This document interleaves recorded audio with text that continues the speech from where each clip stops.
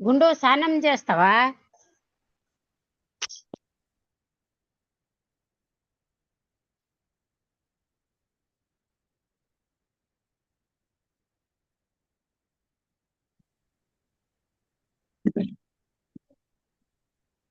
ಅದು ಇವಾಗ ನೀವು ಮಾತಾಡಿ ಮಾತಾಜಿ. ಕೇಳಿಸದಾ? ಹಾ, ಕೇಳಿಸ್ತಾ ಇದೆ ಮಾತಾಜಿ, ಕ್ಲಿಯರ್ ಇದೆ. ಹರೇ ಕೃಷ್ಣ ಮಾತಾಜಿ. ಹೀಗೆ ಇದ್ರೆ ಕೃಷ್ಣ. ಹೌದು Okay. ಮಾತಾಜಿ. ಜಯ ಹರೇ ಕೃಷ್ಣ. ಜಯ ರಾಧ ಮಾಧವ ಕುಂಜ ಬಿಹಾರಿ ಜಯ ಗೋಪಿ ಜನ ವಲ್ಲಭ ಗಿರಿವರಧಾರಿ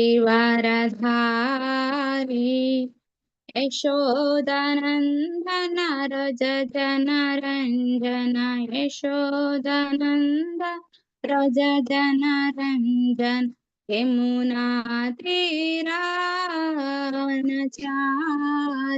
ಜಯ ರಾಧ ಮಾಧವ ಕುಂಜ ವಿಹಾರಿ ಜಯ ಗೋಪಿ ಜನ ವಲ್ಲಭ ಗಿರಿವರಧಾರಿ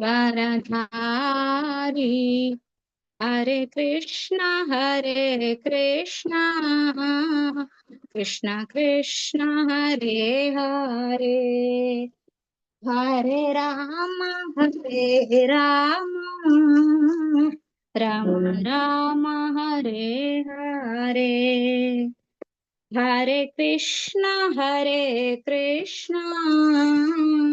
ಕೃಷ್ಣ ಕೃಷ್ಣ ಹರೇ ಹರೇ ಹರೇ ರಾಮ ರಾಮ ರಾಮ ಹರೇ ಹರೇ. ಹರೇ ಕೃಷ್ಣ ಎಲ್ಲರಿಗೆ. ಈ ಅವಕಾಶವನ್ನು ಕೊಟ್ಟ ರಾಧಾ ಗೋವಿಂದ ಪ್ರೆಸಿಡೆಂಟ್ ಆದ ಇಸ್ಕಾನ್ ಮಂಗಳೂರು ಕುಳ ನಾಮಷ್ಟ ಪ್ರಭು ಮತ್ತೆ ಶ್ರೀಧರ್ ಪ್ರಭು ಅವರಿಗೆ ವಂದಿಸುತ್ತಾ, ನಿಮ್ಮ ಇಲ್ಲಿ ಬಂದಂತ ಭಕ್ತರಿಗೂ ನಾನು ನಮಸ್ಕರಿಸುತ್ತಾ, ನನ್ಗೇನ್ ಗೊತ್ತು ಮತ್ತೆ ಪುಸ್ತಕದಲ್ಲಿ ಏನಿದೆ ಅದೇ ಯಥಾ ಪ್ರಕಾರ ಹೇಳುವಂತಹ ಜ್ಞಾನವನ್ನ ಕೊಡಲಿ ರಾಧಾ ಗೋವಿಂದ ನಮಗೂ ನಿಮಗೂ ಅಂತ ಬೇಡುತ್ತಾ ನಾನ್ ಕ್ಲಾಸ್ ಅನ್ನ ಪ್ರಾರಂಭಿಸ್ತೇನೆ. ಓಂ ನಮೋ ಭಗವತಿ ವಾಸುದೇವಾಯ ಓಂ ನಮೋ ಭಗವತಿ ವಾಸುದೇವಾಯ ಓಂ ನಮೋ ಭಗವತಿ ವಾಸುದೇವಾಯ. ಓಂ ಅಜ್ಞಾನತಿಮಿರಾಂಧಸ್ಯ ಜ್ಞಾನಾಂಜಲಾಶಲಾಕಯ ಚಕ್ಷುರುನ್ಮಿಲಿತಂ ಯೇನ ತಸ್ಮೈ ಶ್ರೀ ಗುರುವೇ ನಮಃ.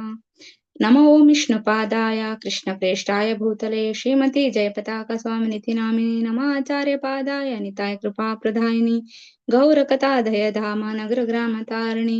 ನಮೋ ಓಂ ವಿಷ್ಣುಪಾದಾಯ ಕೃಷ್ಣಪ್ರೇಷ್ಠಾಯ ಭೂತಲೆ ಶ್ರೀಮತಿ ಭಕ್ತಿ ವೇದಾಂತ ಸ್ವಾಮಿನಿತಿ ನಾಮಿನಿ ನಮಸ್ತೆ ಸಾರಸ್ವತೆ ದೇವೆ ಗೌರವಾಣಿ ಪ್ರಚಾರಿಣಿ ನಿರ್ವಿಶೇಷ ಶೂನ್ಯವಾದಿ ಪಾಶ್ಚಾತ್ಯ ದೇಶ ತಾರಿಣಿ. ಜಯ ಶ್ರೀ ಕೃಷ್ಣ ಚೈತನ್ಯ ಪ್ರಭು ನಿತ್ಯಾನಂದ ಶ್ರೀ ಅದ್ವೈತ ಗದಾಧರ ಶ್ರೀವಾಸಾದಿ ಗೌರ ಭಕ್ತವೃಂದ. ಹರೇ ಕೃಷ್ಣ ಕೃಷ್ಣ ಕೃಷ್ಣ ಹರೇ ಹರೇ ಹರೇ ರಾಮ ರಾಮ ರಾಮ ಹರೇ ಹರೇ. ಹರೇ ಕೃಷ್ಣ ಎಲ್ಲರಿಗೆ. ಈಗ ನಾವು ಮೊದಲನೇ ಅಧ್ಯಾಯ ಲಾಸ್ಟ್ ವೀಕ್ ಅಲ್ಲಿ ನೋಡಿದ್ವಿ. ಏನೆಲ್ಲ ಯಾರಾದ್ರೂ ಹೇಳ್ತೀರಾ ಸ್ವಲ್ಪ? ನಾವೇನೆಲ್ಲ ಅಧ್ಯಾಯ 1ರಲ್ಲಿ ಏನೆಲ್ಲ ಲಾಸ್ಟ್ ವೀಕ್ ಹೇಳಿದ್ವಿ? ಶುದ್ಧ ಭಕ್ತಿ ಸೇವೆಯ ಲಕ್ಷಣಗಳು ಏನೆಲ್ಲ? ಹರೇ ಕೃಷ್ಣ. ಶುದ್ಧ ಭಕ್ತಿ ಸೇವೆಯಲ್ಲಿ ಲಕ್ಷಣಗಳು ಹೇಗೆ ಇರ್ತವೆ ಹೇಳ್ತೀರಾ? ಹರೇ ಕೃಷ್ಣ. ಯಾರಾದ್ರೂ ಹೇಳ್ಬೋದು. ಹರೇ ಕೃಷ್ಣ. ಶುದ್ಧ ಭಕ್ತಿ ಸೇವೆಯಲ್ಲಿ 6 ಲಕ್ಷಣ ಇರ್ತದಲ್ಲ, 6 ಲಕ್ಷಣದಲ್ಲಿ ನಿಮ್ಗೆ ಎಷ್ಟು ಗೊತ್ತೋ ಅಷ್ಟು ಹೇಳ್ಬೋದು. ಹರೇ ಕೃಷ್ಣ. ಹರೇ ಕೃಷ್ಣ ಮಾತಾಜಿ. ಹರೇ ಕೃಷ್ಣ ಮಾತಾಜಿ. ಹೇಳಿ ಮಾತಾಜಿ. ಶುದ್ಧ ಭಕ್ತಿ ಸೇವೆ ಎಲ್ಲ ನಮ್ದು ಐಹಿಕ ಕ್ಲೇಶಕ್ಕೆ ಪರಿಹಾರ ಒದಗಿಸ್ತದೆ. ಎಸ್ ಮಾತಾಜಿ. ಹರೇ ಕೃಷ್ಣ. ಹರೇ ಕೃಷ್ಣ. ಶುದ್ಧ ಭಕ್ತಿ ಸೇವೆಯಿಂದ ಶುಭದ ಪ್ರಾರಂಭವಾಗುತ್ತೆ ಅಂತ. Yes Mataji. Thank you Mataji. ಆನಂದಕ್ಕೆ ಕೊಂಡು ಹೋಗ್ತದೆ ಅಂತ. ಹಾ, 3ನೇದು ಆನಂದಕ್ಕೆ ಕೊಂಡೋಗ್ತದೆ. ಮತ್ತೆ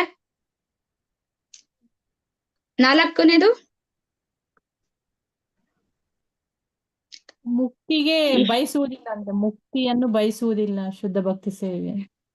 ಎಸ್, 5ನೇದು ಅದು ಎಸ್ ಮಾತಾಜಿ ಕರೆಕ್ಟ್. 4ನೇದು ಶುದ್ಧ ಭಕ್ತಿ ಸೇವೆ ಸಾಧನೆ ಅದು ಸುದುರ್ಲಭ ಅಂತ ಹೇಳ್ತಾರೆ ಅಲ್ವಾ. ಮತ್ತೆ 6ನೇದು ಏನು ಅಂತಂದ್ರೆ ಕೃಷ್ಣನನ್ನ ಆಕರ್ಷಿತವಾಗುತ್ತೆ ಮಾತಾಜಿ ಅಲ್ವಾ. ಇದನ್ನ ನಾವು ಲಾಸ್ಟ್ ವೀಕ್ ಅಲ್ಲಿ ನೋಡಿದ್ವಿ ಅಲ್ವಾ.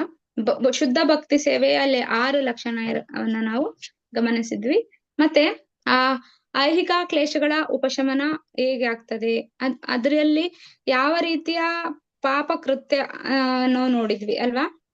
ನಮ್ಗೆ ಯಾವ ರೀತಿ ಕ್ಲೇಶಗಳು ಬರ್ತದೆ, ಆ ಕ್ಲೇಶಗಳು ಬರಲು ಕಾರಣ ಏನಾಗ್ತದೆ, ಆ ಕ್ಲೇಶಗಳು ಬರದಂತೆ ನಾವ್ ಯಾವ ರೀತಿ ಶುದ್ಧ ಭಕ್ತಿ ಸೇವೆಯನ್ನ ಮಾಡಬಹುದು, ಮತ್ತೆ ನಮ್ಮ ಪಾಪ ಚಟುವಟಿಕೆಗಳು ನಮ್ಮನ್ನ ಯಾವ ರೀತಿ ಅಂದ್ರೆ ಇಲ್ಲಿ ಹೇಳ್ತಾರೆ ಅದು ಪಾಪ ಚಟುವಟಿಕೆ ಅದು ಯಾವಾಗ ಆಗ್ತದೆ ನಮಗೆ, ನಾವು ಯಾವಾಗ ಪಾಪ ಕೃತ್ಯಗಳನ್ನ ಎಸಗ್ತೇವೆ, ಅದು ಯಾವ್ದ್ರಿಂದ ಅಜ್ಞಾನದಿಂದ ಅಂತ ನಾವಿಲ್ಲಿ ನೋಡ್ಬೋದು.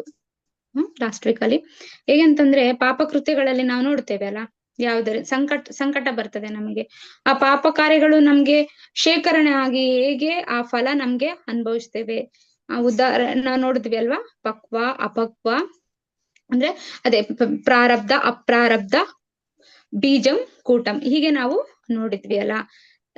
ಅವು ಯಾವ ತರ ಬರ್ತದೆ ನಮಗೆ ಅಂತ ಪ್ರಭುಪಾದ ಅವರು ಕೂಡ ನಮ್ಗೆ ಭಾವಾರ್ಥದಲ್ಲಿ ತಿಳಿಸ್ತಾರಲ್ಲ. ಹೇಗೆಂದ್ರೆ ಉದಾಹರಣೆಗೆ ವ್ಯಕ್ತಿಯೊಬ್ಬನು ಪಾಪ ಕೃತ್ಯಗಳನ್ನ ಎಸಗಿದ್ದೇನನ್ನೋಣ, ಆದರೆ ಇನ್ನು ಅವನ ದಸ್ತಗಿರಿ ಆಗ್ಲಿಲ್ಲ, ಅವನ ಅಪರಾಧವು ಗುರುತಿಸಲಾದೊಡನೆ ಸೆರೆಮನೆ ವಾಸ. ಅಂದ್ರೆ ನಮಗೆ ಹೇಗೆ ಗೊತ್ತಾಗ್ತದೆ, ಅವನು ಈಗ ನಾವು ನೋಡ್ಬೋದು ಸೆರೆಮನೆ ವಾಸ ಅನುಭವಿಸ್ತಿರ್ತಾರೆ ಅಲ್ವಾ. ಅದೇ ರೀತಿ ಕೆಲವು ನಮಗೆ ಸಂಕಟ ಕೆಲವು ಪಾಪಕೃತ್ಯಗಳಿಗಾಗಿ ನಮಗೆ ಸಂಕಟ ಪ್ರಾಪ್ತಿ ಆಗ್ತದೆ, ನಾವು ತುಂಬಾ ಅನುಭವಿಸ್ತೇವೆ. ಅದು ಆಲ್ರೆಡಿ ನಮ್ಗೆ ಪಾಪದ ಫಲ ತುಂಬಿದೆ, ನಾವ್ ಹೇಳ್ತೀವಿ ಪಾಪದ ಕೂಡ ತುಂಬಿದೆ ಅಂತ ಅಲ್ವಾ, ನಮ್ಮ ಭಾಷೆಗಳಲ್ಲಿ ಹೇಳ್ತೇವೆ. ಹಾಗೆ ಇಲ್ಲಿ ಪ್ರಭುಪಾದವರು ಹೇಳ್ತಾರೆ ನಮ್ಗೆ ಅಲ್ವಾ, ಪಾಪ ಕಾರ್ಯಗಳು ಅವುಗಳ ಫಲವಾಗಿ ಬರುವ ಯಾತನೆಗಳ ಸರಪಣಿಯಿಂದ ನಮ್ಮನ್ನ ಕಟ್ಟಿ ಹಾಕಿದಂತೆ ಬಿಗಿದಿದೆ ಅಂತ ನಾವು ನೋಡಿದ್ವಿ. ಅಂದ್ರೆ ನಾವು ಮೇಯ್ನ್ ಆಗಿ ಇಲ್ಲಿ ನಾವು ಮೊದಲನೇ ಭಾಗದಲ್ಲಿ ನಾವು ಮೊದಲನೇ ಅಧ್ಯಾಯದಲ್ಲಿ 6 ಅಂದ್ರೆ ನಾವು ಭಕ್ತಿ ಸೇವೆಯನ್ನ ಮಾಡಿದ್ರೆ ಈ 6 ಲಕ್ಷಣಗಳನ್ನ ನಾವು ನೋಡ್ಬೋದು. ಯಾವ ತರ ನಮ್ಮ ಈ 6 ಲಕ್ಷಣಗಳ ಅದು ಕ್ಲೇಶಗಳು ನಾಶ ಆಗ್ತದೆ, ಅದು ನಮಗೆ ಭಕ್ತಿ ಸೇವೆ ಮಾಡಿದ್ರೆ ಎಲ್ಲಾ ಕಾರ್ಯ ಚಟುವಟಿಕೆಗಳಿಗೆ ನಮ್ಗೆ ಶುಭ ತರ್ತದೆ. ಅದೇ ರೀತಿ ಆನಂದಕ್ಕೆ ಕೊಂಡೊಯ್ತದೆ. ಭಕ್ತಿ ಸೇವೆ ಅನ್ನೋದು ಆನಂದ ಅಲ್ವಾ. ಅದೇ ರೀತಿ ಇದು ಸಾಧನೆ, ಈ ಭಕ್ತಿ ಸೇವೆ ಸಾಧನೆ ಸುದುರ್ಲಭ ಅಂದ್ರೆ ತುಂಬಾ ಅಪರೂಪ, ಅಂದ್ರೆ ತುಂಬಾ ಕಡಿಮೆ ಅಂತ ಹೇಳ್ತಾರೆ. ಮತ್ತೆ ಅದೇ ರೀತಿ ಸಾಧನೆ ಮಾಡೋದ್ರಿಂದ ನಮ್ಗೆ ಮುಕ್ತಿಗೆ ಸಹ ಹೋಗ್ಬೋದು. ನಂತರ ಈ ಭಕ್ತಿ ಸೇವೆ ಕೃಷ್ಣನನ್ನೇ ಆಕರ್ಷಿಸ್ತದೆ. ಇಷ್ಟು ನಮ್ಗೆ ಇದ್ರಲ್ಲಿ ನಾವು ನೋಡ್ಬೋದು ಅಲ್ವಾ. ನಂತರ ಕ್ಲೇಶಗಳನ್ನ ನೋಡ್ಬೋದು. ಯಾವೆಲ್ಲ ಕ್ಲೇಶ, ಈ ಕ್ಲೇಶ ನಾವು ಭೌತಿಕವಾಗಿ ಆಧ್ಯಾತ್ಮಿಕವಾಗಿ ಮತ್ತೆ ನಾವು ನೋಡ್ಬೋದು ಅಲ್ವಾ. ಯಾವ ರೀತಿ ಎಲ್ಲ ಆಧ್ಯಾತ್ಮಿಕ ಆದಿದೈವಿಕ ಆದಿಭೌತಿಕ ಈ ಕ್ಲೇಶಗಳನ್ನ ಯಾವ ರೀತಿ ನಾವು ಹೋಗಲಾಡಿಸ್ಬೋದು. ಅದೇ ರೀತಿ ಪಾಪ ಕೃತ್ಯಗಳನ್ನ ನೀವು 4 ನೋಡ್ಬೋದಲ್ವಾ. ನಾವು ಯಾವುದು ಪ್ರಾರಬ್ಧ ಅಪ್ರಾರಬ್ಧ ಬೀಜಂ ಕೂಟಂ ಹೀಗೆ ಮೇಯ್ನ್ ಆಗಿ ನೀವು ನೋಡ್ಕೊಂಡು ಹೋಗ್ಬೋದು ಅಲ್ವಾ. ಅದನ್ನ ನಾವು ನೋಡಿದ್ವಿ. ಅದಕ್ಕೆ ಉದಾಹರಣೆ ನಮ್ಗೆ ನಮ್ಮ ಇಲ್ಲಿ ಸಮಾಜದಲ್ಲಿ ನಡೆಯುವಂತಹ ಚಟುವಟಿಕೆಗಳನ್ನ ನೋಡಿದ್ರೆ ನಮ್ಗೆ ಗೊತ್ತಾಗ್ತದೆ, ನಾವು ಮಾಡಿದಂತಹ ಕರ್ಮಾನುಸಾರ ನಮ್ಗೆ ಏನೆಲ್ಲ ಬರ್ತಾ ಇದೆ ಅನ್ನೋದನ್ನ ನಾವು ನೋಡ್ಬೋದು ಅಲ್ವಾ. ಅದನ್ನ ನಾವು ಲಾಸ್ಟ್ ವೀಕ್ ಅಲ್ಲೇ ತಿಳ್ಕೊಂಡ್ವಿ. ಅದೇ ರೀತಿ ನಾವು ಮತ್ತೆ ರೂಪ ಗೋಸ್ವಾಮಿಯರು ಹೇಳ್ತಾರೆ 3ನೇ ಸ್ಕಂದದಲ್ಲಿ, ದೇಹುತಿಯು ತನ್ನ ಮಗನಾದ ಕಪಿಲ ದೇವನನ್ನ ಕುರಿತು ಅಂದ್ರೆ ಹೇಗೆ ಅಂದ್ರೆ ಶ್ರವಣ ಕೀರ್ತನೆಗಳ ಆದಿಯಾಗಿ ಭಕ್ತಿ ಸೇವೆಯಲ್ಲಿ ಒಟ್ಟು 9 ವಿಧ ಇರ್ತದೆ. ಅದರಲ್ಲಿ ನಾವು ಮೇಯ್ನ್ ಆಗಿ ಶ್ರವಣವನ್ನ ನಾವು ಕೇಳಿದ್ರೆ ಯಾರೇ ಆದ್ರೂ ಅಂತವರು ಶ್ವಾನ ಅಂದ್ರೆ ಹೀನ ಕುಲದಲ್ಲಿ ಸಹ ಜನಿಸುವುದನಾದರೂ ಕೂಡ ಅವನು ಯಜ್ಞಯಾಗಾದಿಗಳನ್ನ ಮಾಡಿ ಅರ್ಹತೆಗಳನ್ನ ಗಳಿಸ್ಬೋದು ಅನ್ನೋದನ್ನ, ಅಂದ್ರೆ ಭಕ್ತಿ ಸೇವೆ ತುಂಬಾ ಎಷ್ಟು ಶುಭದ ಅನ್ನೋದನ್ನ ನಾವು ನೋಡಿದ್ವಿ ಅಲ್ವಾ. ಅದನ್ನ ನಾವು ಭಾವಾರ್ಥದಲ್ಲಿ ನೋಡಿದ್ವಿ. ನಂತರ ನಾವು ನೋಡಿದಾಗೆ ಪದ್ಮ ಪುರಾಣದಲ್ಲಿ ಈಗಾಗ್ಲೇ ಹೇಳಿದಾಗೆ 4 ಕರ್ಮಫಲವನ್ನ ನಾವು ನೋಡ್ತೇವೆ. ನಂತರ ಅದೇ ರೀತಿ ನಾವು ಅಜಾಮೇಳನ ಕಥೆಯನ್ನ ನಾವು ನೋಡ್ತೇವೆ. ಭಕ್ತಿ ಸೇವೆ ಆ ಕ್ಲೇಶಾಗ್ನಿಯನ್ನ ಯಾವ ರೀತಿ ನಮ್ಮನ್ನ ಹೋಗಲಾಡಿಸ್ತದೆ ಅಂದ್ರೆ, ನಮ್ಮ ಅಜಾಮೇಳ ಅವರು ಮೊದಲು ಭಕ್ತಿಯನ್ನ ಮಾಡಿದ್ರು. ಆ ಭಕ್ತಿ ಯಾವತ್ತು ಆ ಭಕ್ತಿ ನಮ್ಗೆ ಹಾಗೆ ಇರ್ತದೆ. ಭಕ್ತಿ ಯಾವತ್ತು ನಮ್ಗೆ ಏನು ನಶಿಸಿ ಹೋಗಲ್ಲ. ಅದು ಲೆಕ್ಕ ಇರ್ತದೆ ನಮ್ಮ ಭಗವಂತನಲ್ಲಿ. ನಾವೇನೇ ಒಂದು ಸ್ವಲ್ಪ ಭಕ್ತಿ ಮಾಡಿದ್ರು ಕೂಡ ಭಗವಂತ ಅದನ್ನ ನೆನಪಿಸ್ಕೊಳ್ತಾನೆ ಅನ್ನೋದು ಅಜಾಮಿಳನ ಕಥೆಯಿಂದ ಗೊತ್ತಾಗ್ತದೆ. ಆದ್ರೆ ಅವನು ಯಾವ ರೀತಿ ಕ್ಲೇಶವನ್ನ ಅನುಭವಿಸಿದ ಅಲ್ವಾ? ಅಂದ್ರೆ ಅವನು ಪಾಪವನ್ನ ಮಾಡಿ ಅವನು ತನ್ನ ಮನೆ, ತನ್ನ ಹೆಂಡತಿ ಮಕ್ಕಳನ್ನೆಲ್ಲ ಬಿಟ್ಟು ನಂತರ ಆ ಹೆಣ್ಣು ಮಗಳ ಸಹವಾಸನ ಮಾಡಿ ಅವರು ಅಲ್ಲಿ ಕೂಡ ಭಗವಂತ ಅವರಿಗೆ ಕ್ಲೇಶವನ್ನ ನಶಿಸಿದ್ರು. ಯಾವ ರೀತಿ ಅಂತಂದ್ರೆ ಭಗವಂತನ ಭಕ್ತಿ ಸ್ವಲ್ಪ ಮಾಡಿದ್ರು ಕೂಡ ಭಗವಂತ ಅಂದ್ರೆ ಶುದ್ಧವಾಗಿ ಹೇಗೆ ಮಾಡಿದ್ರೆ ಅದು ಭಗವಂತ ನಶಿಸ್ತಾನೆ. ನಂತರ ಅವರಿಗೆ ಮತ್ತೆ ಅವಕಾಶ ಕೊಡ್ತಾರೆ ಅಜಾಮೇಳನಿಗೆ ನೆಕ್ಸ್ಟ್ ಲೈಫ್ ಅಲ್ಲಿ. ಅದನ್ನ ನಾವು ನೋಡಿದ್ವಿ. ಅಂದ್ರೆ ಯಾವ ರೀತಿ ಭಗವಂತ ನಮ್ಮ ಭಕ್ತಿಯ ಸಾಧನೆಯನ್ನ ನೋಡಿ ಈ ಕ್ಲೇಶವನ್ನ ನಿರ್ಮೂಲನೆ ಮಾಡ್ತಾನೆ ಅನ್ನೋದನ್ನ ಅಜಾಮೇಳನ ಉದಾಹರಣೆ ಮೂಲಕ ನಾವು ನೋಡಿದ್ವಿ ಅಲ್ವಾ? ಅಂತಂದ್ರೆ ನಾವು ಈ ಕ್ಲೇಶಗಳನ್ನ ಯಾವ ರೀತಿ ಮಾಡ್ತೇವೆ ಅಂದ್ರೆ ನಮ್ಗೆ ಏನ್ ಮಾಡ್ತಾ ಇದ್ದೇವೆ ಅನ್ನೋ ನಮ್ಗೆ ಗೊತ್ತಾಗಲ್ಲ. ಆ ರೀತಿ ನಾವು ಕ್ಲೇಶಗಳನ್ನ ಮಾಡ್ತಿರ್ತೇವೆ. ಆದ್ರೆ ಸ್ವಲ್ಪ ಭಕ್ತಿಯನ್ನ ನಾವು ಪ್ರಾಮಾಣಿಕವಾಗಿ ಭಗವಂತನಿಗೆ ಮಾಡಿದ್ರೆ ಅದರಿಂದ ನಮ್ಗೆ ಆ ಕ್ಲೇಶಗಳಿಂದ ನಮ್ಗೆ ಉಪಶಮನ ಸಿಗ್ತದೆ ಅನ್ನೋದನ್ನ ಸಹ ನಾವು ನೋಡಿದ್ವಿ ಅಲ್ಲ. ನಂತರ ಈಗ ನಾವು ಯಾವ್ದಕ್ಕೆ ಹೋಗೋಣ? ಈಗ ಇದ್ರಲ್ಲೆಲ್ಲ ಕೊಟ್ಟಿದ್ದಾರೆ ರೂಪ ಗೋಸ್ವಾಮಿ ಅವರದ್ದೆಲ್ಲ ನೀವು ನೋಡ್ಕೊಳ್ಳಿ. ಈಗ ನಾವು ನೋಡಿ ಇದ್ರಲ್ಲಿ ಕೊಟ್ಟಿದ್ದಾರೆ ಅಂದ್ರೆ ಉದಾಹರಣೆಗೆ ನಾವು ಲಾಸ್ಟ್ ನೋಡಿದ್ರಿ, ಕಾಡಿನಲ್ಲಿ ನೂರ ರೇಖೆ ಸಹಸ್ರಾರು ಸರ್ಪಗಳು ಅಂದ್ರೆ ಉದಾಹರಣೆ ಕೊಡ್ತಾರೆ. ಕಾಡಿಗೆ ಕಿಚ್ಚು ಹತ್ತಿಕೊಂಡಾಗ ಆ ಕಿಚ್ಚು ಒಣಗಿದ ಎಲೆ ಇತ್ಯಾದಿಗಳನ್ನ ದಹಿಸುತ್ತಾಗಿ ಸ್ವಾಭಾವಿಕವಾಗಿ ನೆಲದಲ್ಲಿ ಹರಿದಾಡುವ ಸರ್ಪಗಳು ಬೆಂಕಿ ತಗುಲುತ್ತವೆ.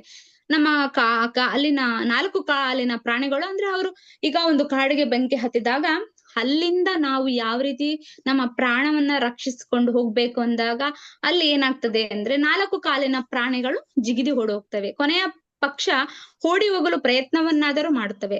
ಹಾವುಗಳಾದರೆ ಅದಕ್ಕೆ ಹೋಗ್ಲಿಕ್ಕಾಗಲ್ಲ, ಯಾಕಂದ್ರೆ ಅವಕ್ಕೆ ಕಾಲಿರಲ್ಲ. ಅಂದ್ರೆ ಹಾಗೆಯೇ ಕೃಷ್ಣ ಪ್ರಜ್ಞೆ ಎಂಬ ಜ್ವಾಲೆಯು ಎಷ್ಟು ಶಕ್ತಿಯುತವಾದುದೆಂದರೆ ಅಜ್ಞಾನವೆಂಬ ಸರ್ಪಗಳು ತತ್ತಕ್ಷಣವೇ ಸಾಯುತ್ತವೆ ನಮ್ಗೆ ಅಲ್ವಾ? ಇಲ್ಲಿ ನಾವು ಹೇಳ್ತೇವೆ ನಾವು ಕ್ಲೇಶಗಳಿಗೆ ಕಾರಣ ಏನು? ನಮ್ಮ ಅಜ್ಞಾನ. ಆದ್ರೆ ಇಲ್ಲಿ ಭಗವಂತ ಹೇಳ್ತಾರೆ ಅಜ್ಞಾನವೆಂಬ ಆ ಸರ್ಪ ತತ್ತಕ್ಷಣ ಸಾಯುತ್ತದೆ. ಯಾವುದರಿಂದ?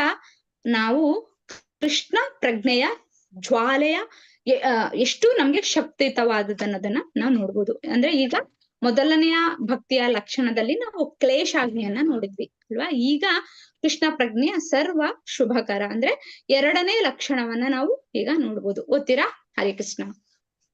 ಹರೇ ಕೃಷ್ಣ. ಹರೇ ಕೃಷ್ಣ. ಕೃಷ್ಣ ಪ್ರಜ್ಞೆಯು ಸರ್ವ ಶುಭಕರ. ಶುಭ ಯಾವುದು ಎಂಬುದರ ಬಗೆಗೆ ಶ್ರೀಲ ರೂಪ ಗೋಸ್ವಾಮಿಯವರು ಒಂದು ವ್ಯಾಖ್ಯೆ ನೀಡುತ್ತಾರೆ.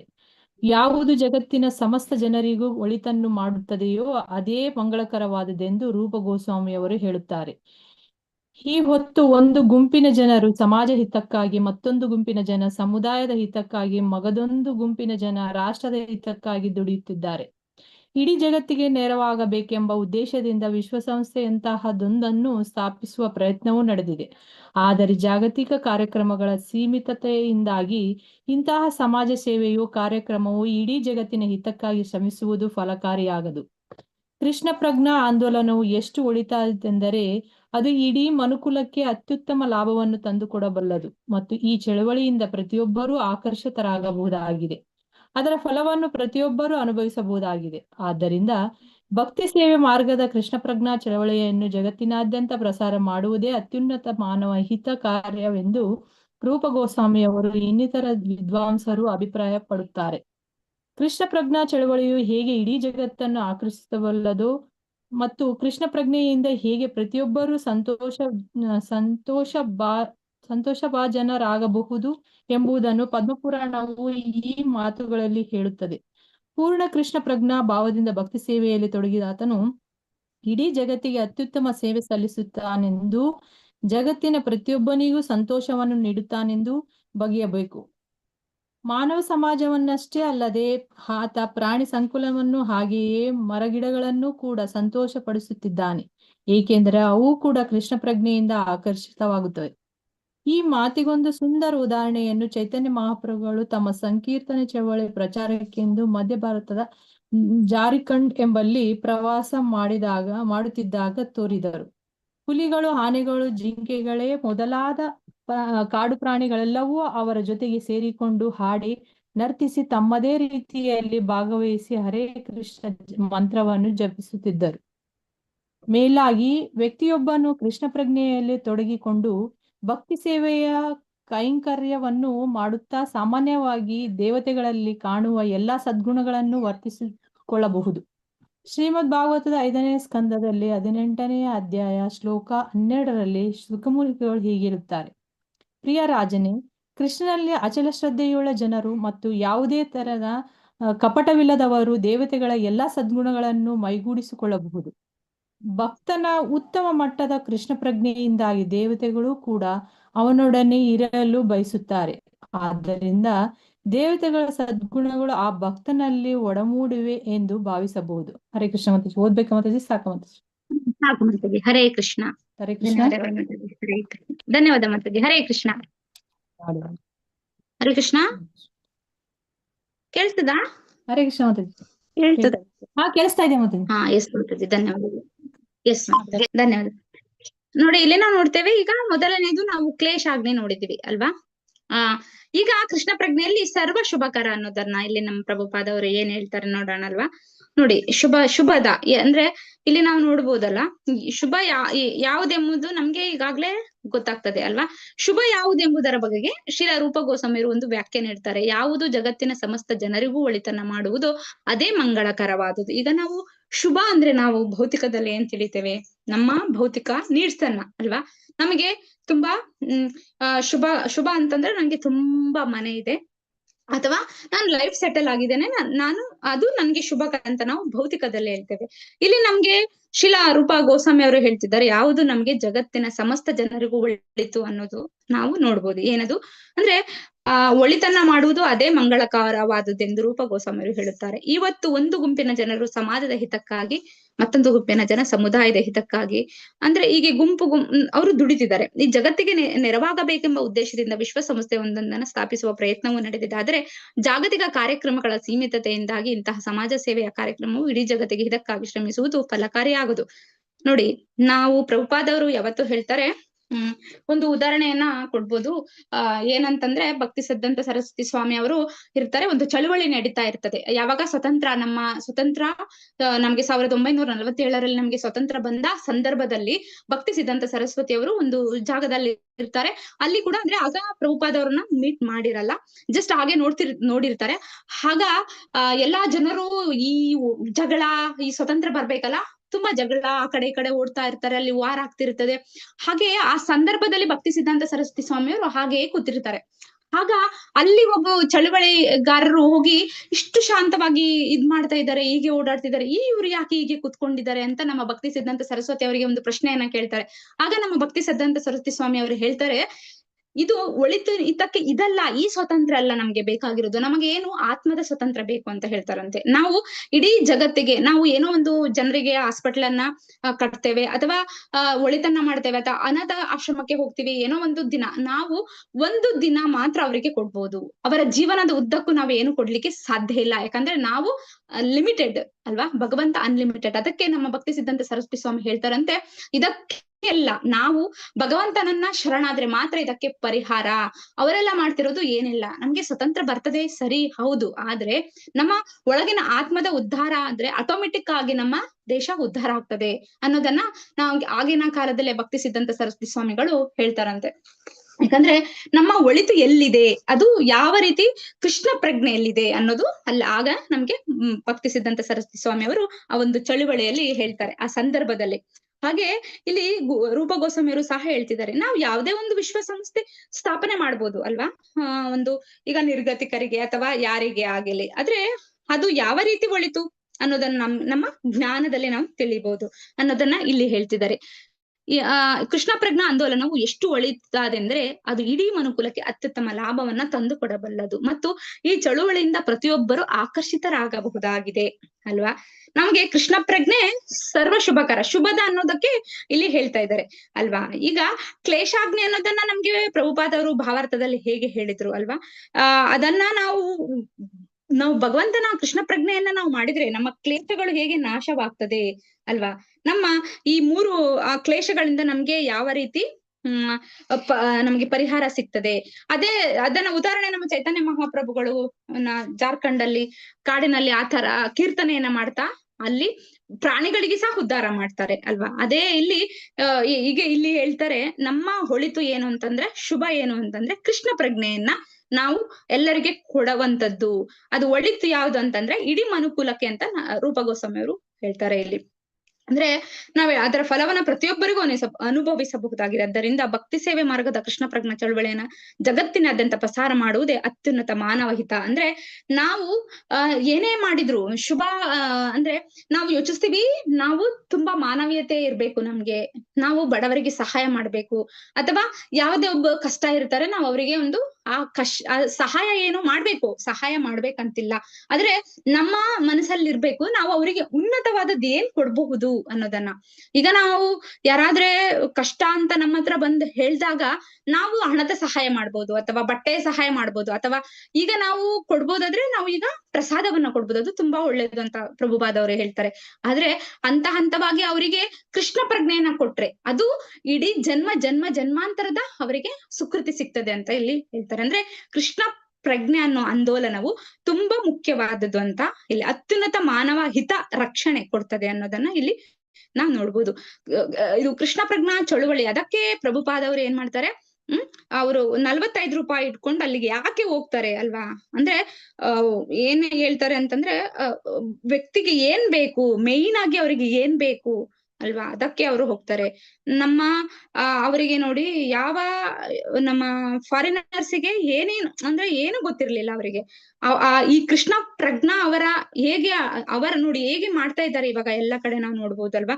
ಕೃಷ್ಣ ಪ್ರಜ್ಞಾ ಆಂದೋಲನವನ್ನ 50 ವರ್ಷ ಅಂತ ಹೇಳ್ತಾರೆ ಈಗ, ಅದನ್ನ ಇನ್ನೂ ಕೂಡ ಹೇಗೆ ತಗೊಂಡ್ ಬರ್ತಾ ಇದ್ದಾರೆ ನಮ್ಮ ಅಲ್ಲಿನ ಡ್ಯೂಟಿಸ್ ಅಲ್ವಾ. ಅವರು ಪ್ರಭುಪಾದವರ ಮಾತನ್ನ ಇನ್ನೂ ಅವ್ರು 50 ವರ್ಷ ತಗೊಂಡ್ ಬಂದಿದ್ದಾರೆ ಅಂದ್ರೆ ಆ ಕೃಷ್ಣ ಪ್ರಜ್ಞೆ ಅವರ ಮನಸ್ಸಿಗೆ ಯಾವ ತರ ಪ್ರಭಾವ ಬೀರಿದೆ, ಮತ್ತೆ ಅದು ಎಷ್ಟು ಪ್ರಾಮುಖ್ಯತೆ ಕೊಟ್ಟಿದೆ ಅನ್ನೋದನ್ನ ನಾವು ನೋಡ್ಬೋದಲ್ಲ. ಕೃಷ್ಣ ಪ್ರಜ್ಞೆಯಿಂದ ಹೇಗೆ ಶುಭಕರ ಅನ್ನೋದನ್ನ ನಾವು ಇಲ್ಲಿ ನೋಡ್ಬೋದು. ಅಂದ್ರೆ ಇದು ಯಾವುದೇ ಈ ಜಗತ್ತಿನ ಹಿತಕ್ಕಾಗಿ ನಾವ್ ಏನೇ ಮಾಡ್ಬೋದು, ಆದ್ರೆ ಕೊನೆಗೆ ನಮ್ಗೆ ತುಂಬಾ ಒಳಿತು ಅಂದ್ರೆ ಏನದು ಶುಭ ಅಂದ್ರೆ ಕೃಷ್ಣ ಪ್ರಜ್ಞೆ ಅನ್ನೋದನ್ನ ನೋಡ್ಬೋದು. ಕೃಷ್ಣ ಪ್ರಜ್ಞಾ ಚಳವಳಿಯು ಹೇಗೆ ಇಡೀ ಜಗತ್ತನ್ನ ಆಕರ್ಷಿಸಬಲ್ಲದು ಮತ್ತು ಕೃಷ್ಣ ಪ್ರಜ್ಞೆಯಿಂದ ಹೇಗೆ ಪ್ರತಿಯೊಬ್ಬರು ಸಂತೋಷ ಭಜನರಾಗಬಹುದು ಎಂಬುದನ್ನ ಪದ್ಮ ಪುರಾಣದ ಮಾತುಗಳಲ್ಲಿ ಹೇಳುತ್ತಾರೆ. ನೋಡಿ, ನಾವು ಯಾವುದೇ ರೀತಿಯಲ್ಲಿ ನಾವು ಯಾವ ರೀತಿ ಶುಭಕರ ಅನ್ನೋದನ್ನ ನಾವು ಸಣ್ಣದಾಗೆ ನೋಡ್ಬೋದು. ಯಾವ ರೀತಿ ಶುಭಕರ ನಮ್ಗೆ, ಈಗ ನಾವು ಇದರ ಮೊದಲು ಕೃಷ್ಣ ಪ್ರಜ್ಞೆ ಇಲ್ಲದ ದಿನಗಳನ್ನ ನೀವುಗಳನ್ನ ಯೋಚಿಸ್ಬೋದು. ಕೃಷ್ಣ ಪ್ರಜ್ಞೆ ಇಲ್ಲದಾಗ ನಮ್ಮ ಜೀವನ ಹೇಗಿತ್ತು ಅಲ್ವಾ, ಈಗ ನಿಮ್ಮ ಜೀವನ ಹೇಗಿದೆ? ಯಾರಾದ್ರೂ ಹೇಳ್ಬೋದು, ನಿಮ್ಮ ಮೊದಲು ಹೇಗೆ ನಾವು ಜೀವಿಸ್ತಿದ್ವಿ? ಯಾರಾದ್ರೂ ಹೇಳ್ಬೋದು, ಪಟ್ ಅಂತ ಹೇಳ್ಬೋದು, ಹರೇ ಕೃಷ್ಣ. ಅಂದ್ರೆ ನಾವು ಇದಕ್ಕೂ ಮೊದಲು ನಮ್ಮ ಜೀವನ ಹೇಗಿತ್ತು ಅಷ್ಟೇ ಹೇಳಿದ್ರೆ ಸಾಕು. ಹರೇ ಕೃಷ್ಣ ಹೇಳಿ, ದಯವಿಟ್ಟು ಸ್ವಲ್ಪ ಮಾತಾಡ್ಕೊಂಡು ನಾವು ಮಾಡಿದ್ರೆ ಒಳ್ಳೇದಲ್ಲ. ಹೇಳಿ ಮಾತಾಜಿ. ಹರೇ ಕೃಷ್ಣ. ಎಸ್ ಮಾತಾಜಿ. ಮಾತಾಜಿ, ನಾವು ಇಲ್ಲಿ ಕೃಷ್ಣ ಪ್ರಜ್ಞೆ ಬರೋಕ್ಕಿಂತ ಮುಂಚೆ ಲೈಫ್ ಅನ್ನೋದು ಎಂಜಾಯ್ ಮಾಡ್ಬೇಕು ಆ ತರ ಇತ್ತು. ಏನೋ ಒಂದು ಟೈಮ್ ಪಾಸ್ ಮಾಡ್ಬೇಕು ಆ ತರ ಇತ್ತು. ಯಾವಾಗ ಇದು ತಿಳಿದ್ಮೇಲೆ ಭಕ್ತಿ ಸೇವೆ ಹೇಗ್ ಮಾಡ್ಬೇಕು ಅಂತೇಳಿ ಗೊತ್ತಾಗಿದೆ. ಮತ್ತೆ ಕೃಷ್ಣ ಭಕ್ತಿ ಅಲ್ವಾ Mataji? Yes Mataji, thank you Mataji. ಹೌದು, ನಾವು ಮೊದಲು ಹೇಗಿದ್ವಿ, ಜಸ್ಟ್ ಈಗ ನಾವು ನೋಡ್ತಾ ಇದೀವಿ, ನಾವು ಅಲ್ಲಿ ಭೌತಿಕಕ್ಕೆ ಕೊಡುವಂತಹ ಸಮಯವನ್ನ ಈಗ ನಾವು ಜಪಕ್ಕೆ ಅಥವಾ ಶ್ರವಣಕ್ಕೆ ಅಥವಾ ಭಗವದ್ಗೀತೆ ಓದ್ಲಿಕ್ಕೆ ಕೊಡ್ತಾ ಇದೀವಿ. ಆ ಜಪ ಮಾಡಿದ ಆನಂದ ಸಿಗ್ತಾ ಇದೆ, ಶುಭ ಅಲ್ವಾ. ಅದೇ ರೀತಿ ನಾವು ಭಗವದ್ಗೀತೆಯನ್ನ ಶ್ರವಣ ಮಾಡಿದಾಗ ಅದು ಶುಭ. ಹೀಗೆ ಅಂದ್ರೆ ನಾವು ಹೇಗೆ ನಮ್ಮ ಮನಸ್ಸು ಪರಿವರ್ತನೆ ಆಗ್ತದೆ ಅಲ್ವಾ. ಇದು ಯಾವ ರೀತಿ ನಮ್ಗೆ ಈ ಆಂದೋಲನದಿಂದ ನಮ್ಗೆ ಯಾವ ರೀತಿ ಶುಭ ಅನ್ನೋದ ನಾವು ನೋಡ್ಬೋದು ಅಲ್ವಾ. ಸಂತೋಷ ಭಜನರಾಗಬಹುದು ಎಂಬುದನ್ನ ಪದ್ಮಪುರಾಣ ನಮ್ಗೆ ಹೇಳ್ತದೆ. ಪೂರ್ಣ ಕೃಷ್ಣ ಪ್ರಜ್ಞಾ ಭಾವದಿಂದ ಭಕ್ತಿ ಸೇವೆಯಲ್ಲಿ ತೊಡಗಿದಾತನು ಇಡೀ ಜಗತ್ತಿಗೆ ಅತ್ಯುತ್ತಮ ಸೇವೆ ಸಲ್ಲಿಸುತ್ತಾನೆಂದು, ಅಂದ್ರೆ ಭಕ್ತಿ ಸೇವೆಯ ತೊಡಗಿದಾತನು ಇಡೀ ಜಗತ್ತಿಗೆ ಅತ್ಯುತ್ತಮ ಸೇವೆ ಸಲ್ಲಿಸುತ್ತಾನೆಂದು, ಜಗತ್ತಿನ ಪ್ರತಿಯೊಬ್ಬನಿಗೆ ಸಂತೋಷವನ್ನು ನೀಡುತ್ತಾನೆಂದು ಬಗೆಯಬೇಕು. ಮಾನವ ಸಮಾಜನಷ್ಟೇ ಅಲ್ಲದೆ ಆತ ಪ್ರಾಣಿ ಸಂಕುಲವನ್ನ ಹಾಗೆಯೇ ಮರಗಿಡಗಳನ್ನ ಕೂಡ ಸಂತೋಷ ಪಡಿಸುತ್ತಾನೆ, ಏಕೆಂದರೆ ಅವು ಕೂಡ ಕೃಷ್ಣ ಪ್ರಜ್ಞೆಯಿಂದ ಆಕರ್ಷಿತವಾಗುತ್ತವೆ. ಈ ಮಾತಿಗೆ ನಮ್ದು ಚೈತನ್ಯ ಮಹಾಪ್ರಭುಗಳ ಉದಾಹರಣೆಯನ್ನ ಈಗಾಗ್ಲೇ ನೋಡಿದ್ದೇವೆ ಅಂದ್ರೆ ಅಲ್ವಾ. ಈ ಕೃಷ್ಣ ಪ್ರಜ್ಞೆ ಅನ್ನೋದು ಎಲ್ಲರನ್ನ ಉದ್ಧಾರ ಮಾಡುವಂಥದ್ದು ಅಲ್ವಾ. ಈಗ ನಾವೇನ್ ಮಾಡ್ತಾ ಇದ್ದೀವಿ, ನಮ್ಮ ಮನುಕುಲದಲ್ಲಿ ನಾವು ಕೊಡುವಂತಹ ಶಿಕ್ಷಣ ಏನಾಗ್ತಾ ಇದೆ, ನಮ್ಮ ಕೊಡುವಂತಹ ಶಿಕ್ಷಣ ಈಗ ಏನಾಗ್ತಿದೆ ಅಂದ್ರೆ ಎಲ್ಲದಕ್ಕೂ ವಿರುದ್ಧ ಇದೆ. ನೋಡಿ, ಇವಾಗ ನಮ್ಗೆ ಕೊಡುವಂತಹ ಶಿಕ್ಷಣ ಏನಾಗಿದೆ ಅಂದ್ರೆ ಎಲ್ಲ ವ್ಯವಹಾರಿಕ ತುಂಬಾ. ಅಂದ್ರೆ ಅವರು ಮನೆಯಲ್ಲೇ ಕೂಡ ದೊಡ್ಡ ಅಂದ್ರೆ ಹಿರಿಯರಿಗೆ ಗೌರವ ಕೊಡದಂತಹ ಪರಿಸ್ಥಿತಿ ನಮ್ಗೆ ಬರ್ತಾ ಇದೆ. ಅಂದ್ರೆ ಮಕ್ಕಳು ಆ ರೀತಿ ಆಗ್ತಾ ಇದ್ದಾರೆ. ಅಂದ್ರೆ ಕೆಲವು ಮನೆ ನಾವು ಎಲ್ಲರೂ ಹೇಳಕ್ಕಾಗಲ್ಲ, ಆದ್ರೆ ನಾವು ಹೇಳೋದೇನಂತಂದ್ರೆ ಈಗಿನ ಶಿಕ್ಷಣ ಈಗ ವ್ಯಾಪಾರದ ಶಿಕ್ಷಣ ತರ ಆಗಿದೆ. ಆದ್ರೆ ನಮ್ಗೆ ಈಗ ಕೂಡ, ಹಿಂದೆ ಕೂಡ, ಮುಂದೆ ಕೂಡ ಕೃಷ್ಣ ಪ್ರಜ್ಞೆಯಂತಹ ವಿದ್ಯೆ ಅಥವಾ ಕೃಷ್ಣ ಪ್ರಜ್ಞೆಯಂತ ಪ್ರಜ್ಞೆಯನ್ನ ನಾವು ಕೊಟ್ರೆ, ಅಥವಾ ಕೃಷ್ಣ ಯಾರು, ಕೃಷ್ಣ ಏಕೆ ಬಂದ್ರು, ಇದು ಕೃಷ್ಣ ಪ್ರಜ್ಞೆ ಚಳುವಳಿ ಯಾವುದರಿಂದ ಬರ್ತದೆ, ಆ ಕೃಷ್ಣ ಪ್ರಜ್ಞೆಯಲ್ಲಿ ನಮ್ಮ ಜೀವನಕ್ಕೆ ಬೇಕಾಗಿರುವಂತಹ ಉನ್ನತವಾದ ಶಿಕ್ಷಣ ಏನಿದೆ ಅನ್ನೋದನ್ನ ನಾವು ಎಲ್ಲರ ಮನವರಿಕೆಗೆ ಮಾಡಿದಾಗ, ಆ ಚಳುವಳಿಗೆ ನಾವು ಹೋದಾಗ, ಯಾವ ಚಳುವಳಿ, ಸಂಕೀರ್ತನ ಚಳುವಳಿ, ಆಗ ನಾವು ಅವರಿಗೆ ಕೊಟ್ಟಂತಹ ಶುಭ ಅಂತ ನಾವು ಇಲ್ಲಿ ನೋಡ್ಬೋದು.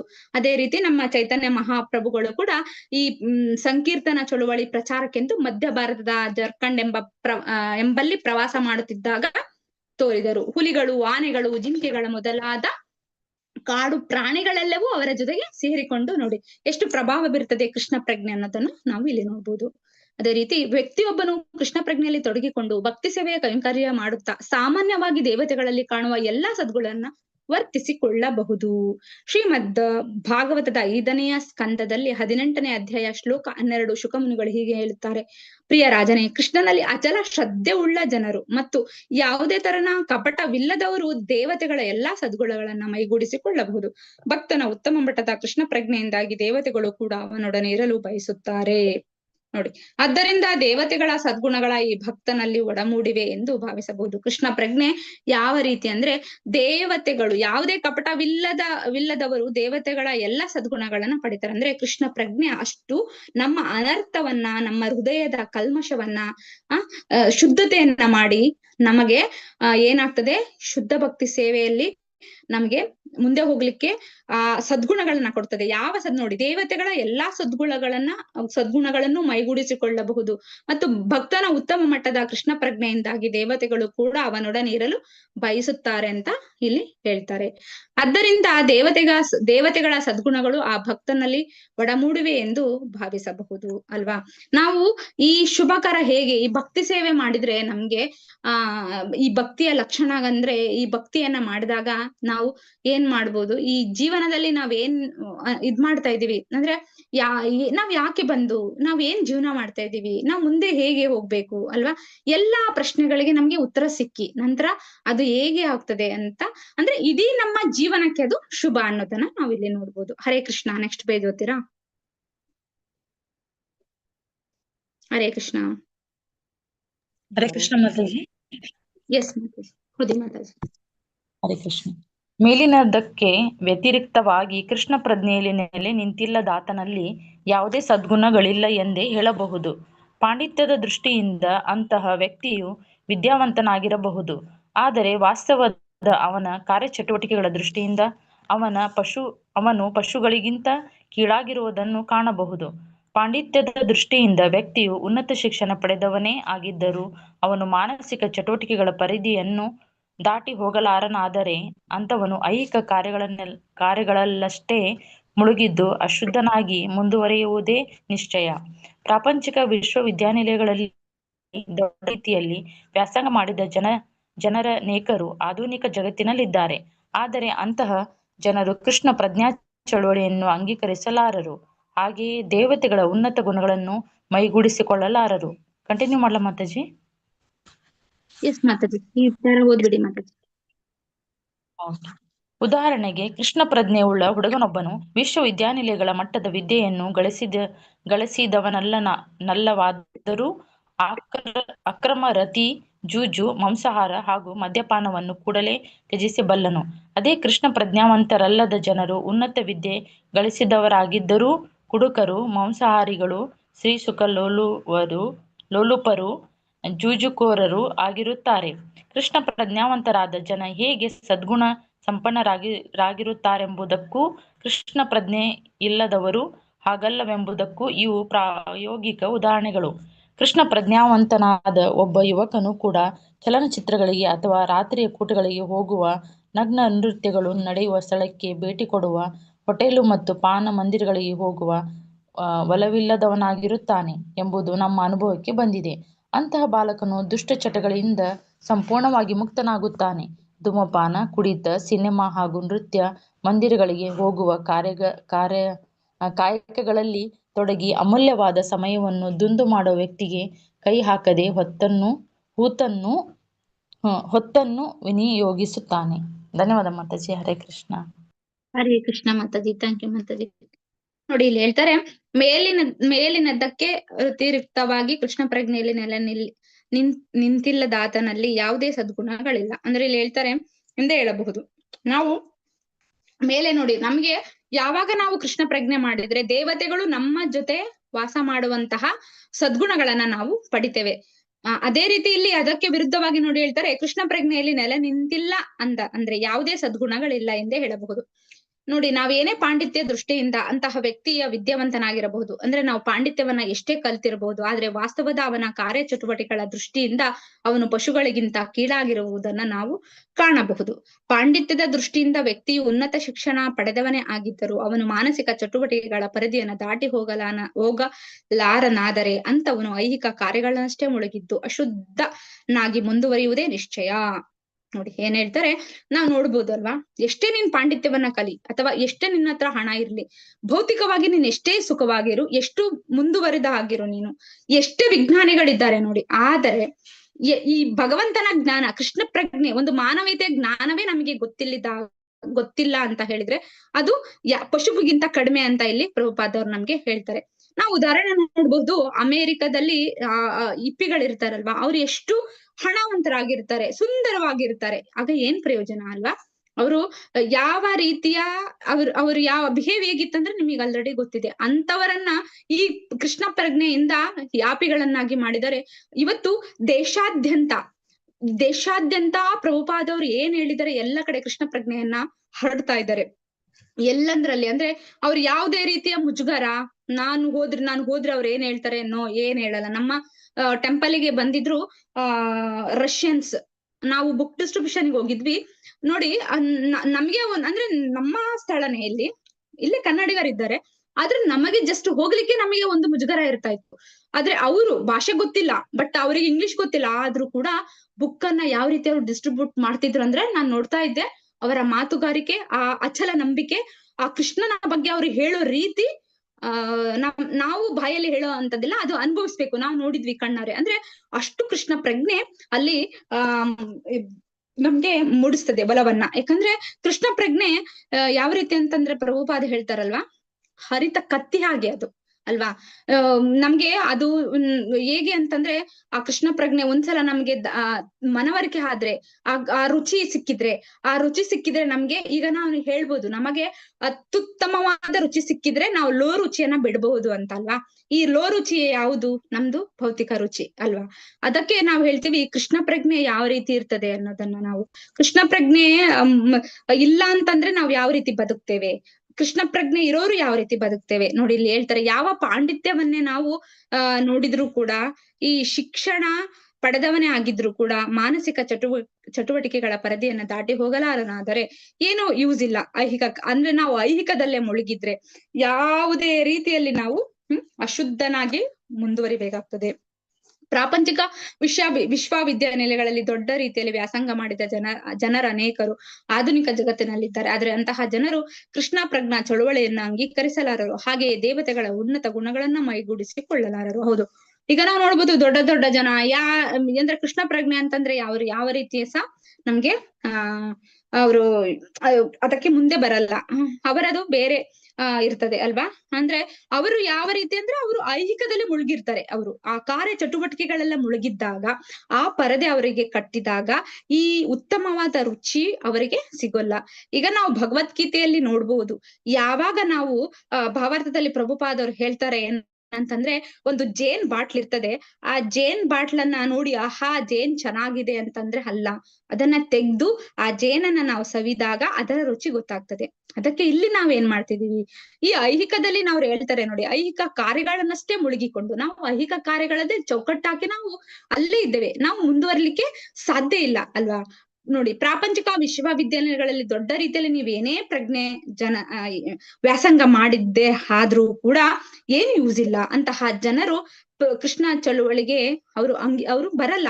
ಹಾಗೆಯೇ ದೇವತೆಗಳ ಉನ್ನತ ಗುಣಗಳನ್ನ ಅವರು ಅಂದ್ರೆ ಅದರ ರುಚಿನೇ ಅವ್ರು ಪಡೀತಿಲ್ಲ. ಅವ್ರು ಹೇಗೆ ಆ ಉನ್ನತ ಗುಣಗಳನ್ನ ಮೈಗೂಡಿಸಿಕೊಳ್ತಾರೆ ಅಂದ್ರೆ ಅದನ್ನ ಹೇಳ್ತಾರೆ. ಅದೇ ರೀತಿ ಉದಾಹರಣೆಗೆ, ಕೃಷ್ಣ ಪ್ರಜ್ಞೆ ಉಳ್ಳ ಹುಡುಗನೊಬ್ಬನು ವಿಶ್ವವಿದ್ಯಾನಿಲಯಗಳ ಮಟ್ಟದ ವಿದ್ಯೆಯನ್ನ ಗಳಿಸಿದವನಲ್ಲವಾದರೂ ಅಕ್ರಮ ರತಿ ಅಂದ್ರೆ ಜೂಜು, ಮಾಂಸಾಹಾರ ಹಾಗೂ ಮದ್ಯಪಾನವನ್ನ ಕೂಡಲೇ ತ್ಯಜಿಸಬಲ್ಲನು. ನೋಡಿ, ಒಬ್ಬ ಹುಡುಗ ಕೂಡ ಉದಾಹರಣೆಗೆ ಕೃಷ್ಣ ಪ್ರಜ್ಞೆ ಉಳ್ಳ ಹುಡುಗನೊಬ್ಬನು ಏನೇ ಅವನು ವಿಶ್ವವಿದ್ಯಾನಿಲಯಗಳಲ್ಲಿ ಉನ್ನತ ಮಟ್ಟದ ವಿದ್ಯೆಯನ್ನ ಗಳಿಸಿದ ಇದ್ರೂ ಕೂಡ ಅವನು ಇಂತಹ ಚಟುವಟಿಕೆಗಳನ್ನ ಕೂಡಲೇ ಬಂದ್ರೆ ನಮ್ಮ ಕೃಷ್ಣ ಪ್ರಜ್ಞೆಗೆ ಅವನು ತ್ಯಜಿಸಬಹುದು. ಈಗ ನಾವುಗಳೇ ನೋಡಬಹುದು ಅಲ್ವಾ, ಇದಕ್ಕೆ ಮೊದಲು ನಾವು ಮಾಂಸವನ್ನ ತಗೊಳ್ತಾ ಇದ್ವಿ, ಎಲ್ಲವನ್ನ ತೆಗೆದ್ವಿ ಅಲ್ವಾ. ಈ ರೀತಿ ಎಲ್ಲ ಇದ್ದಾಗ ನಮ್ಗೆ ಹೇಳ್ಕೊಟ್ಟಿದ್ದಾರೆ ಪ್ರಭುಪಾದವರು 4 ನಿಯಮಗಳನ್ನ ಹೇಳ್ಕೊಟ್ಟಾಗ ಈಗ ನಾವು ಅದನ್ನ ತ್ಯಜಿಸಿದ್ದೇವೆ. ಇಲ್ಲೇ ನಮ್ಮಲ್ಲೇ ಉದಾಹರಣೆಗಳ ನಮ್ಗೆ ಸಿಗ್ತಿದೆ ಅಲ್ವಾ. ಕೃಷ್ಣ ಪ್ರಜ್ಞೆ ಅಷ್ಟು ಶುಭ. ಅಂದ್ರೆ ಅದೇ ಕೃಷ್ಣ ಪ್ರಜ್ಞಾವಂತ ಅಂದ್ರೆ ಅಲ್ಲದವ್ರು ಏನ್ ಮಾಡ್ತಾರೆ, ಏನೇ ವಿದ್ಯೆ ಗಳಿಸರು ಅವ್ರು ಏನ್ ಮಾಡ್ತಾರೆ, ಮಾಂಸಾಹಾರಿಗಳು, ಸ್ತ್ರೀಲೋ, ಈ 4 ಸಹ ಅವರು ಮಾಡ್ತಾರೆ. ಅಂದ್ರೆ ಇಲ್ಲದವರು, ಕೃಷ್ಣ ಪ್ರಜ್ಞೆ ಇಲ್ಲದವರು ಅಂತ ಇಲ್ಲಿ ನೋಡುವುದು. ಪ್ರಾಯೋಗಿಕ ಉದಾಹರಣೆ ನಾವೇನ್ ನೋಡ್ಬೋದು ಅಂದ್ರೆ, ಕೃಷ್ಣ ಪ್ರಜ್ಞಾವಂತರಾದ ಒಬ್ಬ ಯುವಕನು ಕೂಡ ಚಲನಚಿತ್ರಗಳಿಗೆ ಅಥವಾ ರಾತ್ರಿಯ ಕೂಟಗಳಿಗೆ ಹೋಗುವ, ನಗ್ನ ನೃತ್ಯಗಳ ನಡೆಯುವ ಸ್ಥಳಕ್ಕೆ ಭೇಟಿ ಕೊಡುವ, ಹೋಟೆಲ್ ಪಾನ ಮಂದಿರಗಳಿಗೆ ಹೋಗುವ ಒಲವಿಲ್ಲದನಾಗಿರುತ್ತಾನೆ. ಅಂದ್ರೆ ಅಂದ್ರೆ ಅಂತಹ ಚಟುವಟಿಕೆಗಳಲ್ಲಿ ಅವನಿಗೆ ಯಾವುದೇ ರೀತಿಯ ಒಲವಿರುವುದಿಲ್ಲ ಎಂಬುದು ನಮ್ಮ ಅನುಭವಕ್ಕೆ ಬಂದಿದೆ. ಅಂದ್ರೆ ನಾವು ನೋಡಿರ್ಬೋದು, ಈಗ ಉನ್ನತವಾದ ರುಚಿ ಸಿಕ್ಕಿದಾಗ ನಾವು ಕೆಸರಿಗೆ ಬೀಳೋ ಅವಶ್ಯಕತೆ ಇರಲ್ಲ ಅಲ್ವಾ. ಆ ಜ್ಞಾನ ನಮ್ಗೆ ಭಗವಂತ ಕೊಟ್ಟಾಗ ನಮ್ಮ ಕೃಷ್ಣ ಪ್ರಜ್ಞೆಯಲ್ಲಿ ನಮ್ಗೆ ಏನೆಲ್ಲ ಸಿಗ್ತಾ ಇದೆ, ಅಮೃತದಂತಹ ರಸ ಅಲ್ವಾ, ಆ ರಸ ಸಿಕ್ಕಿದಾಗ ಈ ರಸಕ್ಕೆ ನಮ್ಗೆ ಹೋಗುವ ಅನುಭವ ನಮ್ಗೆ ಬರಲ್ಲ. ಅಂತಹ ಬಾಲಕನು ದುಷ್ಟ ಚಟಗಳಿಂದ ಸಂಪೂರ್ಣವಾಗಿ ಮುಕ್ತನಾಗುತ್ತಾನೆ ಅಲ್ಲ. ಈ ಧೂಮಪಾನ, ಕುಡಿತ, ಸಿನಿಮಾ ಇವುಗಳಿಂದ ನಾವು ಮುಕ್ತ ಹೊಂದಬಹುದು ಅಂತ ನೋಡ್ಬೋದು. ನಂತರ ಈ ಅಮೂಲ್ಯವಾದ ಸಮಯವನ್ನ ದುಂದು ಮಾಡುವ ವೃತ್ತಿಗೆ ಕೈ ಹಾಕದೆ ಹೊತ್ತನ್ನ ವಿನಿಯೋಗಿಸುತ್ತಾನೆ. ಅಂದ್ರೆ ನಮಗೆ ಕ್ಷಣ ಕ್ಷಣಕ್ಕೂ ಈ ಸಮಯವನ್ನ ಹೇಳ್ತಿದ್ದಾರೆ ಅಲ್ವಾ. ನಾವ್ ಯೋಚಿಸ್ತೇವೆ, ಈ ಸಮಯ ಏನು ತುಂಬಾ ಇದೆ ನಮ್ಗೆ, ಈಗ ಇಷ್ಟು ನಮ್ಮ ಚಿಕ್ಕ ಏಜ್ ಇದೆ, ಇನ್ನು ನಮ್ಗೆ ತುಂಬಾ ಆಯಸ್ಸಿದೆ, ನಾವು ಇನ್ನು ಮುಂದೆ ಕೃಷ್ಣ ಪ್ರಜ್ಞೆಯನ್ನ ಮಾಡ್ಬೋದು, ಇನ್ನು ಮುಂದಕ್ಕೆ ನಾವು ಮಕ್ಕಳಿಗೆ ಏನು ಭಗವದ್ಗೀತೆಯನ್ನ ಕಲಿಸ್ಬಾರ್ದು, ಈಗ ಬೇಡ, ಈಗ ನೀವು ಹೋಗ್ಬಿಟ್ರೆ ಅವ್ರ ತರನೇ ನೀವು ಸನ್ಯಾಸಿ ಆಗ್ತೀವಿ ಅನ್ನೋ ಮನೋಭಾವ ನಮ್ಮಲ್ಲೆಲ್ಲ ಬಂದಿದೆ ಅಲ್ವಾ. ಆದ್ರೆ ಕೃಷ್ಣ ಪ್ರಜ್ಞೆ ನಮಗೆ ಯಾವ ರೀತಿ ನಮ್ಮ ಜೀವನವನ್ನ ರೂಪಿಸ್ತದೆ ಅನ್ನೋದನ್ನ ಇಲ್ಲಿ ಪ್ರಭುಪಾದವರು ನಮ್ಗೆ ಭಾರತದಲ್ಲಿ ಹೇಳ್ತಾರೆ. ಹೇಗೆ ಅಲ್ವಾ, ಕೃಷ್ಣ ಪ್ರಜ್ಞೆ ಅನ್ನೋದು ಒಬ್ಬ ನಾವು ನೋಡ್ಬೋದು, ಅದೇ ಯಾಪಿಗಳನ್ನ ಮಾಡಬಹುದು. ಅದೇ ರೀತಿ ನೋಡಿ, ಯುವಕನದನ್ನ ಅವರು ಕೊಟ್ಟಿದ್ದಾರೆ. ಅವನು ಏನೇ ಭೌತಿಕದಲ್ಲಿ ಇಂತಹ ಎಲ್ಲಾ ಚಟುವಟಿಕೆಗಳಿದ್ದರೂ ಕೂಡ ಕೃಷ್ಣ ಪ್ರಜ್ಞೆಗೆ ಬಂದ್ರೆ ಇಂತಹ ಚಟುವಟಿಕೆಗಳವನು ಒಲವನ್ನ ತೋರಿಸಲ್ಲ ಅನ್ನೋದನ್ನ ನಾವು ನೋಡ್ಬೋದು. ಅಂದ್ರೆ ಈ ಕೃಷ್ಣ ಪ್ರಜ್ಞೆಯಿಂದ ನಾವು ನೋಡ್ಬೇಕಂದ್ರೆ ಈ ಎಲ್ಲಾ ಐಹಿಕ ಕಾರ್ಯ ಚಟುವಟಿಕೆಗಳಿಂದ ನಮಗೆ ಆಗುವ ಎಲ್ಲಾ ಈ ಬಂಧನಗಳನ್ನ ನಮ್ಗೆ ಬಿಡಿಸಿ ನಮ್ಮ ಜೀವನದ ಉದ್ಧಾರ ಏನು ಅನ್ನೋದನ್ನ ತಿಳಿಸಿ ನಮಗೆ ಮುಂದಕ್ಕೆ ಕರ್ಕೊಂಡು ಹೋಗೋದ ಇದೊಂದು ಶುಭದ ಅನ್ನೋದನ್ನ ಇದರಲ್ಲಿ ನೋಡ್ಬೋದು. ಹರೇ ಕೃಷ್ಣ. ನೆಕ್ಸ್ಟ್ ಪ್ಯಾರ ಓದ್ತೀರಾ? ಹರೇ ಕೃಷ್ಣ ಮಾತಾಜಿ. ಎಸ್ ಕೃಷ್ಣ ಪ್ರಜ್ಞೆ ಬಂತು, ಓದ್ತೀರಾ ಮಾತಾಜಿ ನೀವು? ಓದಿ ಮಾತಾಜಿ, ಓದಿ. ನೆಕ್ಸ್ಟ್ ಓದ್ತೀನಿ ಓದಿ ಮಾತಾಜಿ. ಸರಿ. ಕೃಷ್ಣ ಪ್ರಜ್ಞೆವಂತನಲ್ಲಾದ ವ್ಯಕ್ತಿಯು ಸುಧಾರಣವಾಗಿ ಅರ್ಧ ಗಂಟೆ ಕೂಡ ಒಂದೆಡೆ ಸುಮ್ಮನೆ ಕುಳಿತುಕೊಳ್ಳಲಾರನು. ಮೌನವನ್ನು ಅಭ್ಯಾಸ ಮಾಡಿಕೊಂಡ್ರೆ ನೀವೇ ದೇವರೆಂಬ ಸಾಕ್ಷಾತ್ಕಾರ ಮಾಡಿಕೊಳ್ಳಲೆಂದು ಯೋಗ ಅಭ್ಯಾಸವು ಬೋಧಿಸುತ್ತದೆ. ಯೋಗ ಅಭ್ಯಾಸವು ಐಹಿಕ ಭೋಗಕರ ಪಾಲಿಗೆ ಅಪಾಯಕರವಾಗಿ ಇರಬಹುದು. ಆದರೆ ಅಂತಹವರು ಎಷ್ಟು ಹೊತ್ತು ತಾನೇ ಮೌನಿಕಲಾಗಿರಬಲ್ಲರು. ಧ್ಯಾನವೆಂದು ಕರೆಸಿಕೊಳ್ಳುವ ಕ್ರಿಯೆಯ ನೆಪದಲ್ಲಿ ಅವರು ಒಂದಿಷ್ಟು ಹೊತ್ತು ಸುಮ್ಮನೆ ಕುಳಿತಿದ್ದರು. ಆದರೆ ಅವರ ಆ ಯೋಗ ಅಭ್ಯಾಸವು ಮುಗಿದೊಡನೆ ಅವರು ಪುನಃ ಅನೇಕ ಲೈಂಗಿಕತೆ, ಜೂಜು, ಮಾಂಸ ಭಕ್ಷಣೆ ಮುಂದಾದ ಅರ್ಧಹೀನ ಕ್ರಿಯೆಗಳಲ್ಲಿ ಮಗ್ನರಾಗುತ್ತಾರೆ. ಕೃಷ್ಣ ಪ್ರಜ್ಞಾವಂತನಾದ ವ್ಯಕ್ತಿಯಾದರೂ ಇಂತಹ ಹೆಸರಿಗೆ ಮಾತ್ರ ಮೌನದಾಯಕ್ಕೆ ಶರಣಾಗದೆ ಕ್ರಮಾನುಗತವಾಗಿ ತನ್ನ ಉತ್ಕೃಷ್ಟವನ್ನು ಸಾಧಿಸಿಕೊಳ್ಳುತ್ತಾನೆ. ಅವನು ಕೃಷ್ಣ ಪ್ರಜ್ಞೆಯಲ್ಲಿ ಮಗ್ನನಾಗಿರುವುದೇ ಕಾರಣವಾಗಿ ತನ್ನದೇ ತಾನೇ ಎಲ್ಲ ನಿರ್ಧಾರಕ ಕ್ರಿಯೆಗಳನ್ನು ತ್ಯಜಿಸಿ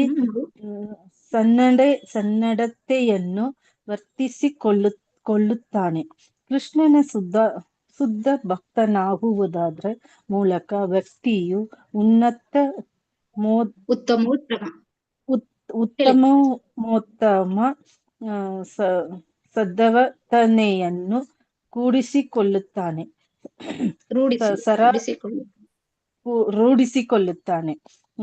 ಸಾರಾಂಶ ವ್ಯಕ್ತಿಯು ಕೃಷ್ಣ ಪ್ರಜ್ಞೆ ಇಲ್ಲದವನಾದಲ್ಲಿ ಅವನಲ್ಲಿ ನಿಜವಾದ ಸದ್ಗುಣಗಳಿರಲಾರದು. ಕೃಷ್ಣ ಪ್ರಜ್ಞೆಯಲ್ಲಿ ಇದು ಸಾಕು ಮಾತಾಡಿ. ನೆಕ್ಸ್ಟ್ ಬೇಡ ಮಾತಾಡಿ, ನೆಕ್ಸ್ಟ್ ಓದ್ವಾ? ಹರೇ ಕೃಷ್ಣ, ಧನ್ಯವಾದ. ನೋಡಿ ಹೇಳ್ತಾರೆ, ಹರೇ ಕೃಷ್ಣ ಮಾತಾಜಿ. ಕೃಷ್ಣ ಪ್ರಜ್ಞಾವಂತನಲ್ಲದ ವ್ಯಕ್ತಿಯು ಸಾಧಾರಣವಾಗಿ ಅರ್ಧ ಗಂಟೆ ಕೂಡ ಒಂದೆಡೆ ಸುಮ್ಮನೆ ಕುಳಿತಲಾರನಲ್ಲ. ಹೇಳ್ತಾರೆ ನೋಡಿ, ಕೃಷ್ಣ ಪ್ರಜ್ಞೆ ಇಲ್ಲದ್ರೆ ನಾವು ಸಾಧಾರಣವಾಗಿ ನಾವು ಒಂದಲ್ಲಿ ಕುತ್ಕೊಳ್ಳಲ್ಲಲ್ವಾ? ನಾವು ಯಾವ ರೀತಿ ಚಟುವಟಿಕೆಯಲ್ಲಿ ಇರ್ತೀವಿ ನಾವು ನೋಡಿ. ಇವಾಗ ನಮ್ಮ ಭೌತಿಕದಲ್ಲಿ ನಾವು ನೋಡ್ಬೋದು ಯಾವ ರೀತಿ ನಾವು ಬ್ಯುಸಿ ಇದ್ದೇವೆ. ನಾವು ನಮ್ಮ ತಲೆ ಮೇಲೆ ಎಷ್ಟೋ ದೊಡ್ಡ ಭಾರ ಇದೆ ಅನ್ನೋ ರೀತಿಯಲ್ಲಿ ನಾವು ಜೀವನವನ್ನ ಮಾಡ್ತಾ ಇದ್ದೀವಿ. ಯಾಕೆ?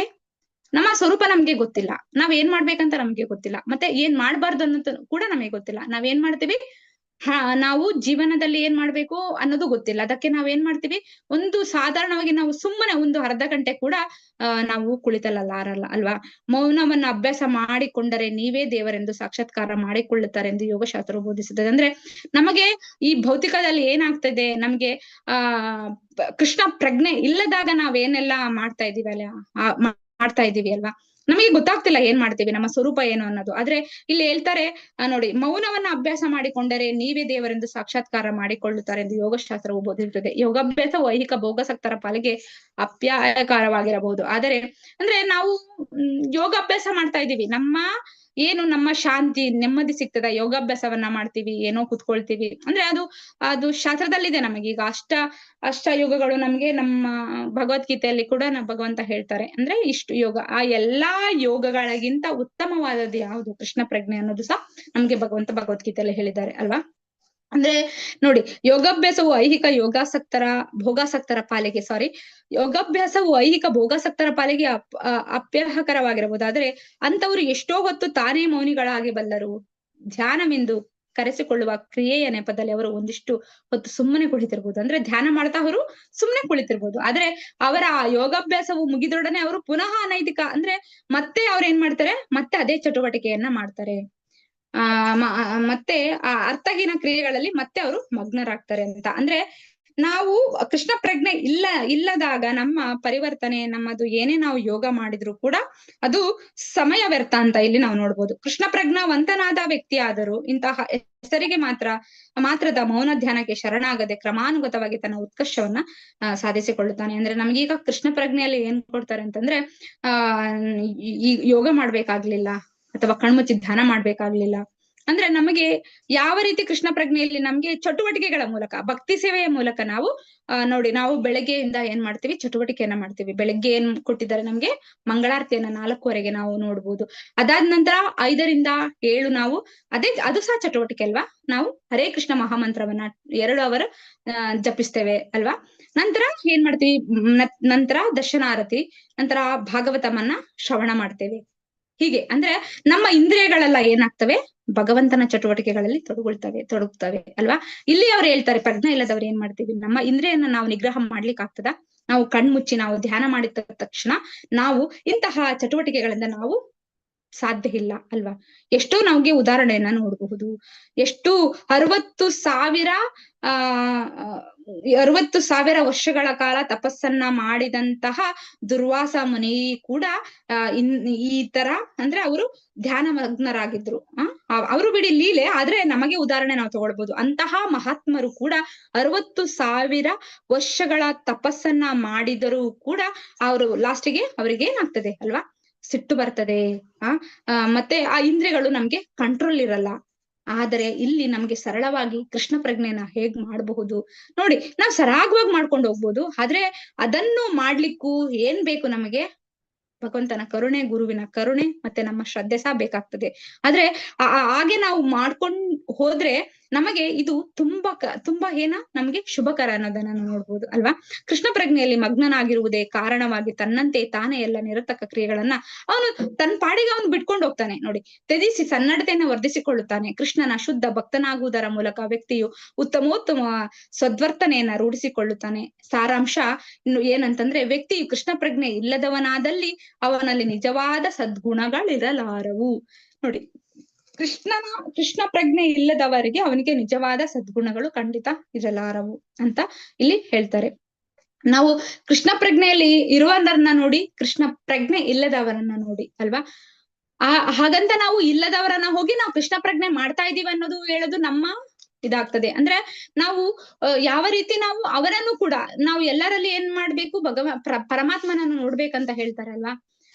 ನಾವು ಈಗ ನಮ್ಗೆ ಭಾವಾರ್ಥದಲ್ಲಿ ಪ್ರಭುಪಾದವರು ಗುಣಗಳನ್ನ ಹೇಳ್ತಾ ಇದ್ದಾರೆ. ಅಂದ್ರೆ ನಮ್ಗೆ ಕೃಷ್ಣ ಪ್ರಜ್ಞೆ ಎಷ್ಟು ಶುಭದಾಯಕವಾಗ್ತದೆ ಅಂದ್ರೆ, ಕೃಷ್ಣ ಪ್ರಜ್ಞೆ ಮಾಡೋದ್ರಿಂದ ನಾವು ಹಂತವಾಗಿ ಸರಳವಾಗಿ ಕೂಡ ಈ ಐಹಿಕ ಕಲ್ಮಶಗಳಿಂದ ಬಿಡುಗಡೆಯನ್ನ ಪಡೆದು ನಾವು ಯಾವ ರೀತಿ ಕೃಷ್ಣ ಪ್ರಜ್ಞೆಯನ್ನ ಮಾಡಬಹುದು ಅನ್ನೋದನ್ನ ನಮ್ಗೆ ಈ ಭಾವಾರ್ಥದಲ್ಲಿ ಹೇಳ್ತಾರೆ. ಅದೇ ರೀತಿ ಈ ಐಹಿಕ ಚಟುವಟಿಕೆಗಳಲ್ಲಿ ಮುಳುಗಿದವರು ಕೃಷ್ಣ ಪ್ರಜ್ಞೆಗೆ ಅಂದ್ರೆ ಅವರ ಗುಣಗಳು ಯಾವ ರೀತಿಯಲ್ಲೂ ಸಹ ಹೋಗಲ್ಲ. ಅವ್ರು ಏನೇ ಯೋಗ ಧ್ಯಾನವನ್ನ ಮಾಡಿ ನಮ್ಮ ಮನಸ್ಸನ್ನ ನಿಗ್ರಹ ಮಾಡಿದ್ರು ಕೂಡ ಅದೇನಾಗ್ತದೆ, ಲಾಸ್ಟಿಗೆ ಮತ್ತೆ ಅದೇ ಕ್ರಿಯೆಗಳು ನಡೀತದೆ ಅಂತ ಇಲ್ಲಿ ನಮ್ಗೆ ಹೇಳ್ತಾರೆ. ಹೇಗೆ ಅಂತಂದ್ರೆ, ಒಬ್ಬರು ಶುದ್ಧವಾದ ಅವರಿಗೆ ಯಾವ ರೀತಿಯ ಶುದ್ಧ ಭಕ್ತಿ ಮಾಡ್ಬೇಕು ಅಂತ ಆದಾಗ ಅವರಿಗೆ ಯಾವುದೇ ರೀತಿಯ ಐಹಿಕ ಆಸೆಗಳಿಲ್ಲದೆ ನಮಗೆ ಒಂದು ಪ್ಲಸ್ ಪಾಯಿಂಟ್ ಅಂತ ಹೇಳ್ತಾರೆ ನೋಡಿ. ನಾವು ನೋಡ್ಬೋದು ಎಲ್ಲಾ ಶುದ್ಧ ಭಕ್ತರು, ನಾವು ಉದಾಹರಣೆಯನ್ನ ಒಂದು ಕೇಳಿದ್ದೆ ನಾನು. ಒಬ್ಬ ತುಂಬಾ ಅಂದ್ರೆ ಶುದ್ಧ ಭಕ್ತಿ ಸೇವೆ ಹೇಗಿರ್ತದೆ ಅಂತಂದ್ರೆ, ಅವನು ಭೌತಿಕದಲ್ಲಿ ಏನೇ ಇದ್ರು ಇಲ್ಲದಿದ್ರು ಸಮಾನವಾಗಿರ್ತಾನೆ, ಸಮಾನ ರೀತಿಯಲ್ಲಿ ಇರ್ತಾನೆ. ಅವನ ಮನಸ್ಸು, ಅವನ ಇಂದ್ರಿಯ ಯಾವುದೇ ರೀತಿಯಲ್ಲಿ ಸಹ ಅವನು ಸಮಾನ ರೀತಿಯಲ್ಲಿ ಇರ್ತಾನೆ ನೋಡಿ. ಅದೇ ರೀತಿ ಐಹಿಕದಲ್ಲಿ ನಮಗೆ ಎಷ್ಟೇ ಹಣವಂತ ಏನೇ ಆಗಿದ್ರು ನಮಗೆ ಯಾವ ರೀತಿಯ ಕೃಷ್ಣ ಪ್ರಜ್ಞೆ ಇಲ್ಲದೆ ಇದ್ದಾಗ ಆ ಮನೆಯಲ್ಲಿ ಯಾವ ರೀತಿಯ ಶಾಂತಿ ಇರಲ್ಲ ಅನ್ನೋದನ್ನ ನಾವು ನೋಡ್ಬೋದು. ಈಗ ನಾವು ಲೈವ್ ಅಲ್ಲಿ ನೋಡ್ಬೋದು ಅಲ್ವಾ. ಈ ನಮ್ಮ ಸಮಾಜದಲ್ಲಿ ನೋಡ್ಬೋದು, ನಮ್ಮ ಅಕ್ಕಪಕ್ಕ ಮನೆಯಲ್ಲೇ ನೋಡ್ಬೋದು, ನಮ್ಮ ಮನೆಗಳಲ್ಲೇ ನಾವು ನೋಡ್ಬೋದು ಅಲ್ವಾ. ನಾವ್ ಯಾಕೆ ಜೀವಿಸ್ತಿದೀವಿ ಅನ್ನೋದೇ ನಮಗೆ ಒಂದು ಸಣ್ಣ ಮನಸ್ಸಿಗೆ ಅರ್ಥವಾಗದಂತಹ ಪರಿಸ್ಥಿತಿ. ನಮ್ಗೆ ಕೃಷ್ಣ ಪ್ರಜ್ಞೆ ಏನ್ ಮಾಡ್ತದೆ, ನಮಗೆ ಅದರಿಂದ ಎಲ್ಲ ಬಿಡುಗಡೆಯನ್ನ ಮಾಡ್ತದೆ. ಅದೇ ರೀತಿ ನಾವು ನೋಡ್ಬೋದು, ಕೃಷ್ಣ ಪ್ರಜ್ಞೆ ಇಲ್ಲಿರುವ ಒಬ್ಬ ವ್ಯಕ್ತಿ ಹೇಗಿರ್ತಾನೆ ಅಂತಂದ್ರೆ, ಒಬ್ಬ ತುಂಬಾ ಬಡವ ಇರ್ತಾನೆ. ಅವನು ಆ ಬಡವ ಊಟಕ್ಕೂ ಇರಲ್ಲ ಅವರಿಗೆ. ದಿನ ಅವರ ಹೆಂಡತಿ ಏನ್ ಬಡಿಸ್ತಾಳೆ, ಒಂದಿನ ತುಂಬಾ ಅವನಿಗೆ ಅಂದ್ರೆ ಯಾವಾಗ ಅವರು ಜಪ ತಪ ಹೀಗೆ ಮಾಡ್ತಿರ್ತಾರೆ. ಅದೇ ರೀತಿ ಒಂದು ದಿನ ತುಂಬಾ ಬಡವರಿರ್ತಾರೆ, ತುಂಬಾ ಉಪವಾಸ ಆತರ ಅವರು ಅಂದ್ರೆ ಬಡ ಬ್ರಾಹ್ಮಣ. ಅವರು ಏನ್ ಮಾಡ್ತಾರೆ, ಒಂದು ದಿನ ಅವ್ರ ಹೆಂಡತಿ ಹೇಳ್ತಾರೆ, ಏನ್ರಿ ನೀವು ಏನಾದ್ರೂ ಒಂದು ದುಡಿರಿ ನನ್ಗೆ. ಅದಕ್ಕೆ ಭಗವಂತ ಅವರು ಬ್ರಾಹ್ಮಣರು ಹೇಳ್ತಾರೆ, ಆಯ್ತು ಮಾಡುವ ಅಂತ ಹೇಳ್ತಾರೆ. ಆದ್ರೆ ಕೆಲ್ಸ ಹುಡ್ಕೊಂಡು ಹೋಗ್ತಾರೆ ಆ ಬ್ರಾಹ್ಮಣರು. ಆ ಕೆಲ್ಸ ಹುಡ್ಕೊಂಡು ಹೋಗ್ತಾರೆ. ಆಗ ಏನಾಗ್ತದೆ ಅಲ್ಲಿ ನೋಡಿ, ನಾವು ಹೇಳ್ತಿರೋದು ಭೌತಿಕವಾಗಿಗೂ ಲಿಂಕ್ ಆಗ್ತದೆ, ಆಧ್ಯಾತ್ಮಿಕಕ್ಕೂ. ಈಗ ನಾವು ಭೌತಿಕದಲ್ಲಿ ಇದ್ದು ಕೂಡ ನಾವು ಜೀವನವನ್ನ ಮಾಡ್ಲಿಕ್ಕೆ ನಾವು ಕರ್ಮವನ್ನ ಮಾಡ್ಬೇಕಾಗ್ತದೆ ಅನ್ನೋದನ್ನ ನಾವು ಇದರಲ್ಲಿ ನೋಡ್ಬೋದು ಅಲ್ವಾ. ಅಂದ್ರೆ ಆ ಕೃಷ್ಣ ಪ್ರಜ್ಞೆ ನಮ್ಮ ಜೀವನದಲ್ಲಿ, ಆ ಕೃಷ್ಣ ಪ್ರಜ್ಞೆ ಅನ್ನೋದು ನಮ್ಮ ಜೀವನದಲ್ಲಿ ಯಾವ ರೀತಿ ಪರಿವರ್ತನೆ ಆಗ್ತದೆ, ನಾವು ಶುದ್ಧ ಭಕ್ತಿ ಸೇವೆ ಮಾಡಿದ್ರಾಗ ಈ ಭೌತಿಕದಲ್ಲಿ ನಮ್ಗೆ ಕೃಷ್ಣ ಪ್ರಜ್ಞೆ ಯಾವ ರೀತಿ ಶುಭದ ಆಗ್ತದೆ ಅಂದ್ರೆ ಶುಭಕರವಾಗ್ತದೆ ಅನ್ನೋದಕ್ಕೆ ನಾನು ಹೇಳ್ತಾ ಇರೋದು.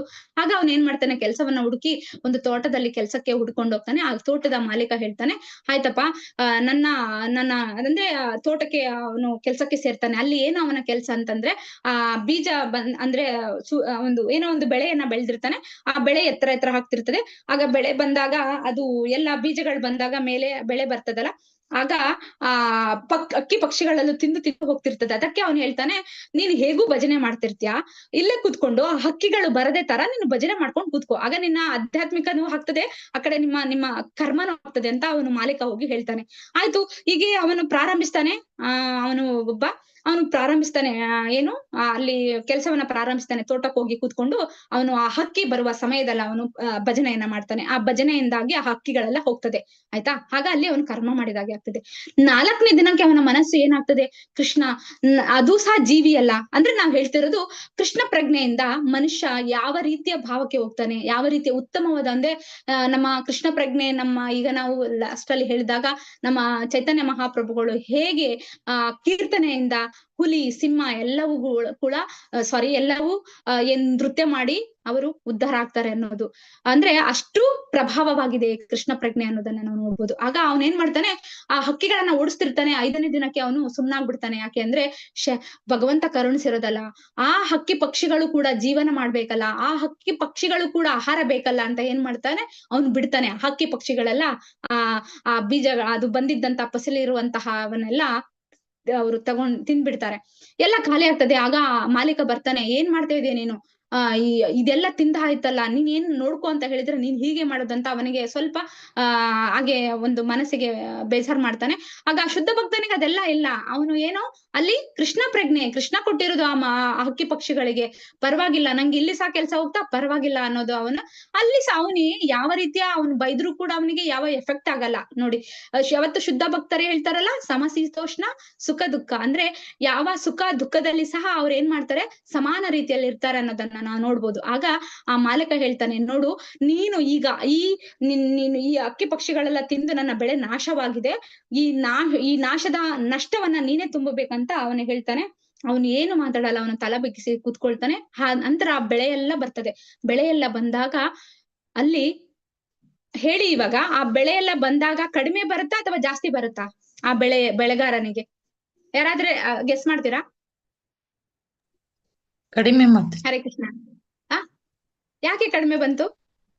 ಪಕ್ಷಿ ಎಲ್ಲ ತಿಂದು ಹೋಗಿರುತ್ತಲ್ಲ ಮಾತಾಜಿ. ಹೌದಾ? ಹರೇ ಕೃಷ್ಣ ಮಾತಾಜಿ. ಅಲ್ಲಿ ಕಡಿಮೆ ಬರಲ್ಲ, ಅದರ ದುಪ್ಪಟ್ ಬರ್ತದೆ. ಯಾಕೆ ಬರ್ತದೆ ಮಾತಾಜಿ? ಕೃಷ್ಣ ಪ್ರಜ್ಞೆನಲ್ಲಿ ಇದ್ದಿದ್ದಿಂತ ಭಜನೆ ಮಾಡಿದಿಂತ.